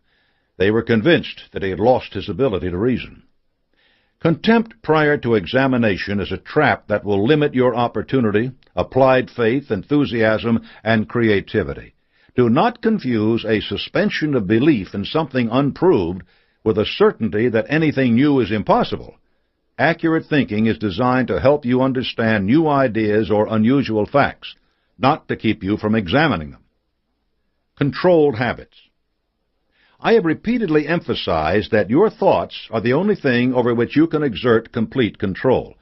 Because your mind is so subject to the dominating influences in your environment, you must take control over those influences by developing beneficial mental habits. This process is called controlled habits. The process of controlling your habits is miraculous. It translates the power of thought into action.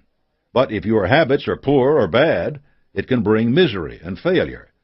Your success depends on the strength and quality of your controlled habits. Think of your mind as photographic film. Film registers any object reflected on it. It does not select the object it records, and it has no control over the focus of the image or the length of the exposure it receives. You, the photographer, select the image, adjust the lens, manipulate the light and shutter speed. The quality of the picture that is taken depends on your skill in controlling all these elements. For your mental film, the subject of your composition is your definite major purpose. You frame it as you choose, illuminate it with the fire of your burning obsession, and expose your mind to it for the time that you determine. Few professional photographers take one shot of an important image. They do over the shot, adjusting all the elements of the process slightly, so that a perfect image is finally recorded. Similarly, instead of a single photo session, you will work on your mental image on a daily basis, repeatedly exposing your brain to the image of your definite major purpose. This repeated photographing of your definite major purpose then becomes a habit, a controlled habit, since you have consciously decided upon the nature of your actions.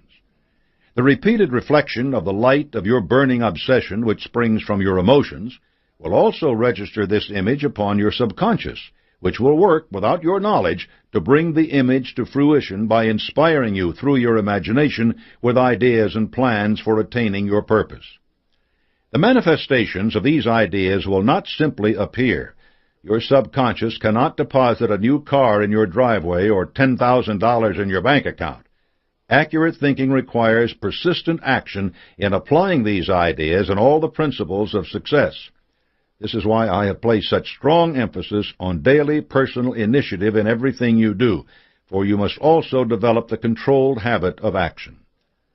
At first, action may require every bit of conscious mental control you can exercise, but every time you act, you strengthen that controlled habit, so that the process becomes more ingrained.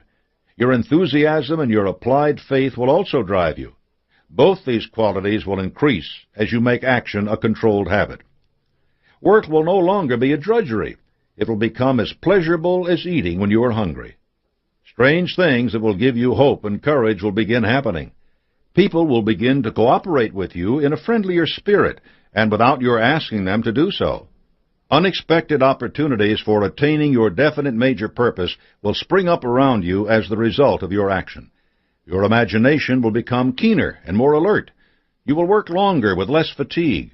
You will see the world in terms of hope and faith, because the controlled habit of action has alerted you to their possibility. With these changes will come improvements in every aspect of your life. Accurate thinking depends heavily on several other principles of success: definiteness of purpose, self-discipline, prompt decision-making, and a positive mental attitude.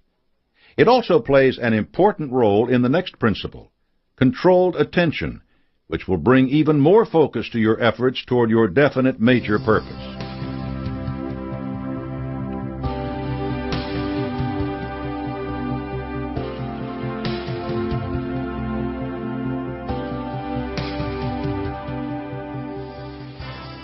Chapter 11. Control your attention. By adopting a definite major purpose, you have selected an object on which you have to focus your controlled attention. Forget the old saying, don't put all your eggs in one basket. You have to put all your eggs in one basket and concentrate your attention on protecting that basket and getting it to the market. Controlled attention is the act of coordinating all the faculties of the mind and directing their combined power to a given end. It is both an outgrowth of many of the other principles of success and an important aid to them. The power of controlled attention. Concentration upon a single idea has been the hallmark of success for countless people and organizations. Intel is a manufacturer of computer chips. By concentrating its energy on building better chips, in less than a decade, it has more than quadrupled the speed at which computer processors can deal with information. The rate at which it is able to design and introduce even speedier chips grows faster every year. This happens because Intel concentrates its attention on microprocessors and doesn't worry about other things like software or modems. Donna Karan is a premier designer of women's professional clothing. Her company dresses more female executives than any other. Because Karan doesn't spend her time coming up with a line of designer jeans or swimsuits, she dominates a lucrative market through controlled attention. Henry Long's paint manufacturing company, Keeler & Long, concentrates its attention on producing industrial paints. You probably haven't heard of Keeler & Long because it doesn't bother with the sort of paint you use in your home. Instead, it makes paint that can withstand a nuclear meltdown or last for years on electrical transformers, and it is recognized as the best paint manufacturer of its kind. Even the White House has been repainted with its product. Marcel Proust concentrated his attention on a single massive work, Remembrance of Things Past, a series of novels that cemented his reputation as one of the major novelists of the 20th century. Mother Teresa has concentrated her attention on relieving the suffering of the poor in India. From a single mission, she expanded her efforts to more than 200 sites around the world and won the Nobel Peace Prize. The scope of her plan grew, but she has never wavered in the attention she pays to it. Whatever your enterprise, concentration on your definite major purpose is essential. It projects a clear picture of your definite purpose upon your conscious mind and holds it there until it is taken over by your subconscious and acted upon. Controlled attention and the other principles of success. What I call the law of harmonious attraction means that forces and things which are suited to the needs of one another have a natural tendency to come together. As you master the principles of success and apply them, you will find that you benefit from the law of harmonious attraction. You will condition your mind so that it will attract only the things you desire. And since you will be eliminating from your mind all conflicting emotions such as fear, envy, greed, hatred, jealousy, and doubt, you will not be distracted by anything they might attract. Thus, you will be in an even better position to control your attention. Here is how the different principles strengthen and benefit from controlled attention. Definiteness of purpose. Deciding on what you want, creating a plan for getting it, and carrying out that plan obviously will require you to concentrate the major portions of your thoughts and efforts toward the attainment of that end. You need an object upon which to concentrate your attention, and once you have selected that object, it will grow closer, and your view of it will grow clearer, the more you concentrate your attention upon it. The Mastermind Alliance. Forming a mastermind alliance is one of the first effects of controlled attention, since you must do so with care. In turn, the alliance intensifies your concentration by creating a mass psychology which increases your faith, self-reliance, imagination, creative vision, personal initiative, enthusiasm, and will to win. You will keep moving toward your definite major purpose when you are surrounded by others who lend you aid and encouragement, whereas if you work alone, you will be inclined to slow down, become discouraged, and quit. Applied faith. When you adopt a definite major purpose and surround yourself with a mastermind group, you demonstrate faith in your ability to attain your objective by persistent endeavor. Your controlled attention has given faith space in which to take root and grow. Likewise, it is much easier to concentrate your attention on something you believe will happen than it is to focus on an event which seems unlikely. Thus, the power of your faith is combined with the results of your controlled attention, giving it tremendous power. Positive mental attitude. By the time you have taken the previous basic steps, your mental attitude will already have become predominantly positive. Many of the self-imposed limitations of fear, doubt, and discouragement will have disappeared because you are already seeing evidence of what you can accomplish. You will have no room left in your mind for thoughts of failure. You will be so busy carrying out your definite major purpose that you will have no time for hesitation or procrastination, nor any desire to do either. Going the extra mile. Applying this principle requires continuous action, since it must be a part of everything you do.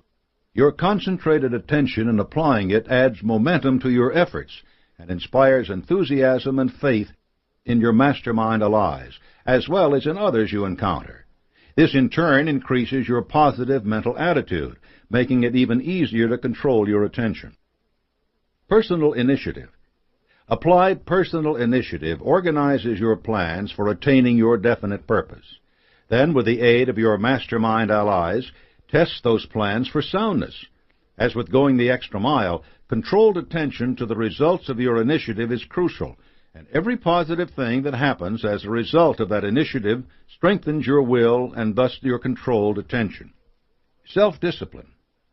Self-discipline harnesses and controls all emotions, both positive and negative, allowing you to guard against the dissipation of energy through either expressing your negative emotions or neglecting to use your positive ones.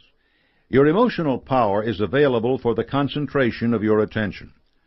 At this point, your mind is beginning to function like a well-constructed machine with no wasted emotion and no energy-sapping friction. You have acquired the skill in transmuting your emotions into a powerful driving force for attaining your definite major purpose. You have also begun to acquire control over your willpower. Your willpower brings all the departments of your mind under complete control and puts them to work in attaining your definite major purpose. You are now approaching the apex of efficiency in controlled attention. Creative vision. Your imagination will already have been greatly stimulated by the previous steps. Your subconscious mind, impressed with the object of your definite purpose, will swing into action on its own, rendering up ideas, plans, and hunches whose clarity and applicability will surprise you. You will notice new opportunities for attaining your definite major purpose. Friendly forms of cooperation from others will present themselves. Everything you touch will become a tool in your hands to promote your success. Even the laws of averages and luck will operate in your favor. But don't be mistaken. In back of these lucky breaks is a definite cause that you have brought into being: controlled attention. Accurate thinking. Long before you have reached the point of actively cultivating accurate thinking, you will have stopped guessing and started making your plans on the basis of known facts and sound hypotheses. But as your plans begin to take effect, accurate thinking becomes a necessity. Controlled attention hones your thinking, and accurate thinking means that your attention is applied only where it is needed. Learning from defeat. When setbacks occur, you will use your controlled attention to find, examine, and nurture the seed of equivalent benefit that comes with every unhappiness. Defeat will be nothing but a signal for greater and more determined effort. It will be fuel to feed the fires of your willpower. You will also learn to delve into your memory to examine defeats that occurred before you selected your definite major purpose. Controlled attention makes every moment of your life valuable to you. Enthusiasm. Enthusiasm takes the drudgery out of your work and makes it a labor of love. Your enthusiasm for something automatically leads to your concentrating your attention on it, and it impresses your dominating thoughts on your subconscious. Controlled attention directs your enthusiasm to definite ends, and the nearer you come to those ends, the more your enthusiasm grows. Attractive personality. By developing an attractive personality, you remove much of the opposition you may face from other people and replace it with the cooperation of allies in addition to your mastermind group. Controlled attention helps you improve those elements of your personality that require discipline and gives you the resolve to remove bad habits. In return, your attractive personality provides more opportunity for the use of your controlled attention through increased influence and opportunity. Mastering these 12 of the 17 principles of success represents an important step in developing your controlled attention and taking possession of your mind. You come to better understand and influence both your greatest enemy and your greatest friend, yourself. Controlled attention and autosuggestion. The chapter on self-discipline underscores the influence of your daily environment in your struggle for success. One of the most effective ways to shape this environment to your benefit is the process of autosuggestion. Autosuggestion occurs both consciously and unconsciously. Every thought you have, every word you speak, are recorded in your memory, whether those thoughts and words are positive or negative. The objects on which you deliberately concentrate your attention become the dominating influences in your environment. If your thoughts are fixed on poverty or the physical signs of poverty, these influences are transferred to your subconscious by autosuggestion.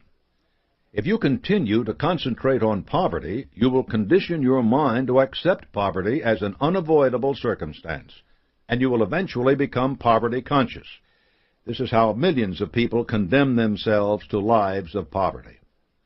The principle of autosuggestion works in precisely the same manner when your dominating thoughts are fixed through controlled attention upon success and security. This habit leads to the development of a success consciousness. When you voluntarily fix your attention upon a definite major purpose of a positive nature and force your mind through daily habits of thought to dwell on that subject, you condition your subconscious mind to act on that purpose. Controlled attention, when it is focused on the object of your definite major purpose, is the medium by which you positively apply the principle of autosuggestion. There is no other way to do this. The difference between controlled and uncontrolled attention is great. You can feed your mind on thoughts which will produce what you desire, or you can neglect your mind, allowing it to feed on thoughts that will produce results you don't desire. Your mind is never inactive, even in sleep. It constantly reacts to the influences which reach it. The object of controlled attention is to keep your mind busy through thoughts which will be helpful in attaining the object of your desires. If you neglect controlling your attention, your mind will become fixed on negative influences. Controlled attention at work. Chemistry teaches us that individual elements can combine to form new substances that are very different from the components that constitute them. Water is a simple example. Both oxygen and hydrogen are gases, but when two oxygen atoms combine with one hydrogen atom, they form a liquid, and a highly useful one at that. Sodium and chlorine are volatile and dangerous in their pure states, but when one atom of each forms a pair, they become ordinary table salt. The same is true of thought. Thoughts of one nature can combine with those of another sort, and controlled attention is the means by which you decide the process. If your child is threatened by an oncoming car, fear for his or her safety and love for him or her will combine into thoughts of action, leading you to pull the child out of the way. Both the initial thoughts are strong, but it is the combination of the two that is strongest and most effective at preventing harm. Observation and experience have taught me that the following principles of success, when combined in your mind, can produce power bordering on the miraculous. 1. Definiteness of purpose. 2. Self-discipline through emotional control. 3. Autosuggestion applied to attaining your purpose. 4. Willpower, actively engaged and directed toward your purpose. 5. Controlled attention. 6. Personal initiative. 7. Creating vision. 8. Applied faith. Here's an example of these combined principles at work. Suppose you are faced by a common problem. You need a sum of money for a specific purpose, and you need it by a certain date. There are two ways to deal with this. You can worry about it but do nothing to raise the money, or you can go after it in earnest by combining the above principles. If you know how much money you need and make up your mind to get it on time, you have definiteness of purpose. When you put your mind to work to devise and carry out a plan for getting the money, and you exclude all other thoughts, you are exhibiting controlled attention, applied through personal initiative. Your mind is cleared of all fear and doubt. That is self-discipline working through willpower, expressed in applied faith, and acted upon through autosuggestion. This combination of forces will stimulate the imagination and cause it to create the means through which the money can be procured. Once this happens, of course, it is still up to you to act on that plan to the best of your ability. You can draw on any of the 17 principles in this process, although the major ones are listed above. The two constants in any combination must be controlled attention and definiteness of purpose. Thomas Edison once wrote, "The most important factors of invention can be described in a few words. They consist first of definite knowledge as to what one wishes to achieve, definiteness of purpose, creative vision. One must fix his mind on that purpose with persistence and begin searching for that which he seeks, making use of all other accumulated knowledge on the subject, mastermind group, controlled attention. He must keep on searching no matter how many times he may meet with disappointment, willpower. He must refuse to be influenced by the fact that someone else may have tried the same idea without success, self-discipline, applied faith. He must keep himself sold on the idea that the solution of his problem exists somewhere and that he will find it, autosuggestion. When a man makes up his mind to solve any problem, he may at first meet opposition, but if he holds on and keeps on searching, he will be sure to find some sort of solution. The trouble with most people is that they quit before they start. In all my experiences, I do not recall having ever found the solution to any problem connected with my work on my first attempt. And one of the most surprising things is the fact that when I have discovered the thing for which I am searching, I generally find that it has been within my reach all the time, but nothing except persistence and a will to win would have revealed it. Such is the power of controlled attention. It harnesses many of the other principles, heightens their power, and in turn is increased itself. Are you ready to concentrate your attention on the task at hand? Chapter 12. Inspire Teamwork. Cooperation, like love and friendship, is something you get by giving. There are many travelers on the road that leads to happiness. You will need their cooperation, and they will need yours. And there will be other generations after ours. Their lot in life will depend largely on the inheritance we leave them. We all must become bridge builders, not only for the present generation, but for generations yet unborn. The spirit of unselfish teamwork will provide greater benefits for both you and your generation, as well as help for those to come. In building a better world for your children, you will be preparing yourself for the better things in life that come as a result of friendly cooperation. This kind of cooperation has been a major part of the growth of the United States into the most powerful and economically advantaged nation in the world. As Americans, we are bound in a common cause, and no matter what misfortune overtakes us, we must shoulder those burdens equally in the spirit of unselfish teamwork if we are to retain our preeminence. Until we become inspired with the spirit of teamwork and recognize the oneness of all people and the fellowship of all humanity, we will not truly benefit from the principle of cooperative effort. Greed and selfishness have no part in this spirit. In this chapter, you will see examples of the power of cooperation at work and learn how to inspire it in the people you work with. What is teamwork? In your mastermind alliance, you build a small group of individuals committed to the same definite purpose. You all share the same burning obsession. You each benefit from the increased enthusiasm, imagination, and knowledge, and you are in agreement on the division of the rewards of your labor. Teamwork establishes much the same relationship, but since it involves working with people who probably don't have the same burning obsession you do, it requires more effort on your part to maintain a commitment to the work you seek from others and for them to discover their own desires. Management guru Peter Drucker says that all employees have to see themselves as executives so that they will see the work they do in the context of an entire operation. Managers must learn to subordinate themselves to the work they are doing and not become concerned with promoting their own positions at the expense of their employees. Drucker recalls the example of General Douglas MacArthur, who started every staff meeting with a presentation from the most junior officer present. MacArthur allowed no one to interrupt because he knew it was important to build the confidence of his officers. He wanted and needed that confidence. Your habit of going the extra mile must extend to your associates. Even if your benefits are generous and your salaries good, people can come to take these things for granted. You should anticipate your associates' needs and act before they even recognize them. Teamwork sometimes appears among people who are forced by necessity to work together, but it is undependable and never lasts.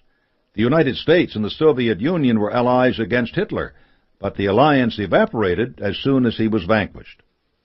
True teamwork depends on relating yourself to others in such a way that they work with you willingly. It is up to you to supply the motives for that willingness and to be alert to any changes in it. Teamwork is a never-ending process, and even though it depends on everyone involved, the responsibility for it lies with you.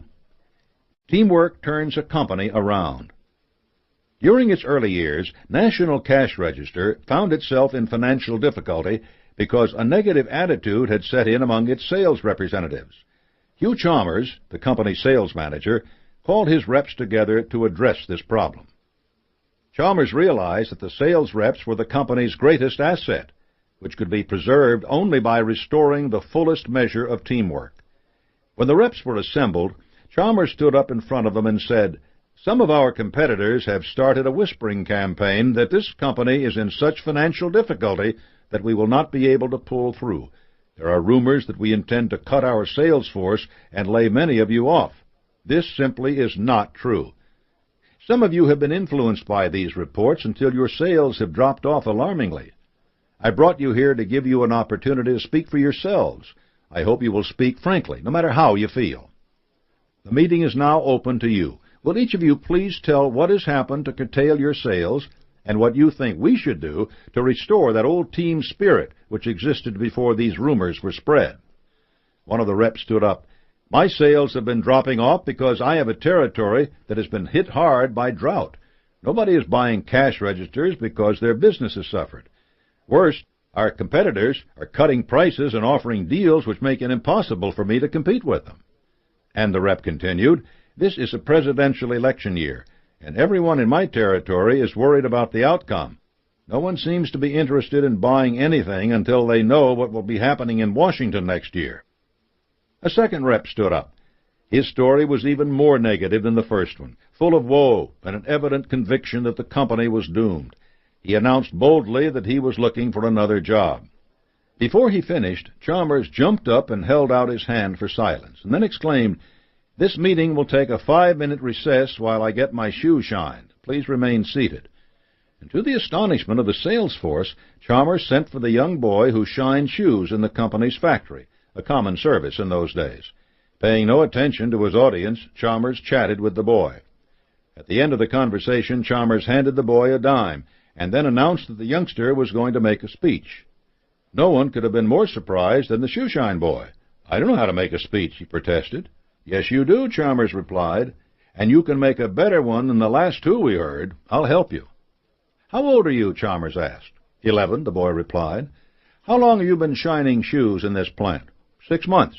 "Good. How much do you get for shining shoes?" "I get a nickel," the boy replied, "but sometimes I get another for tips, like you gave me." "Who had your job before you did?" "It was a boy named Ted." "And how old was he?" Chalmers queried. 17. "Do you know why he left?" "I heard he thought he couldn't make a living." "Can you make a living at a nickel a shine?" Chalmers asked. "Oh, yes, sir. I give my mother $10 on Friday, and I put $5 in the bank, and I have $2 left for spending money. Some weeks I make more than that. I'm saving on the side to buy a bicycle, but my mother doesn't know anything about that." "Thank you," Chalmers said. "You have made a very fine speech." Turning to his audience, Chalmers said, "You have heard this boy's story. Now let me tell you what it means. In the first place, I want to call your attention to the fact that this boy is doing a job that used to be held by someone 6 years older than he, doing the same work, charging the same price, and serving the same people who work in this plant. The older boy quit this job because he couldn't make a living from it. But this boy not only has money for himself and his dreams, but helps support his family. He is working the same territory the older boy worked, but he is working it in a different mental attitude. He is cooperative. He goes about his work with a smile on his face. He expects success, and he is finding it. The older boy was indifferent, moody, and never took the trouble to say thank you when his patrons handed him a nickel. Therefore, that was all they did hand him. No tips, no great amount of repeat orders for his services. Of course he couldn't make a living. Furthermore, at this point Chalmers was interrupted by a rep. "I get the point. Those of us who've been failing in the field have been buying other people's hard luck stories instead of selling them cash registers. I know that's what I've been doing. I've been trying to do my job with a negative mind, and that's why my sales have fallen off. I don't know how anyone else feels about it, but I'm going back to my territory and start working it as I've never worked it before. I can promise you that in the future you'll get orders for cash registers from me instead of hard luck stories. Another rep jumped up and cried, "That goes for me too!" And then another, and soon pandemonium broke out with everyone talking at the same time. The conference wound up that night with a banquet at which every sales rep promised to return to the field with a new spirit of faith. The year that followed was one of the most profitable in the history of NCR. What happened? A leader had seen what it was his workers needed. In this case, it was a kick in the pants that showed them that success is something you create for yourself, not something others steal from you. Chalmers refired their dedication to their tasks with a vivid example of the success that was available to anyone committed to its pursuit. Although he strongly suspected what ailed his reps, he was wise enough to give them the opportunity to express their concerns. Chalmers knew he needed a frank working relationship with his force. He didn't punish those who had the courage to speak up. He offered every one of them, complainer or not, the same thing, a vision of what he could accomplish. And he started his speech with the reassurance that the company was standing behind its sales force. Chalmers maintained a positive attitude in his relation with his reps, and he influenced them to respond in kind. Teamwork costs so little in time and effort, and it pays huge dividends. One wonders why so many people go out of their way to make life miserable for themselves and others by failing to realize this. Teamwork as a model for business. Years ago, an article by Robert Littell in Reader's Digest described a management system in use by the McCormick Spice Company in Baltimore. This system was revolutionary in its time, though more and more companies have now adopted something similar. McCormick called it the multiple management plan, which is just another way of saying teamwork. When Charles P. McCormick succeeded his uncle as head of the company, he decided to share the responsibilities of running the show with those who could be taught to take it. He picked 17 young people from the company's front office and made them the junior board of directors. They were charged with examining and discussing everything the company did, and presenting their findings to the regular board, as long as they were unanimous in their decision. As Littell wrote, a flood of energy and new ideas was released. Men who had felt themselves to be merely glorified clerks tasted responsibility and clamored for more. Even in the first year and a half, practically all of the juniors' recommendations were adopted. The same policy was applied to the assembly line, where a factory board was formed with the same charge. The three boards met together weekly in a spirit of harmony, everyone seeking ways to improve business and efficiency, to raise McCormick another notch higher. McCormick's personnel policy was truly forward-thinking.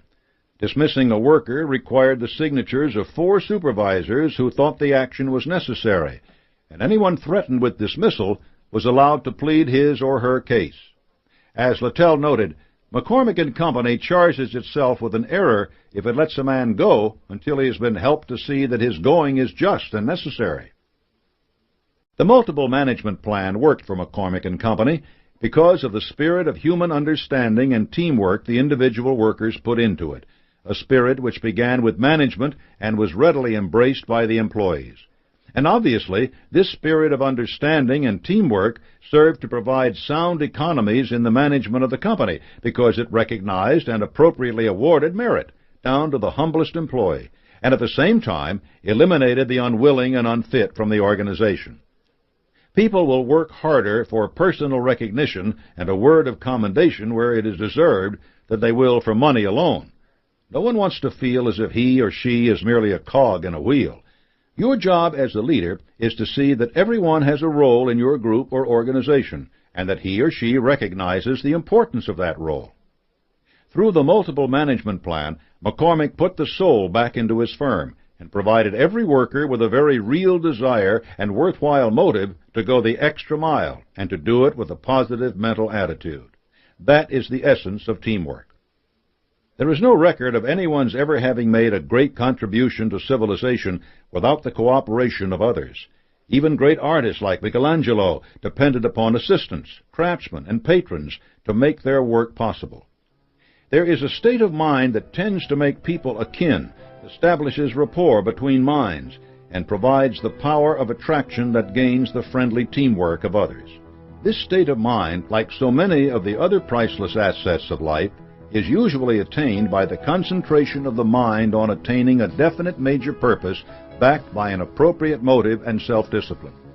That state is enthusiasm. It is contagious. Infect others with your enthusiasm, and teamwork will be the inevitable result.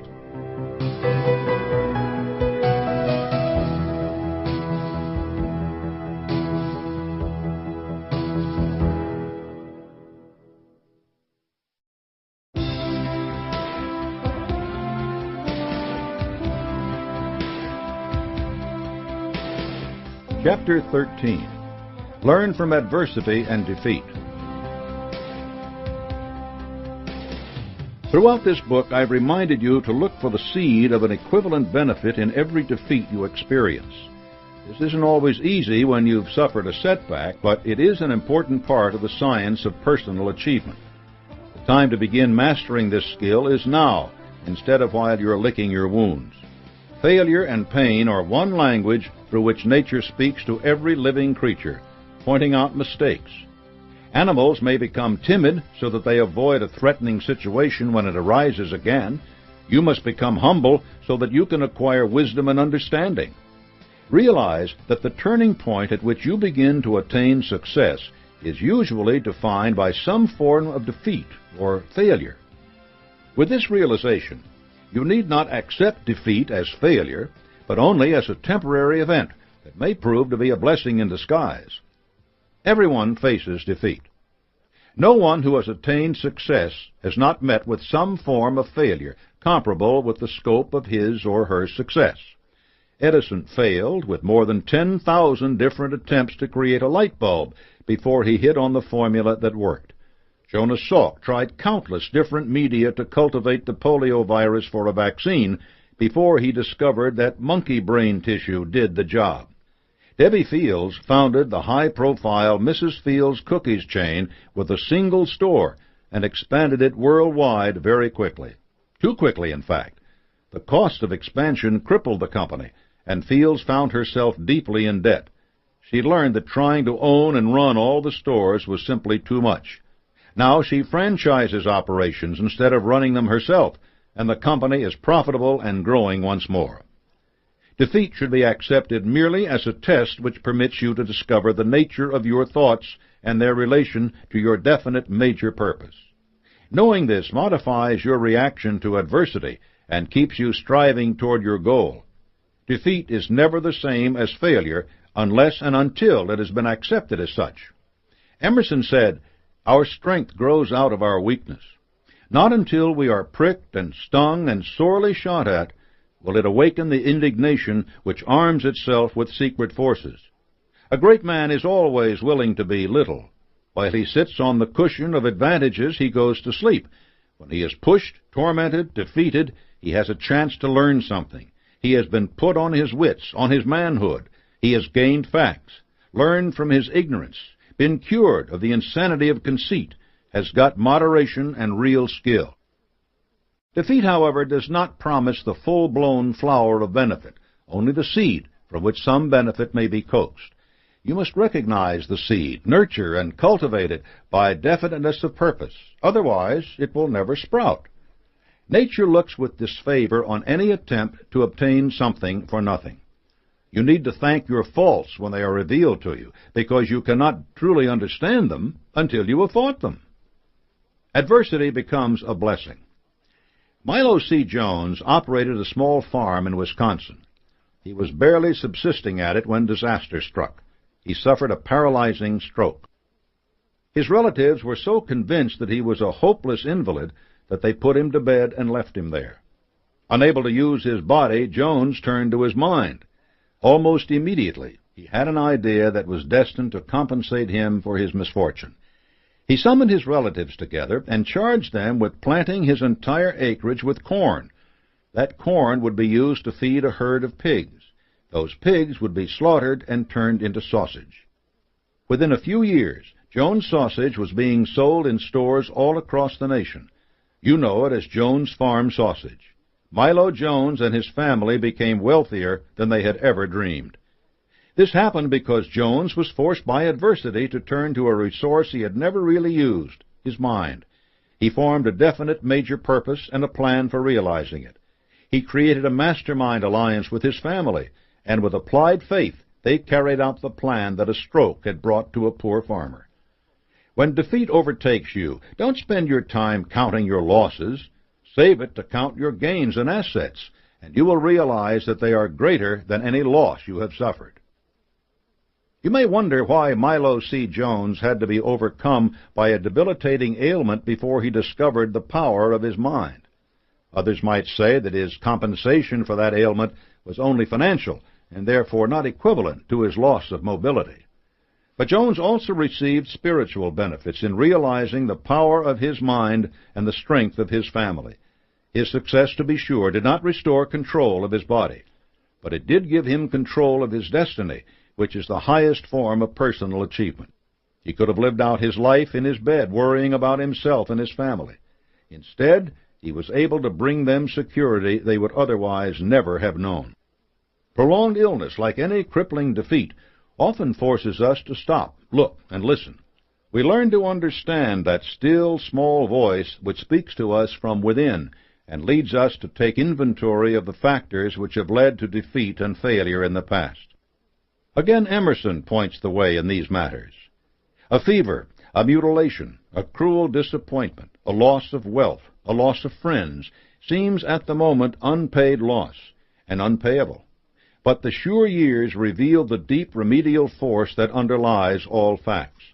The death of a dear friend, spouse, brother, lover, which seemed nothing but privations, somewhat later assumes the aspect of a guide or genius, for it commonly operates revolutions in our way of life, terminates an epoch of infancy or of youth which was waiting to be closed, breaks up a wanted occupation, or a household, or style of living, allows the formation of new ones more friendly to the growth of character. It permits or constrains the formation of new acquaintances, and the reception of new influences that prove of first importance to the next years, and the man or woman who would have remained a sunny garden flower with no room for its roots and too much sunshine for its head, by the falling of the walls and the neglect of the gardener, is made the banyan of the forest, yielding shade and fruit to wide neighborhoods of man. Time is relentless in preserving the seed of an equivalent benefit that hides within a defeat. The best time to begin looking for that seed in a new defeat is now. But you can also examine past losses for the seeds they contain. Indeed, sometimes the weight of the loss prevents you from searching at the time. But now, with your increased wisdom and experience, you are ready to examine any loss for the lesson it can teach you. The major causes of personal failure. To give you some perspective on the losses you face, I have below listed the most common and powerful causes of failure. When you recognize any that have hampered you, it is important that you do not berate yourself for their presence in your life. Instead, you must resolve to do something about them, and do it now. 1. The habit of drifting through life without a definite major purpose. 2. Meddlesome curiosity about other people's affairs. 3. Inadequate education. 4. Lack of self-discipline, manifested as both uncontrolled appetites and indifference to opportunity. 5. Lack of ambition. 6. Ill health that results from negative thinking and poor diet. 7. Unfavorable childhood influences. 8. Lack of persistence and follow-through. 9. Negative mental attitude. 10. Lack of emotional control. 11. The desire to get something for nothing. 12. Failure to reach decisions promptly and firmly when all the facts needed for the decision are available. 13. One or more of the 7 basic fears: poverty, criticism, ill health, loss of love, old age, loss of liberty, death. 14. Poor selection of a spouse. 15. Overcaution or the lack of caution. 16. poor choice of a vocation or occupation. 17. Indiscriminate spending of time and money. 18. Lack of control over the tongue. 19. Intolerance. 20. Failure to cooperate with others in a spirit of harmony. 21. Disloyalty. 22. Lack of vision and imagination. 23. Egotism and vanity. 24. Desire for revenge. 25. Unwillingness to go the extra mile. That's quite a list. But the causes of failure are many, and often you will find more than just one has led to your downfall. In my youth, I founded a magazine in Chicago dedicated to exhorting readers to strive for success. I lacked the capital for this venture, so I entered into a partnership with my printer. The magazine was a success, and even though I had to work long, endless hours, I was happy. But I was not paying attention. My success threatened another publisher, and without my knowledge, he bought out my printer partner and took over my magazine. I was out of work and separated from my labor of love in a most humiliating way. Many of the above causes for failure were responsible for my defeat. The most important was that I had neglected to cooperate with my partner in a spirit of harmony. I bickered with him often about trivial details of publication. When the opportunity came to be free of me and to make a profit doing it, he jumped at the chance. My egotism and vanity were responsible for much of this, as were my general lack of caution in business affairs and my sharp tongue. But, and this is an important but, I did manage to find the seed of equivalent benefit by seeing these flaws in my way of doing business. I left Chicago for New York, where I founded a new magazine, one over which I retained control. To achieve this end, I truly had to inspire cooperation in my new business partners, who were risking their money without the power my former partner had kept. I also had to be much more cautious in my business planning, since I depended more deeply on my own resources. The result was a magazine that within a year had more than twice the circulation of my previous venture. And it was as a part of my efforts to build the profits of that magazine that I conceived a series of correspondence courses which were the first codification of the science of personal achievement. I stood at a fork in the road when I was dethroned from my Chicago magazine. I could have given up and returned to the quiet lawyer's job my wife's family urged on me. Instead, I recognized the seeds of equivalent benefit in my defeat, and I nurtured that seed beyond my wildest dreams. The benefits of defeat. Defeat reveals and breaks bad habits, releasing your energies for a fresh start with better habits. Defeat supplants vanity and arrogance with humility, paving the way for more harmonious relationships. Defeat causes you to take inventory of your assets and liabilities, both physical and spiritual. Defeat strengthens your willpower by providing it with a challenge to greater effort. Bodybuilders know that it isn't enough just to jerk the barbell up. It has to be returned to its original position twice as slowly as it was raised. This principle is known as resistance training. It requires more control and effort than the showy work of actually lifting the weight. Defeat can be your resistance training. Every time you return to where you started, do it deliberately, concentrating on the process, so that you train yourself to make even stronger and more powerful progress the next time. Your attitude toward defeat. Again and again, I've stressed that your attitude toward defeat is crucial to mastering it. You can see it only as a loss or as a chance for gain. The negative attitude toward defeat is effectively summarized by Shakespeare and Julius Caesar. When the murderer Brutus says, "There is a tide in the affairs of men which, taken at the flood, leads on to fortune. Omitted, all the voyage of their life is bound in shallows and in miseries. On such a full sea are we now afloat, and we must take the current when it serves, or lose our ventures." These are the words of a doomed man, a man who seals his doom by failing to recognize that there is never just one chance, never just one tide that leads on to fortune. The positive attitude is very different. Consider this poem by Walter Malone entitled Opportunity. "They do me wrong who say I come no more, when once I knock and fail to find you in. For every day I stand outside your door and bid you wake and rise to fight and win. Wail not for precious chances passed away. Weep not for golden ages on the wane. Each night I burn the records of the day. At sunrise every soul is born again. Laugh like a boy at splendors that have sped. To vanished joys be blind and deaf and dumb.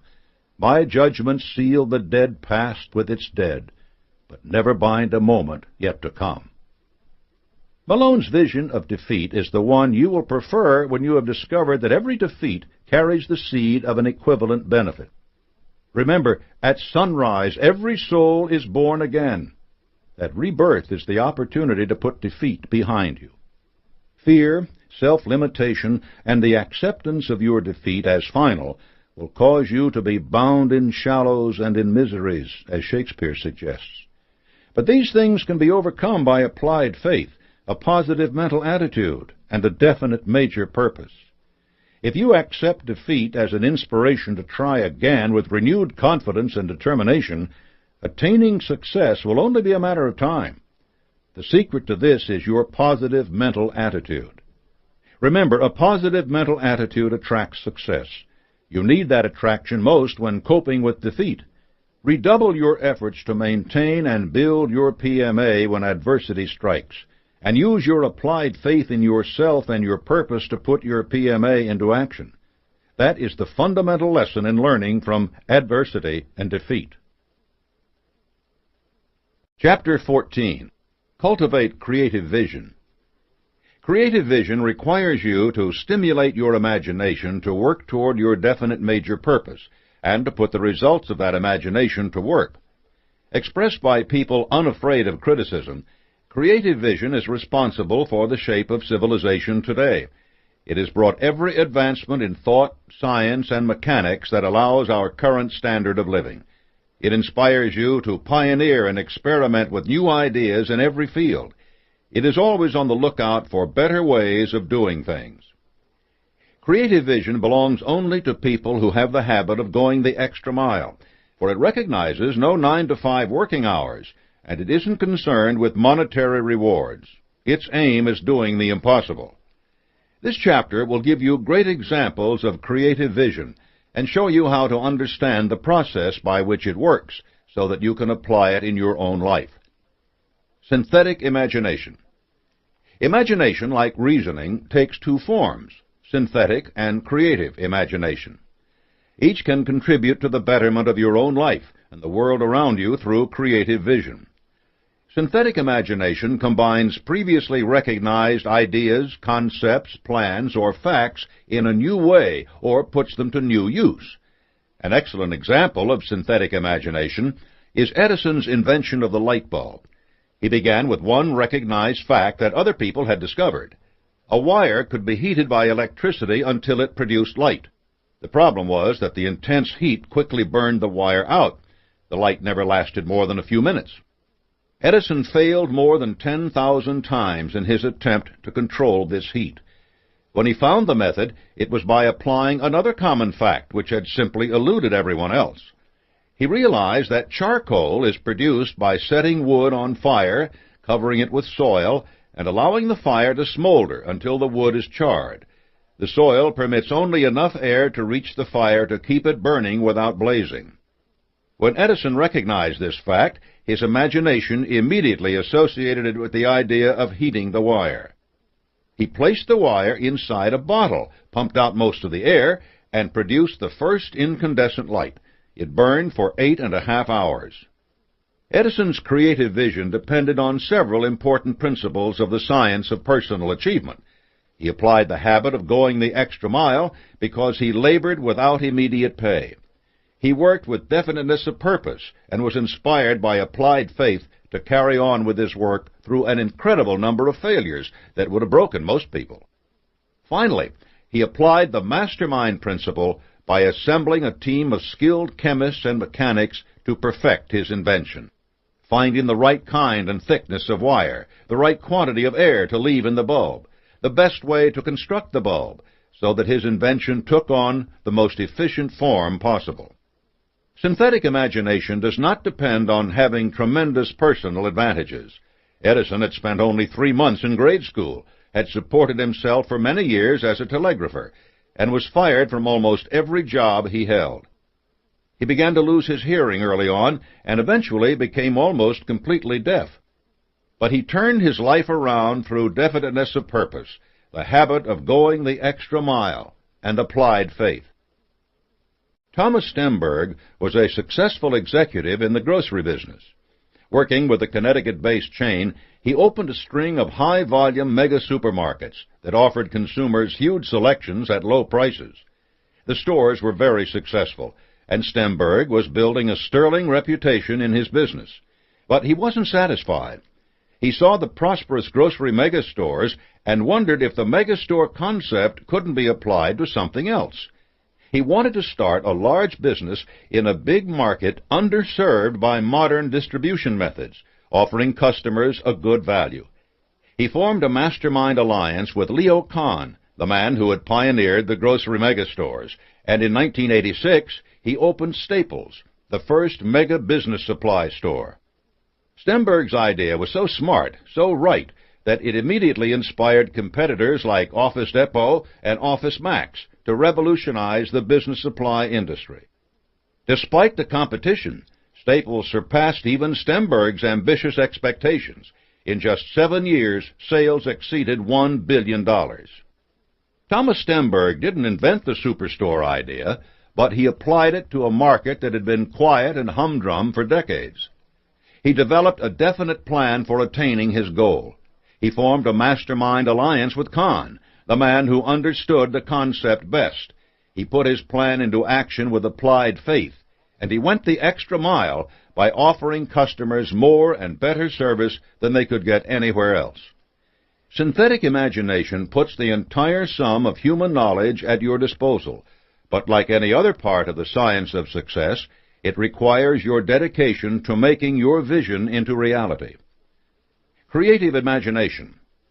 Creative imagination has its base in the subconscious. It is the medium through which you recognize new ideas and newly learned facts. All your efforts to impress your definite major purpose on your subconscious work to stimulate your creative imagination. F. W. Woolworth was working as a clerk in a hardware store. He was at that point simply determined to be a good and valuable employee. When his boss complained about piles of out-of-date goods that weren't selling, Woolworth's imagination went to work. "I can sell those items," he told his boss, and with his employer's permission, he set up a table in the store, laid out all of the dud merchandise, and priced everything at 10 cents. The stock sold remarkably fast, and soon the owner was searching for anything he could lay his hands on to put on that table, which became the most profitable spot in the store. Woolworth had the faith to apply his new idea to an entire store. His boss didn't. The Woolworth chain of five and dimes quickly spread across the nation, earning him a fortune. His former boss once commented, "Every word I used in turning that man's offer down has cost me about $1 million I might have earned." Woolworth was so committed to his then modest purpose of being a valuable employee that his imagination was ready to back up his commitment with powerful ideas. He certainly went the extra mile for his boss, but because that man didn't have the vision that Woolworth had, other investors formed Woolworth's Mastermind Alliance and profited from it. Creative vision goes beyond imagination. Creative vision is more than an interest in material things. It is a commitment to a better future. Synthetic imagination springs from experience and reason. Creative imagination springs from your commitment to your definite purpose. Creative vision depends heavily upon creative imagination, but it is also more than that. Imagination recognizes limitations, handicaps, and opposition. Creative vision rides over these as if they did not exist, for it has as its base an infinite intelligence. One of the purest examples I know of creative vision is illustrated by the story of Dr. Elmer Gates. Gates was an inventor who worked at the same time as Edison, but his methods and background were very different. He was a highly trained scientist, and his patents actually outnumbered Edison's 2-to-1. Gates applied creative vision in a remarkably simple process. He would enter a soundproof room, sit down at a table with pencil and paper, and turn off the lights. He then concentrated his thoughts on a particular problem and waited for the ideas that he needed for its solution. Sometimes ideas flowed to Gates immediately. Sometimes he had to wait for as much as an hour before they came. Occasionally, nothing happened. At other times, he perceived solutions to other problems that he hadn't even been thinking about. Dr. Gates' creative vision transcended imagination because he had developed it into a faculty he could call upon at will. Creative vision produces results, not alibis. Creative vision is needed today. There are countless calls for creative vision in the world today. We need forms of energy that do not pollute or drain our environment. We need schools that capture the attention of our young people and teach them to better themselves. We need cures and vaccines for terrible diseases that threaten the Earth's people. We need people who can show small business how to use and profit from rapidly changing technology.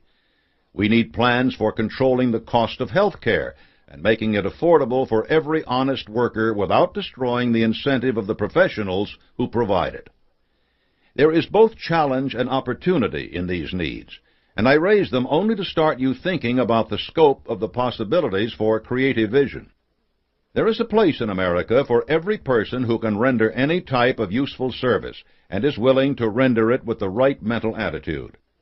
If you have creative vision, you will recognize this and profit from it. You will never complain of a lack of opportunity. Great leaders of every generation in this country began their careers in humble occupations. Andrew Carnegie was a bobbin boy in a textile mill. W. Clement Stone was a newsboy. Harry Truman was a haberdasher. Ruth Bader Ginsburg had to become a law secretary when she graduated from law school because judges couldn't imagine hiring a woman clerk. Yet now she sits on the Supreme Court. It makes little difference where you begin. The important thing is, where are you going? What motive inspires you to give your best? Are you willing to go the extra mile? Are you a clock watcher, eager for the day to end? Or do you look for the opportunity to make yourself indispensable to others? These are the questions you must ask yourself. If you have creative vision, you can answer them. You know where you're going, you know what you desire, and you know that life never lets you get something for nothing without eventually forcing you to pay more for it than it is worth. When you have creative vision, you know that you can succeed only by helping others to succeed, and you know that it isn't necessary for anyone to fail in the process. Creative vision lets you make decisions quickly, and it lets you change those decisions as soon as you realize a mistake has been made. It frees you from fear of others, for it makes you feel at peace with yourself in your knowledge that you are fair and honest. It's a common human trait to envy people who have attained success, looking at them only in the moments of their triumph and forgetting the prices they had to pay. Often we suspect that they owe their success to some sort of pull, luck, or dishonesty. But creative vision makes you keenly aware of the price of personal achievement because you yourself know its labors. You understand the benefits of sharing your blessings, experiences, and opportunities with others. You know that your success actually depends on it. If you feel the need for a creative vision in your life, you can begin to develop it by getting on better terms with your own conscience, inspiring yourself with greater self-reliance, providing yourself with a definite major purpose, and keeping your mind so busy with that purpose that you have no time left for fear and doubt. Nothing will happen in your life that you do not inspire by your own initiative. Creative vision is the power which inspires the development of that personal initiative.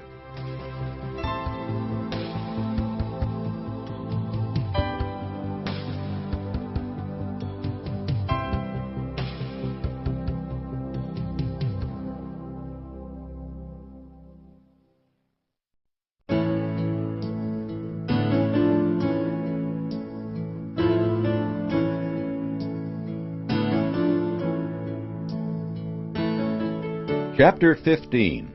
Maintain Sound Health. You want to get the greatest vigor and fullest use from your body. You can do this if you understand two important points. 1. Your body and mind are one, effectively a mind-body. 2. Your mind-body is in turn at one with nature. The health of your mind and body cannot be separated. Anything that affects the soundness of your mind will affect your body, and anything that affects your body will touch your mind. This is why I refer to you as a mind body. But you are also affected by your environment, subject to natural laws that govern your mind body just as much as they affect trees, mountains, birds, and beasts. Understanding the way in which you can maintain a sound mind body depends, therefore, on understanding the way nature works. You must learn to work with natural forces, not fight them. The rhythms of life. When you consider the waves of the ocean, the passing of the seasons, the waxing and waning of the moon, you will see that nature moves in rhythms. There is even a rhythm in your own life, from birth through childhood and adolescence to full maturity, old age, and finally birth of a new generation. Light, energy, and matter are made up of waves, either moving out in their own rhythm or bound like a neutron around the fixed point of the nucleus of the atom. Nothing about life is static. Movement is constant and rhythmic, though sometimes that rhythm is too large or small for us to perceive immediately.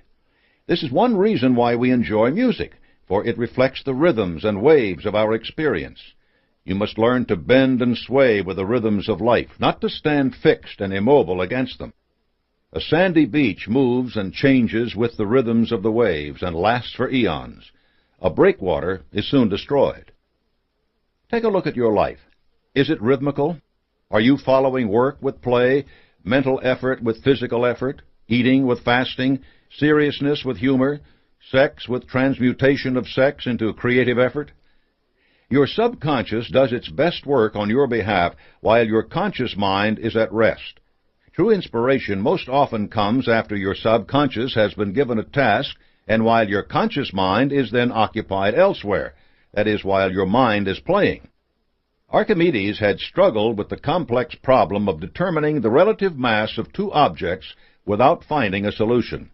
It was only when he decided to relax and slip into his bath that his subconscious was stimulated by the water he displaced in his tub. He sprang from his bath with that now famous cry of "Eureka!" and the solution he had been seeking. Are you giving your mind a chance to relax by playing?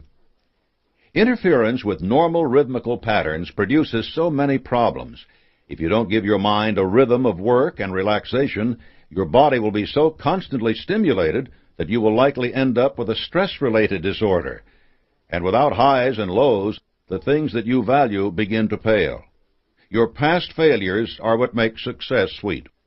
You don't really want continuous happiness, for then your happiness would seem dull. One of the major goals of marriage counseling is getting couples to understand that there is no such thing as being constantly in love. People in love have a series of loves, like waves on the oceans. In the troughs, they are neutral in their feelings, but troughs make the peaks of the waves so much more poignant. As in life, not all the ocean's waves are of the same intensity. There are a few for each of us that reach great heights, and it is the memory and exhilaration of these moments that we store up to call upon when the going gets difficult. You have to learn to understand the waves and rhythms in your life and to live within those rhythms in order to be in harmony with the world. The influence of your mind.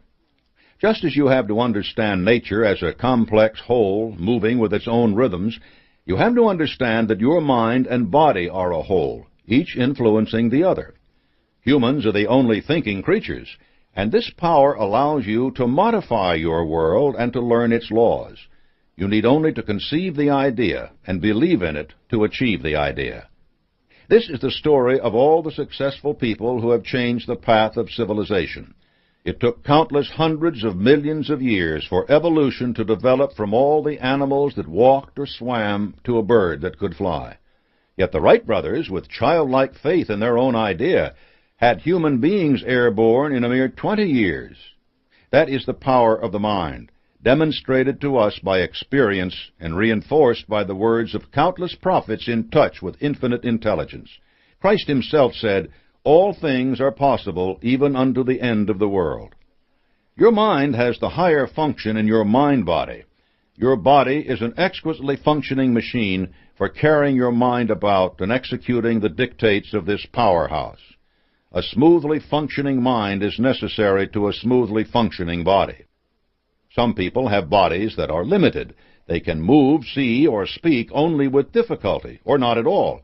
Yet the power of their minds allows them to live full, creative lives. Helen Keller is a marvelous example, as are Beethoven and Edison, both of whom suffered from severely impaired hearing.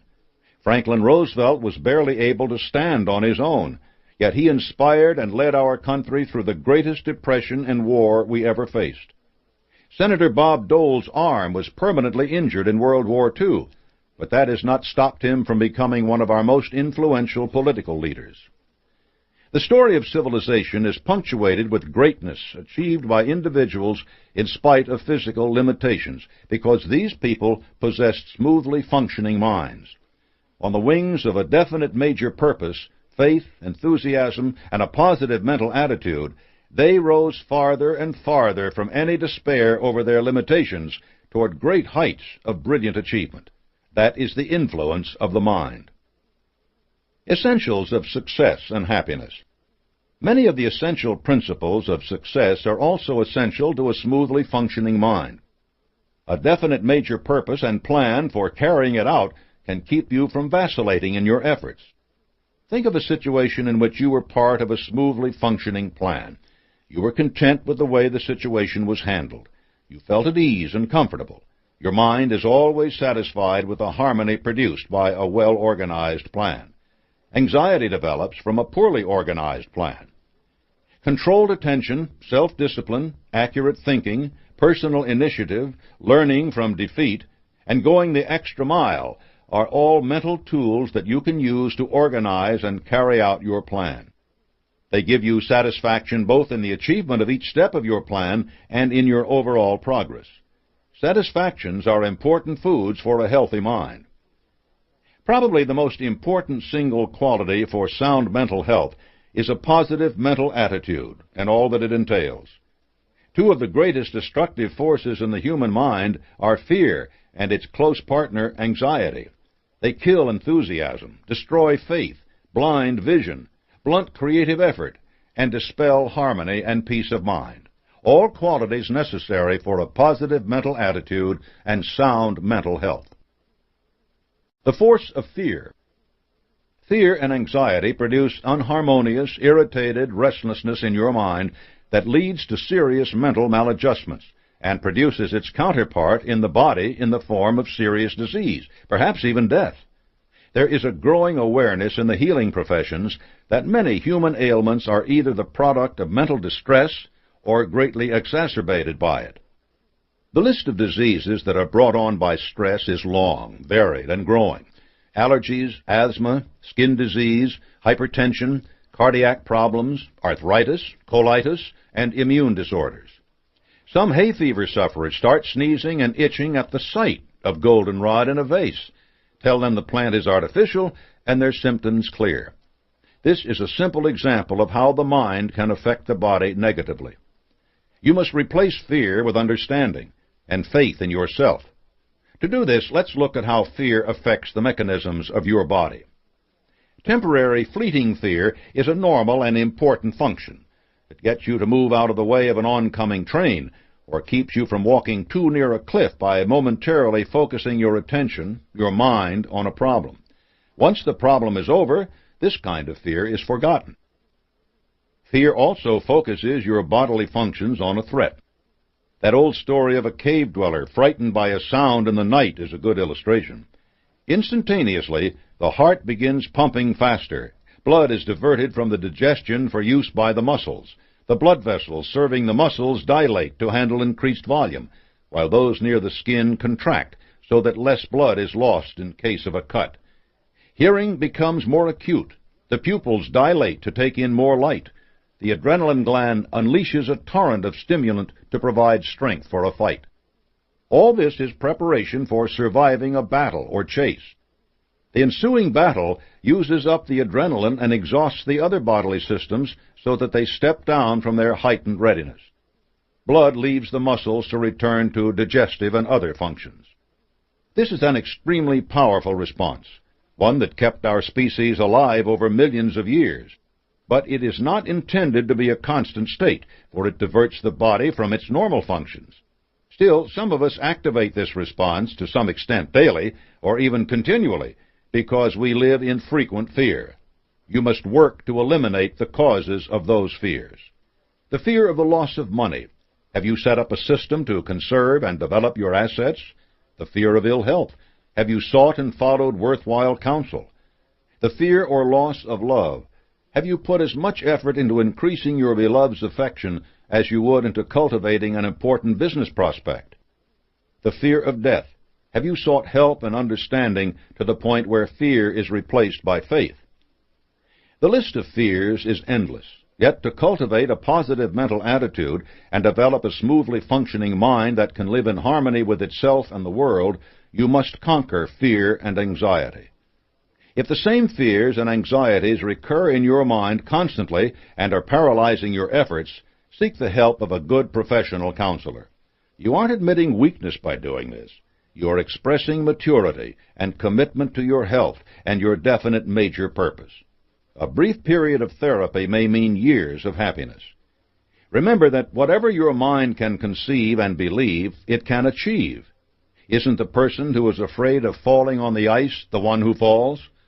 Repeating a fear over and over in your mind makes you more susceptible to the things you fear. You must vanquish fear before it vanquishes you. The force of a positive mental attitude. The best way to remove fear from your mind is to replace it with PMA. Émile Coué, the French psychologist, gave us a very simple but practical formula for building PMA and maintaining a health consciousness. Every day, in every way, I am getting better and better.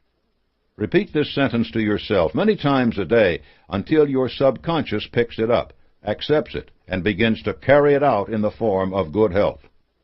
This is a simple yet astounding form of autosuggestion. It depends on your belief in the statement. But the best way to build that belief is to make the statement a part of your mental environment. Remember that your mind is strongly influenced by its environment, and by filling that environment with the right thoughts, you will come to believe them. Eating habits. The purpose of food is to supply the body with the things it needs to maintain itself in good repair. Your eating habits must be guided by this goal alone. Think of your digestive system as a factory. To function efficiently, it has to have a supply of a variety of materials in varying quantities. If you provide the wrong mix of materials, some jobs will never be completed. Some will be done with jerry-rigged parts, and some materials will simply be stored up in every corner until the walls of the factory begin to swell.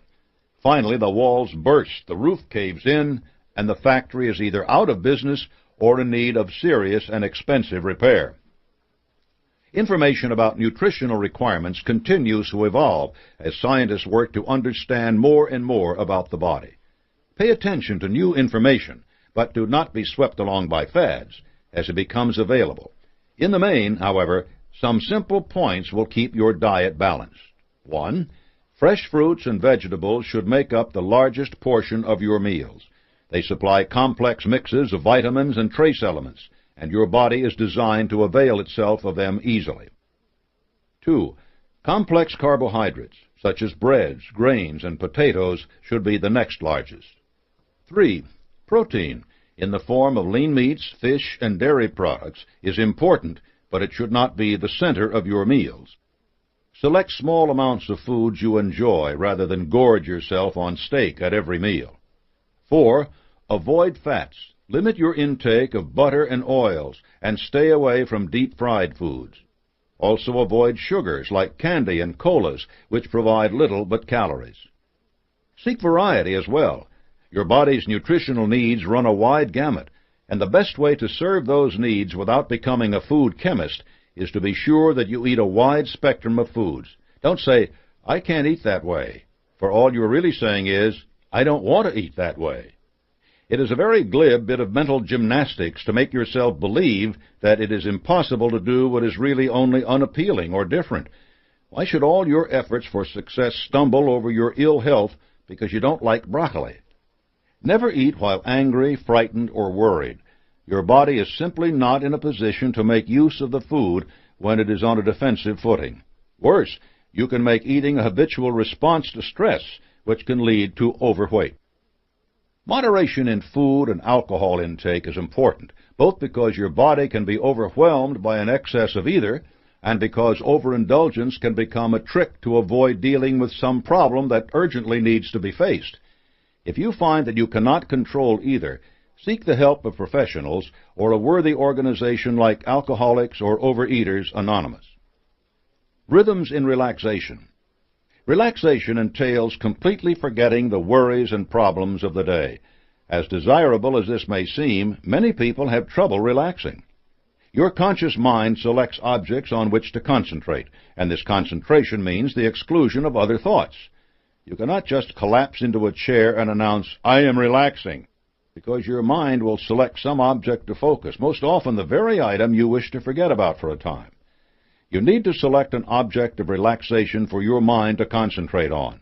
It can be kite flying, gardening, reading a novel, or anything else which will absorb you. Television and the corner bar are not the answers. Cultivate a variety of interests that take your mind to new places. Practicing controlled meditation will do wonders for your mental powers. Physical activity can be a terrific thing to immerse yourself in. Not only do you relax your mind, but you strengthen your body.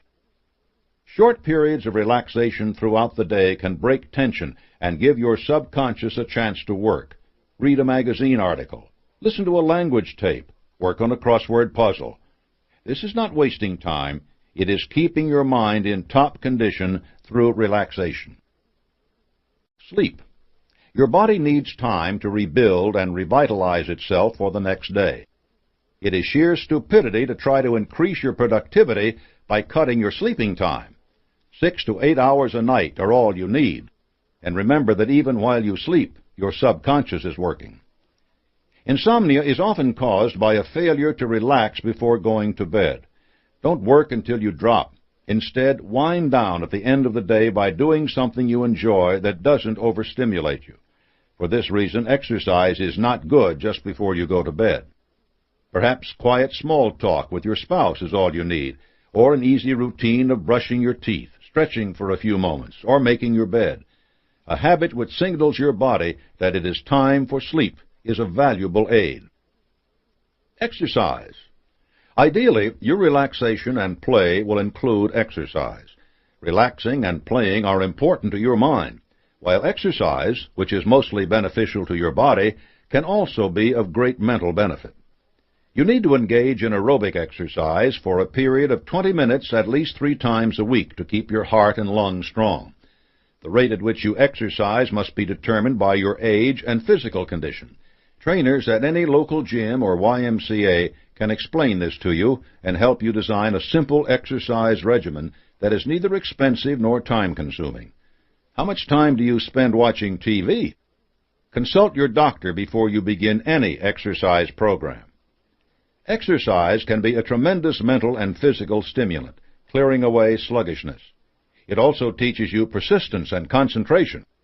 Athletic training has become an important field for understanding human potential and has resulted in many techniques that can be applied to your quest for success.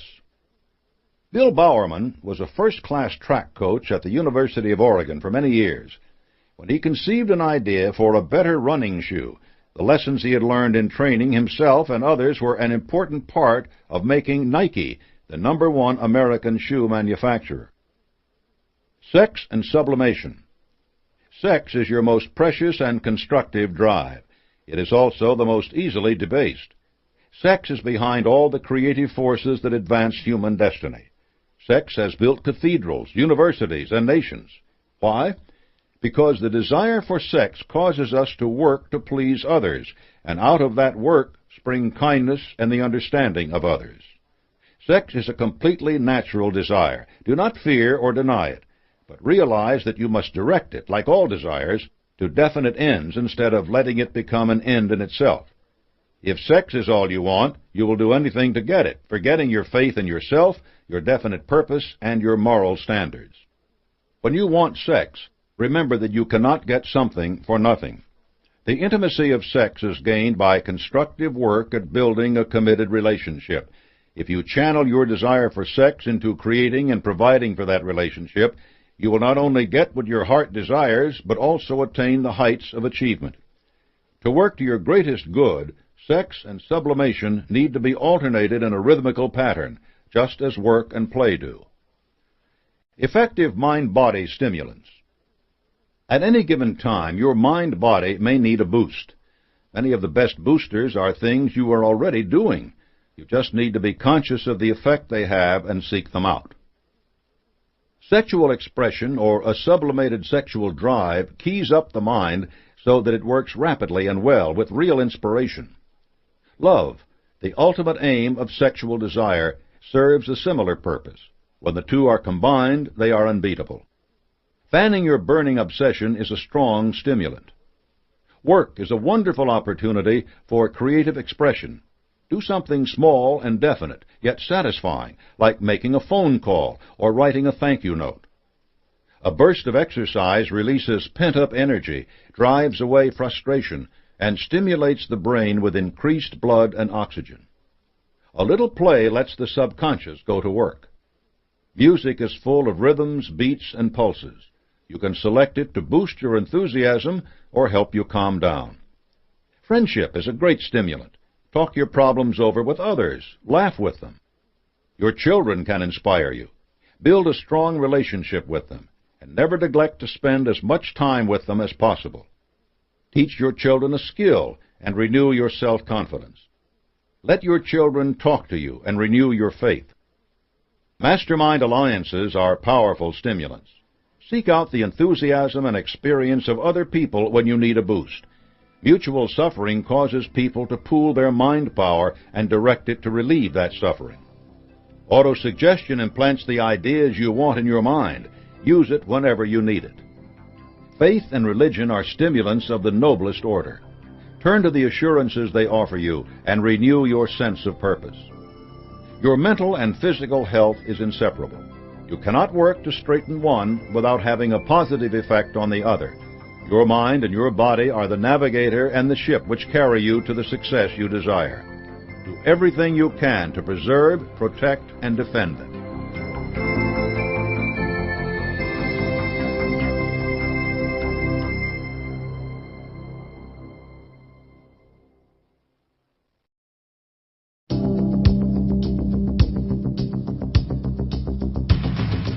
Chapter 16. Tell me how you use your time and how you spend your money, and I will tell you where and what you will be 10 years from now. Time and money are precious resources, and few people striving for success ever believe they possess either one in excess. Understanding how you use them is an important part of evaluating your progress toward success and analyzing what may be holding you back. We'll begin this chapter by taking an inventory of your progress towards success with a special emphasis on the role of time. Once you have seen how to improve your use of time, you'll be able to devote more of it to managing your money, and any review of the overall path you are following is always valuable. A personal inventory. Ask the following questions of yourself and answer them honestly. You want to identify areas needing improvement, not win a prize for a high ranking. Feeding your ego by lying to yourself about the truth will only waste the time you spend on the inventory and undermine your self-confidence. 1. Do you have a major definite purpose? What plans do you have for attaining it? How much time are you devoting to those plans on a persistent daily basis? How often do you work on your plans? Only when the notion strikes you, or when you can snatch a few minutes during commercials? 2. Is your definite major purpose a burning obsession? When and how often do you fan its flames? 3. What have you planned to give in return for realizing your definite major purpose? Are you doing it yet? When will you start? 4. What steps have you taken to build your mastermind alliance? How often are you in contact with the members? How many of them do you speak to monthly, weekly, daily? 5. Have you made a habit of accepting temporary defeat as a challenge to greater effort? Let's hope your temporary defeats are few, but they are inevitable. How quickly do you seek out the seed of equivalent benefit when adversity strikes? How do you spend more of your time, carrying out your plans or brooding over the obstacles you face? 7. How often do you forego personal pleasure in order to have more time to work on your plan? How often is it the other way around? 8. Do you seize every moment of time as if it were the only one you were sure you had? 9. Have you looked at your life as the result of the way you spent time in the past? Are you happy with your life to date? Do you wish you had spent it some other way?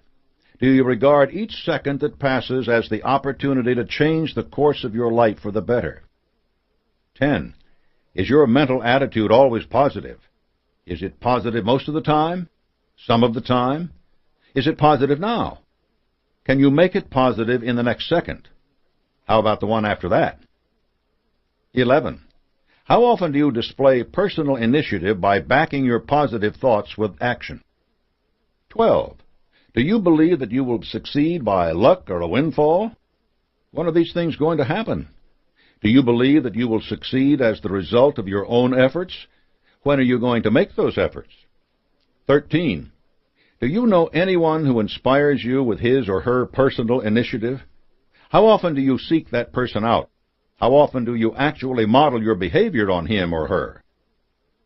14. When do you go the extra mile? Does it happen every day or just when you think someone is paying attention? Is your attitude good when you do it, or do you begrudge the additional work? 15. How attractive is your personality? Do you look at yourself in the mirror every morning and work to improve your smile, your facial expressions, or do you just brush up before an important meeting? 16. How are you applying your faith? When do you act on the inspiration from infinite intelligence? How often do you ignore it? 17. Are you building your self-discipline? How often do uncontrolled emotions cause you to do something you quickly regret? 18. Have you mastered your fears? How often do you display their symptoms? When do you replace them with your ambitions? 19. How often do you accept other people's opinions as fact? Do you question those opinions every time you encounter them? How often do you call on accurate thinking as the solution to your problems? 20. How often do you inspire cooperation by giving it? Are you doing it at home, at the office, in your mastermind alliance? 21. What opportunities do you allow your imagination? When do you apply yourself to problems with creative vision? What dilemmas do you have that need to be solved this way? 22. Are you relaxing, exercising, and paying attention to your health? Were you planning to start at the new year? Why can't you start right now? This inventory is designed to get you thinking. Your use of your time reflects the degree to which you have made the principles of personal achievement a part of your life. Don't be discouraged if your answers to these questions are not yet what you'd like them to be. I have sold books to millions of people and lectured to thousands more. Many of them gained great success afterward, but none of them did it overnight. Although the benefits from success can accrue very quickly, most truly successful people need much of a lifetime to get everything they want. Those are lifetimes well spent. Doers and drifters. Your attitude toward life determines your attitude toward time. People pretty much fall into two camps on this subject. Doers have a definite major purpose. Manage circumstances and resources. Examine every idea they encounter before they adopt or discard it. Take risks and assume responsibility. Learn from their mistakes. Go the extra mile. Control their habits. Have positive mental attitudes. Apply their faith in their own success. Create mastermind alliances to expand their knowledge and experience. Recognize their weaknesses and take steps to correct them. Drifters have no goal in life, are controlled by circumstances and the lack of resources. Flit from one idea about life to the other, depending on this week's fad or what the guy on TV said last night. Run from opportunity and blame others for their lots in life. Make the same mistakes again and again. Do only what it takes to get by. Let their habits control them. Have negative mental attitudes. Never do anything to improve their situation. learn all they want to know from that guy on TV. Wouldn't know a weakness if it bit them. How a doer uses time. My guess is that if you've made it this far, you're determined to be a doer. Great. Let's look at some places where a doer can make substantial difference in his or her life by the wise use of time. Occupation. A doer sees work as the source of all opportunity, a route to independence and security, and a means to better the surrounding world. Doers select work suited to their education and temperaments. They engage in labors of love. Doers don't evaluate their work by the number of hours it takes. They look at it from the perspective of the amount of useful service they render by going the extra mile. Time is a tool for them, not an end. They take pride in their achievements, not in bursting out of the door at 4:59:59. They don't complain about long hours. They complain that the hours aren't long enough to accomplish everything they want. As a result, doers get paid twice. Not only do they take checks home, but they also earn the right to better jobs and bigger checks. Mental habits. Doers take possession of their minds through self-discipline. They make plans and they carry them out. They direct their minds toward the objects of their desire and keep their minds occupied with those things. They don't spend time thinking about what they don't want. Doers recharge their positive mental attitudes often. Their productivity gives them concrete signs of their progress toward their goals. They take these signs as indications of the great things just over the horizon. Relationships. A doer inspires cooperation from others by giving it first. Doers don't spend time arguing, nitpicking, or gossiping, and they avoid people who do. Doers don't waste their time with drifters. They realize that defeatist attitudes can be contagious, and they don't want to be infected. They aren't selfish, they're just particular. Instead, they associate with people who are willing to work with them. They offer those people the extra-mile service they offer everyone. In return, they gain enthusiasm and support. Doers have sympathy for drifters.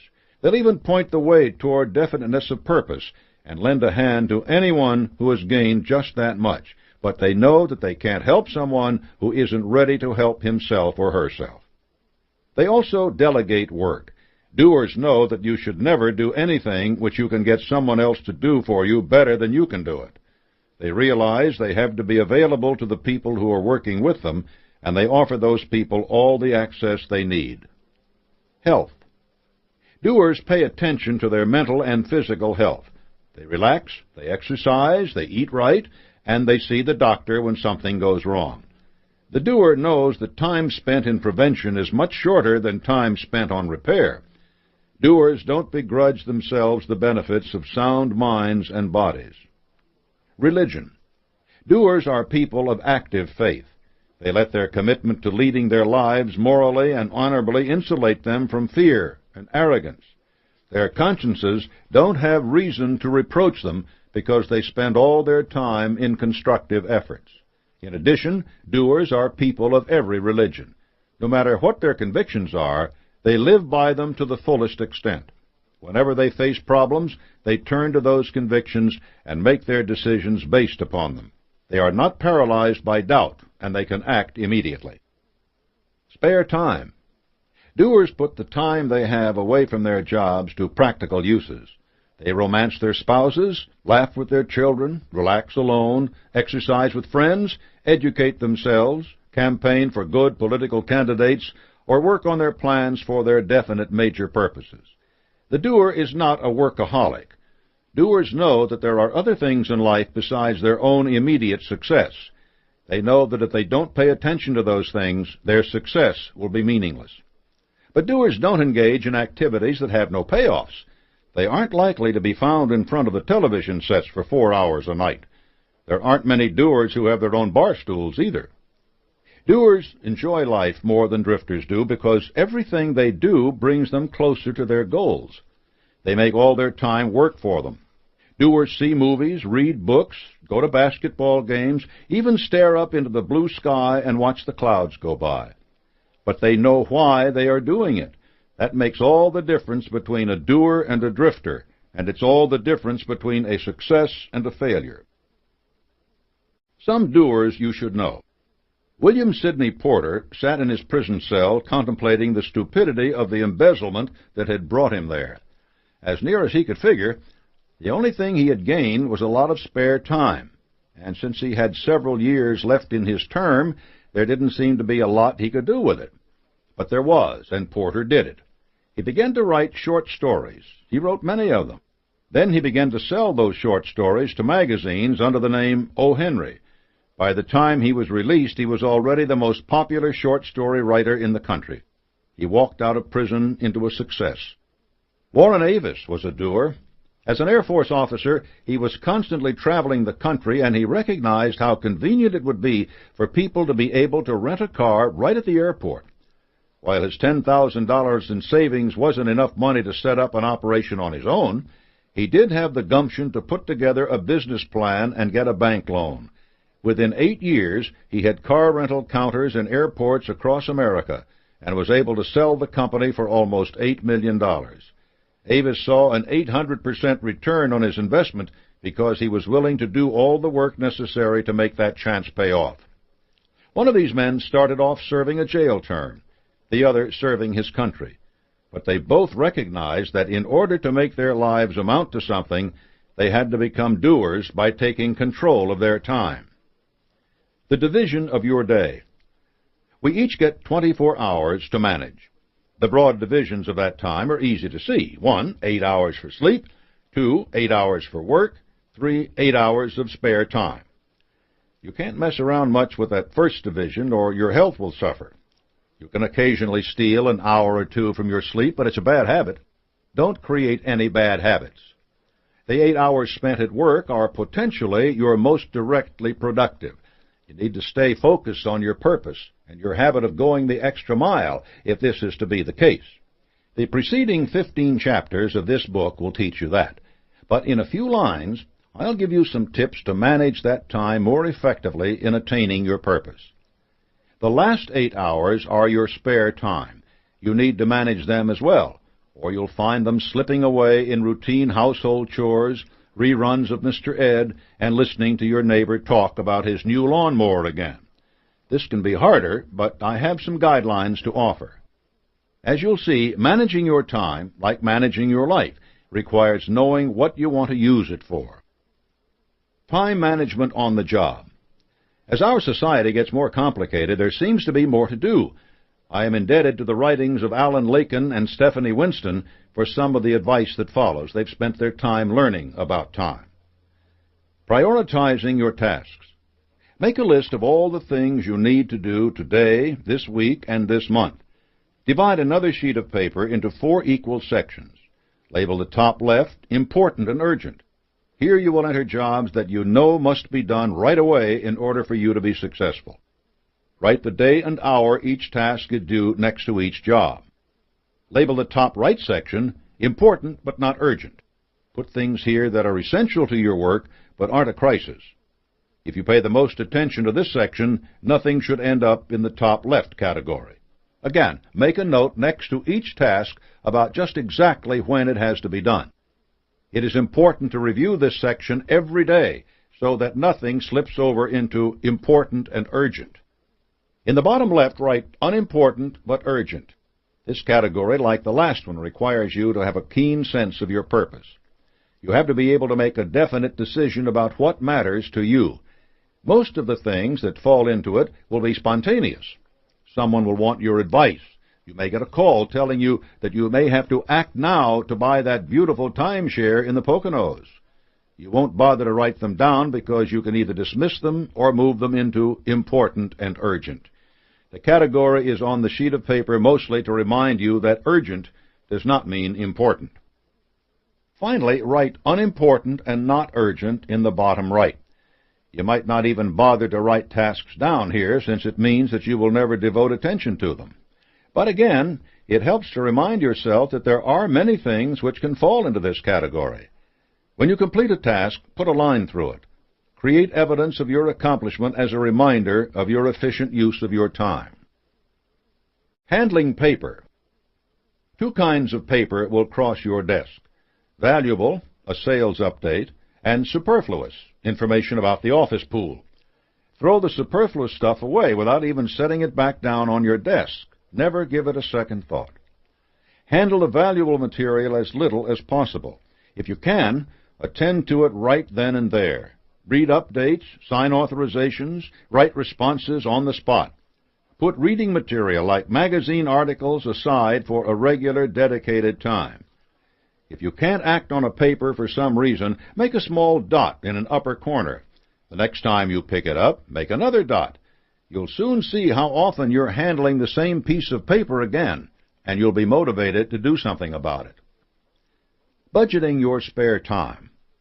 Routine tasks will easily expand to fit the time available and eat up all your spare time unless you make a definite decision to devote it to the things you think are important.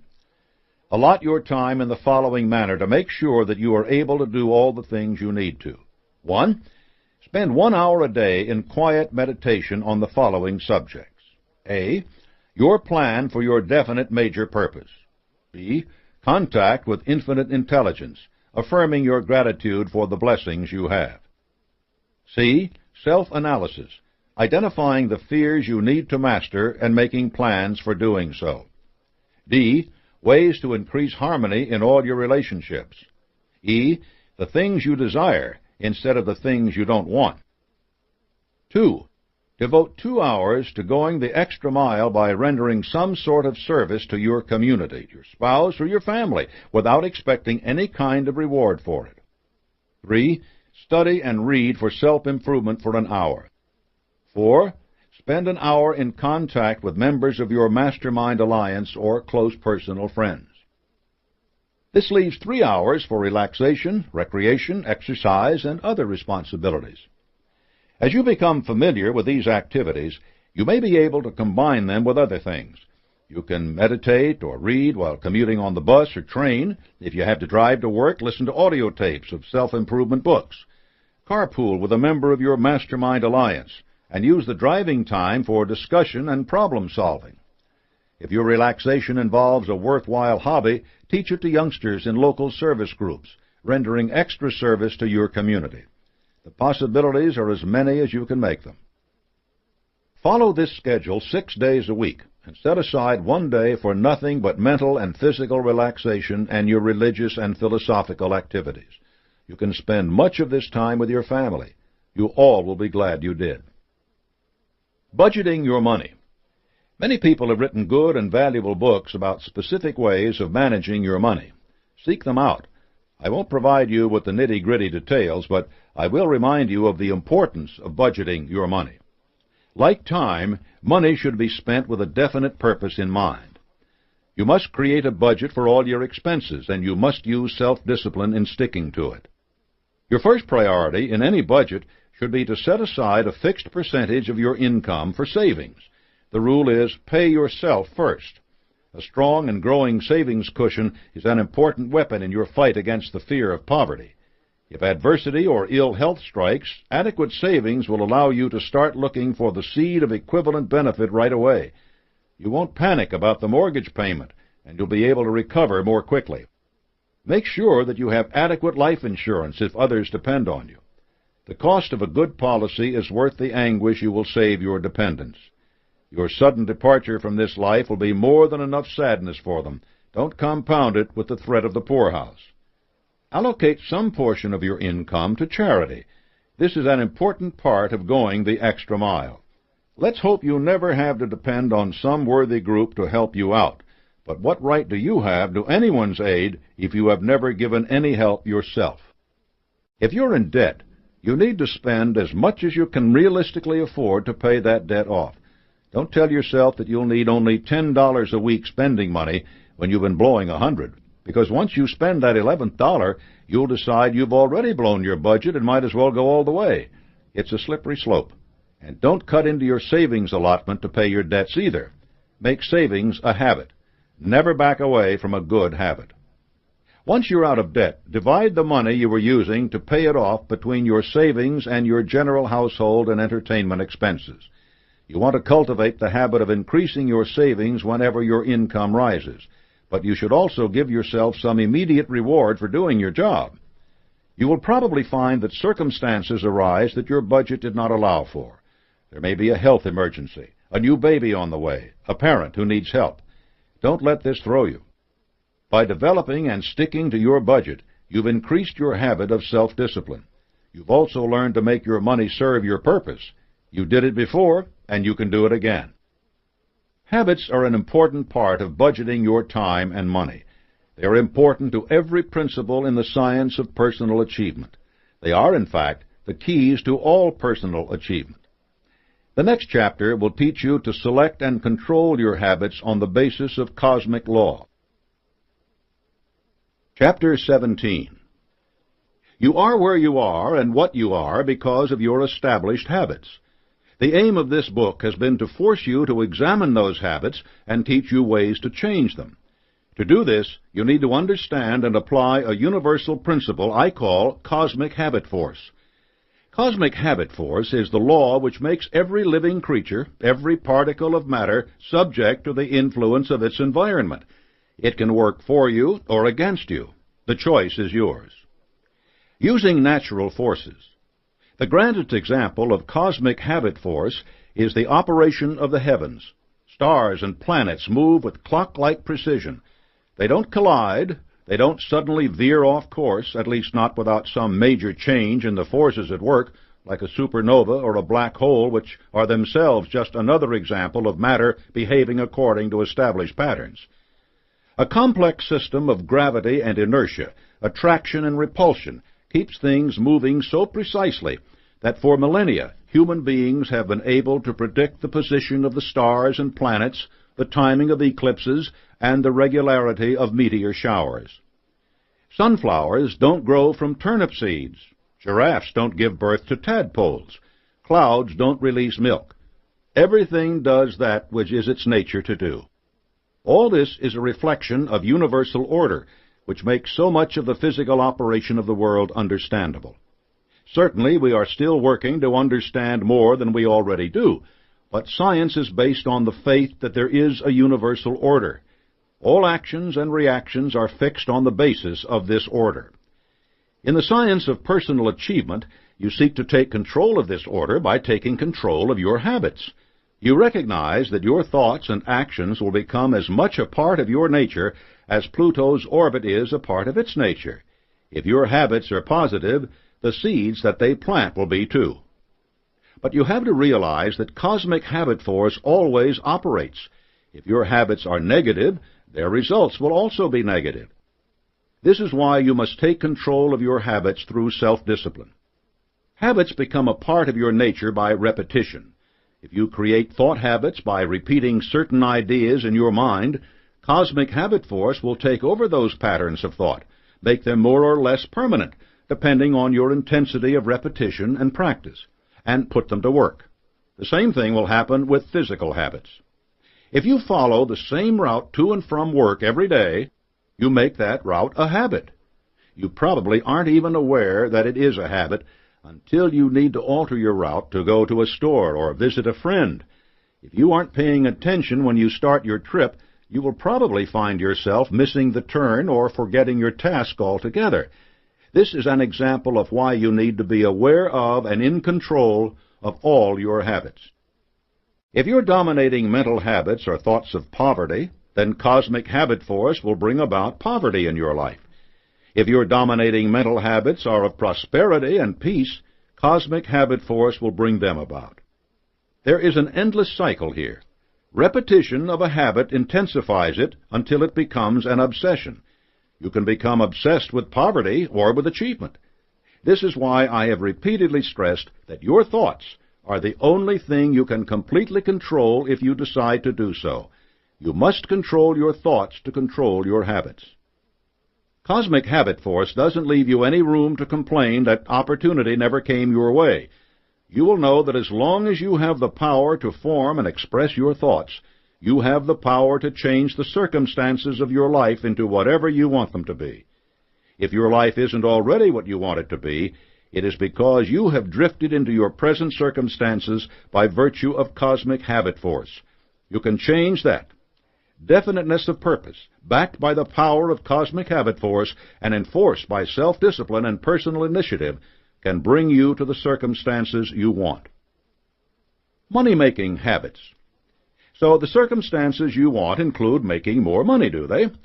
Here's how to go about using Cosmic Habit Force to do just that. Step 1.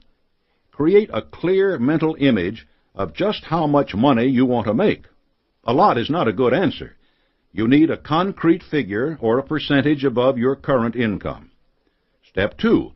Imagine some of the results of having that money. A new home, sending your daughter to medical school, a comfortable retirement. Doing this clarifies which of the 10 basic motives are driving you. The more motives you can associate with making more money, the stronger your push to achieve it. Step 3. Decide how you will earn this extra money. I've emphasized again and again that you can't get something for nothing. You must have a plan. Step 4. Write out your goal and your plan. Include your motives for making more money. Instead of a statement like, I want to retire in security, write something like, I want to own my own home free and clear of debt. I want to be able to travel and visit my family 3 times a year. Set a date for starting and achieving this goal. Sign your plan. Make it a contract with yourself. Step 5. Go back to your plan and underline all the things that you need to do to make it happen that you aren't doing now. Make a separate list of these things. Step 6.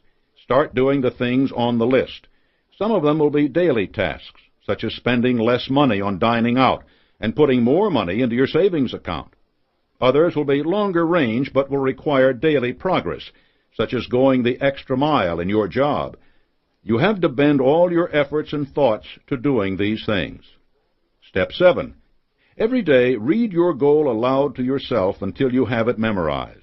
Repeat it in your mind when you get out of bed, when you start your job, when you come back from lunch, when your workday is finished, and before you go to sleep. Yes, this is just what you should be doing anyway in connection with your definite major purpose. You are giving Cosmic Habit Force a pattern to follow. The length of time you need to start conditioning your mind to get positive results depends almost entirely on the amount of faith and enthusiasm you place behind your words and actions. All voluntary positive habits are the products of willpower directed toward the attainment of definite goals. If you say to yourself, sometime in my life I want $100,000, you are saying, I am uncertain about my goals. Here, Cosmic Habit Force cannot come into play because there is no definite pattern for it to follow. If you say instead, 6 months from now, I want $100,000, and I will do X, Y, and Z to get it. Cosmic Habit Force has a pattern to follow, but it will follow that pattern only when your thoughts and actions lead it there. If you don't do X, Y, and Z, you won't develop Cosmic Habit Force. Flexible habits. Be sure to make your plan sufficiently flexible so that you can change it when you are so inspired. The key word here is inspired. As you put your plan into action and develop applied faith, infinite intelligence may hand you a better plan than the one you have made. Treat such inspiration respectfully, for it will help you strengthen your plan where it is weak. Don't express contempt for your hunches. If you repeatedly say to yourself, I had the most foolish idea today, soon you will be having only foolish ideas. Instead, write down your hunches as soon as they occur to you. Examine them carefully, and be sure you are not rejecting them simply because they involve something that hasn't been done before or because they don't conform to your current habits. The purpose of Cosmic Habit Force is to make your habits serve you, not the other way around. Don't let your habits become so ingrained that whatever useful purpose they once served, they now limit your opportunity, tolerance, faith, and enthusiasm. American Express enjoyed huge success with its charge card in the 1980s. It became a symbol of prestige, and millions of new members signed on. More businesses than ever accepted the card because they wanted to attract card members' dollars. Then the economy changed, but American Express habits didn't. As it became necessary to stretch every penny and to watch every percentage of margin, cardholders began switching from the high-fee American Express card to no-fee cards from Visa and MasterCard that offered almost the same benefits. Merchants became angry because American Express claimed a higher percentage of each charge than other cards. Worse, it was slow to credit merchants' accounts. The number of cardholders began to fall dramatically. In Boston, a group of restaurants even organized a boycott of American Express to protest its policies toward merchants. Profits disappeared and losses mounted. Cosmic habit force was at work. American Express kept doing business the way it always had until a crisis hit it right between the eyes. The habits that had made it the premier charge card were not the habits that would keep it the premier charge card. Its habits ruled them, not the other way around. Whatever your habits, cosmic habit force will carry them out. It isn't enough merely to develop good habits and leave it at that. You must remain alert to the effect of your habits and be willing on a moment's notice to change them when new ones will serve you better. Beware of these habits. The good news is, ironically, if you have any of these habits, they will eventually cause some sort of defeat that will inspire you to eliminate them. Of course, you can spare yourself that trouble if you're willing to examine yourself, identify your negative habits, and resolve to replace them with positive ones. Poverty, imaginary illness, laziness, envy, greed, vanity, cynicism, drifting without aim or purpose, irritability, revenge, jealousy, dishonesty, arrogance, sadism. Embrace these habits. You can replace any of the above with one of the following and profit by doing it. Definiteness of purpose. This is the primary good habit. It makes you more alert, more imaginative, more enthusiastic, and it increases your willpower. Faith. Let your mind dwell on positive ideas and on clearing away all negative influences and fears. This takes self-discipline. Personal initiative. You may have to force yourself at first to do things without being told to do them, but persistence will make it easier. Enthusiasm. Remember that controlled enthusiasm is your goal. You'll want to be able to summon it at will or shut it off when it isn't appropriate or might actually be dangerous. Self-discipline. This is a circular process. The more you exercise it, the more you have it. Going the extra mile. Start right now by doing something for which you don't expect to be paid directly. Go the extra mile every day by sheer effort if necessary, and soon the effort will be replaced by habit. Controlling your willpower. In the chapter on self-discipline, you learned about your ego, the source of your willpower. Developing positive habits which can be taken over by cosmic habit force depends heavily on strong willpower. Here's a review of the steps to strengthen your will. Step 1. Actively ally yourself with other people who can help you attain your major purpose. A mastermind alliance creates multiple patterns for cosmic habit force to work on. Step 2. Develop your plan, drawing on all the members of your alliance for knowledge, ability, and the power of their faith. Step 3. Distance yourself from anyone and any circumstance that make you feel inferior. A positive ego does not grow in a negative environment. Remember that cosmic habit force causes every living thing to partake of the dominating influence of its environment. Step 4. Close the door on the unpleasant experiences of the past. A strong will doesn't dwell on the past. A vital ego thrives on hopes and desires of an as yet unattained objective. If you keep your mind in a state of hope and desire, cosmic habit force goes to work changing your hopes and desires into their material equivalent. Step 5. Surround yourself with every possible means of impressing your mind with the nature of your definite purpose. Hang mottos on your walls. Put up pictures of people doing what you want to do. You want to make it easier to create a mental image of yourself realizing your objective. The more you create this image, the sooner it will be taken over by cosmic habit force and impressed on your subconscious. Step 6. Watch out that you don't overinflate your ego. One small prick with a pin, and the escaping hot air will be like a runaway rocket, carrying you far away from where you want to be. The 3 essentials of cosmic habit force. 3 qualities underlie the process of voluntary establishment of a habit. Plasticity. This is the capability to change. It also implies that once a change has been made, your new form will hold until a subsequent change is made. You won't revert to your old status. Consider the difference between modeling clay, which is malleable but holds the shape it is given, and mercury, which can take any shape for a moment but will never keep it. You can be changed by environmental influences or by your own decisions. Frequency of impression. Repetition is the mother of habit. One of the factors affecting the speed with which a habit can be adopted is how often it is consciously repeated. Your ability to do this may vary with circumstances. Your job may require enough concentration on the task at hand that you have to pay attention only to it and develop your habits in your spare time. Personal initiative also comes into play. If you're lazy, you won't knock yourself out developing a habit. This can definitely slow down the process of acquiring it. Intensity of impression. You can go through the motions of an activity, or you can concentrate on doing it. Concentration builds the habit quickly. You impress the habit on your subconscious mind, and it becomes a part of everything you do. Here's an example of these three essentials at work. A woman working the swing shift at an electronics assembly plant was allowed 2 10-minute breaks, one at 6 p.m. and one at 10:30. Most of her co-workers used these breaks for cigarettes. She didn't want to cultivate a bad habit that would affect her health and make her a less pleasing personality, so she decided instead to have a snack. Her garden was in full bloom, so she would have a carrot, an apple, or something else she had grown herself. Being human, she already had plasticity. It's part of everyone's nature.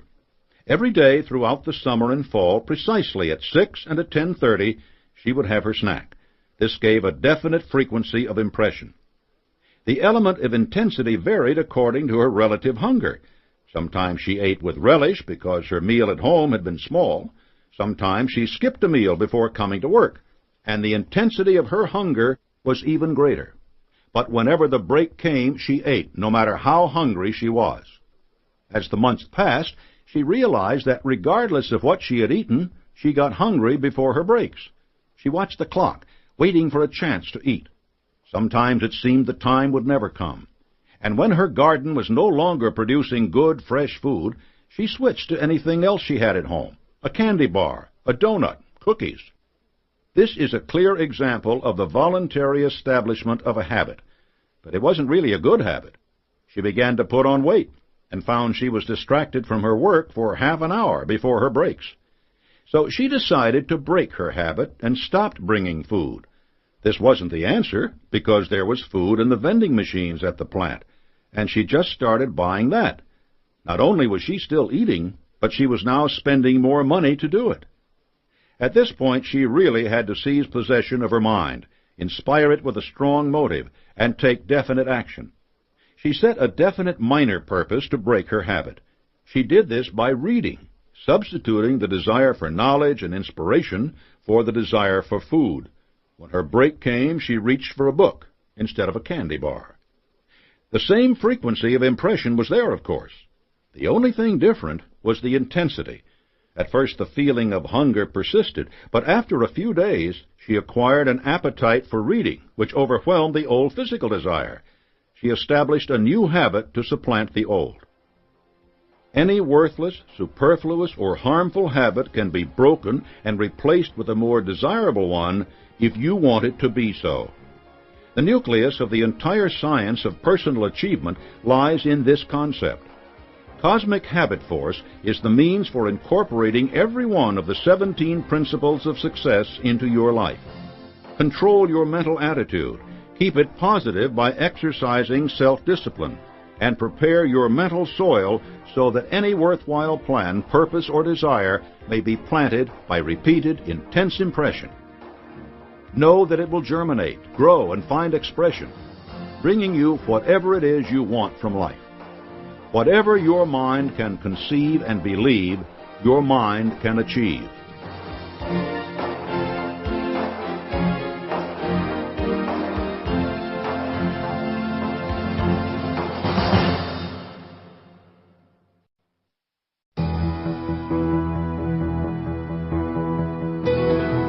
Chapter 18. The 17 Principles of Success. The list that follows is meant to serve as a reminder. Look it over once a week. Are you making regular progress in each of these areas? If you routinely evaluate your efforts to embrace the principles, you are less likely to be caught in a crisis because you've neglected to think accurately, for instance, or to find that your coworkers suddenly regard you as an opportunistic shark. 1. Develop definiteness of purpose. 2. Establish a mastermind alliance. 3. Assemble an attractive personality. 4. Use applied faith. 5. Go the extra mile. 6. Create personal initiative. 7. Build a positive mental attitude. 8. Control your enthusiasm. 9. Enforce self-discipline. 10. Think accurately. 11. Control your attention. 12. Inspire teamwork. 13. Learn from adversity and defeat. 14. Cultivate creative vision. 15. Maintain sound health. 16. Budget your time and money. 17. Use cosmic habit force. A detailed evaluation. Following are concise summaries of the steps to making each principle a part of your life. Read them through, and then at the end of each section, stop the tape, write down specific actions you plan to take to implement the principles, then restart the tape for the next section. The summaries themselves will give you concrete recommendations about what to do. Under the definiteness of purpose, you might write down that you will define your major goal, write out a plan for achieving it, and read that plan aloud to yourself every day, all of which are mentioned in the summary. But if you also include a date by which you will have your plan written down, you will be making a commitment to yourself that will provide you with extra motivation. So do not simply parrot back the summary suggestions. Consider carefully the changes you need to make, and be as detailed as possible in writing them out. In a few weeks or months, you can look at these notes, recognize the progress you've made, and renew your commitment to success. 1. Develop definiteness of purpose with PMA. The starting point of all worthwhile achievements. You should have one high, desirable, outstanding goal, and keep it ever before you. You can have many non-conflicting goals which help you to reach your major definite goal.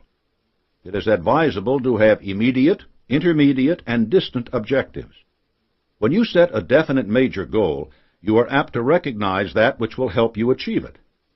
Determine or fix in your mind exactly what you desire. Be definite. Evaluate and determine exactly what you will give in return. Set a definite date for exactly when you intend to possess your desire. Identify your desire with a definite plan for carrying out and achieving your objective. Put your plan into action at once. Clearly define your plan for achievement. Write out precisely and concisely exactly what you want, exactly when you want to achieve it, and exactly what you intend to give in return. Each and every day, morning and evening, read your written statement aloud. As you read it, see, feel, and believe yourself already in possession of your objective. Engage in personal inspection with regularity to determine whether you're on the right track and headed in the right direction, so that you don't deviate from the path that leads to the achievement of your objective. To guarantee success, engage daily in study, thinking, and planning time with PMA regarding yourself and your family, and how you can achieve your definite goals. Whatever your mind can conceive and believe, you can achieve when you have PMA and apply it. Now stop the tape and write your commitment to use this principle in your life. Then restart the tape. 2. Establish a mastermind alliance with PMA. A mastermind alliance is two or more minds working together in the spirit of perfect harmony toward the attainment of a specific objective.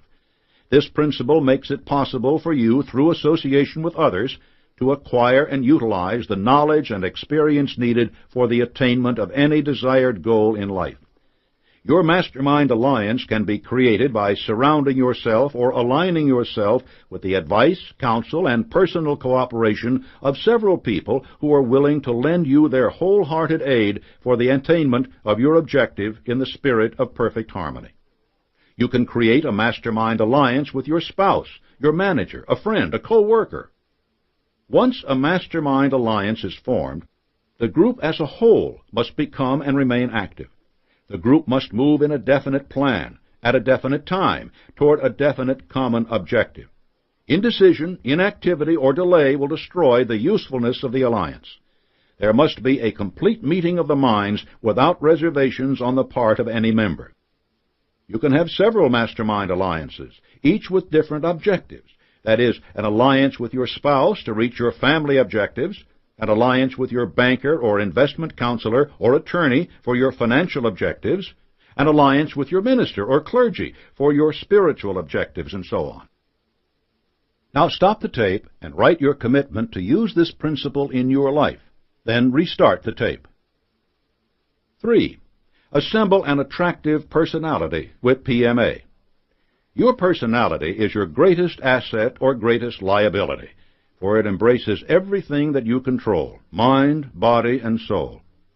A person's personality is the person. It shapes the nature of your thoughts, your deeds, your relationships with others, and it establishes the boundaries of the space you occupy in the world. It is essential that you develop a pleasing personality, pleasing to yourself and to others. It is imperative that you develop the habit of being sensitive to your own reactions to individuals, circumstances, and events, and to the reactions of individuals and groups to what you say, think, or do. Positive factors of a pleasing personality: a positive mental attitude, tolerance, alertness, common courtesy, a fondness for people, flexibility, tactfulness, personal magnetism, a pleasant tone of voice, control of facial expressions, sportsmanship, sincerity, a sense of humor, humility of the heart, smiling, enthusiasm, control of temper and emotions, patience, proper dress. Do unto others as you would have others do unto you. Now stop the tape, write your commitment to use this principle in your life, and then restart the tape. Number 4. Use applied faith with PMA. Faith is a state of mind through which your aims, desires, plans, and purposes may be translated into their physical or financial equivalent. Applied faith means action, specifically the habit of applying your faith under any and all circumstances. It is faith in your God, yourself, your fellow man, and the unlimited opportunities available to you. Faith without action is dead. Faith is the art of believing by doing. It comes as a result of persistent action. Fear and doubt are faith in reverse gear. Faith in its positive application is the key which will give one direct communications with infinite intelligence. Applied faith is belief in an objective or purpose backed by unqualified activity. If you want results, try a prayer. When you pray, express your gratitude and thanksgiving for the blessings you already have received. Then ask the good Lord for His help. Affirm the objectives of your desires through prayer each night and morning. Inspire your imagination to see yourself already in possession of them, and act precisely as if you were already in physical possession of them. The possession of anything first takes place mentally, by being imagined in the mind's eye. Prayer is your greatest power. Now stop the tape, write your commitment to use this principle in your life, and restart the tape. 5. Go the extra mile with PMA. Render more and better service for which you are paid, and do it with a positive mental attitude. Form the habit of going the extra mile because of the pleasure you get out of it, and because of what it does to you and for you deep down inside. It is inevitable that every seed of useful service you sow will multiply itself and come back to you in overwhelming abundance. Following this principle will make you indispensable to other people. The principle manifests itself in two important laws: the law of compensation and the law of increasing returns. These unvarying laws always reward intelligent effort rendered in the attitude of faith and rendered instinctively without regards to the limits of immediate compensation. Q1 plus Q2 plus MA equals C. The quality of the service rendered plus the quantity of the service rendered plus the mental attitude in which it is rendered equals your compensation in the world and the amount of space you will occupy in the hearts of your fellow man. Make going the extra mile with PMA a habit. Now stop the tape, write your commitment to use this principle in your life, and restart the tape. 6. Create personal initiative with PMA. Personal initiative is the inner power that starts all action. It is the power that inspires the completion of that which one begins. It is the dynamo that starts the faculty of the imagination into action. It is, in fact, self-motivation. Motivation is that which induces action or determines choice. It is that which provides a motive. A motive is that inner urge only within the individual which incites you to action, such as an idea, an emotion, a desire, or an impulse. It is a hope or other force which starts in an attempt to produce specific results. When you know principles that can motivate you, you will then know principles that can motivate others. Motivate yourself with PMA. Hope is the magic ingredient in motivation, but the secret of accomplishment is getting into action. Use and develop the self-starter. Do it now. Now stop the tape and write your commitment to use this principle in your life and then restart the tape. Number 7. Build a positive mental attitude. PMA stands for Positive Mental Attitude. A positive mental attitude is the right, honest, constructive thought, action, or reaction to any person, situation, or set of circumstances that does not violate the laws of God or the right of one's fellow man. PMA allows you to build on hope and overcome the negative attitudes of despair and discouragement. It gives you the mental power, the feeling, the confidence to do anything you make up your mind to do. PMA is commonly referred to as the I can, I will attitude applicable to all challenging circumstances in your life. You create and maintain a positive mental attitude through your own willpower, based on motives of your own adaptation. To develop PMA, strive to understand and apply the golden rule. Be considerate and sensitive to the reactions of others. Be sensitive to your own reactions by controlling your emotional responses. Be a good finder. Believe that any goal can be achieved, and develop what are understood to be right habits of thought and action. A positive mental attitude is the catalyst necessary for achieving worthwhile success. Achievement is attained through some combination of PMA and definiteness of purpose, with one or more of the other 15 success principles. Maintain the right attitude, a positive mental attitude. Stop the tape and write your commitment to use this principle in your life. Then restart the tape. 8. Control your enthusiasm with PMA. A person without enthusiasm is like a watch without a mainspring. Father John O'Brien, research professor of theology at the University of Notre Dame, says, "The first ingredient which I believe is absolutely necessary for a successful, efficient, and competent individual is enthusiasm." He adds, "Enthusiasm comes from the Greek words that let you look into the root of this word, into its basic, fundamental, and original meaning. The first is theos, which means God. The other two words are ente, so that in the early usage of this term of the ancient Greeks, it literally meant God within you. Further, no battle of any importance can be won without enthusiasm. To become enthusiastic about achieving a desirable goal, keep your mind on that goal day after day. The more worthy and desirable your objectives, the more dedicated and enthusiastic you will become. Understand and act on William James' statement. The emotions are not always immediately subject to reason, but they are always immediately subject to action. Enthusiasm thrives on a positive mind and a positive action. This is the key to controlling your enthusiasm.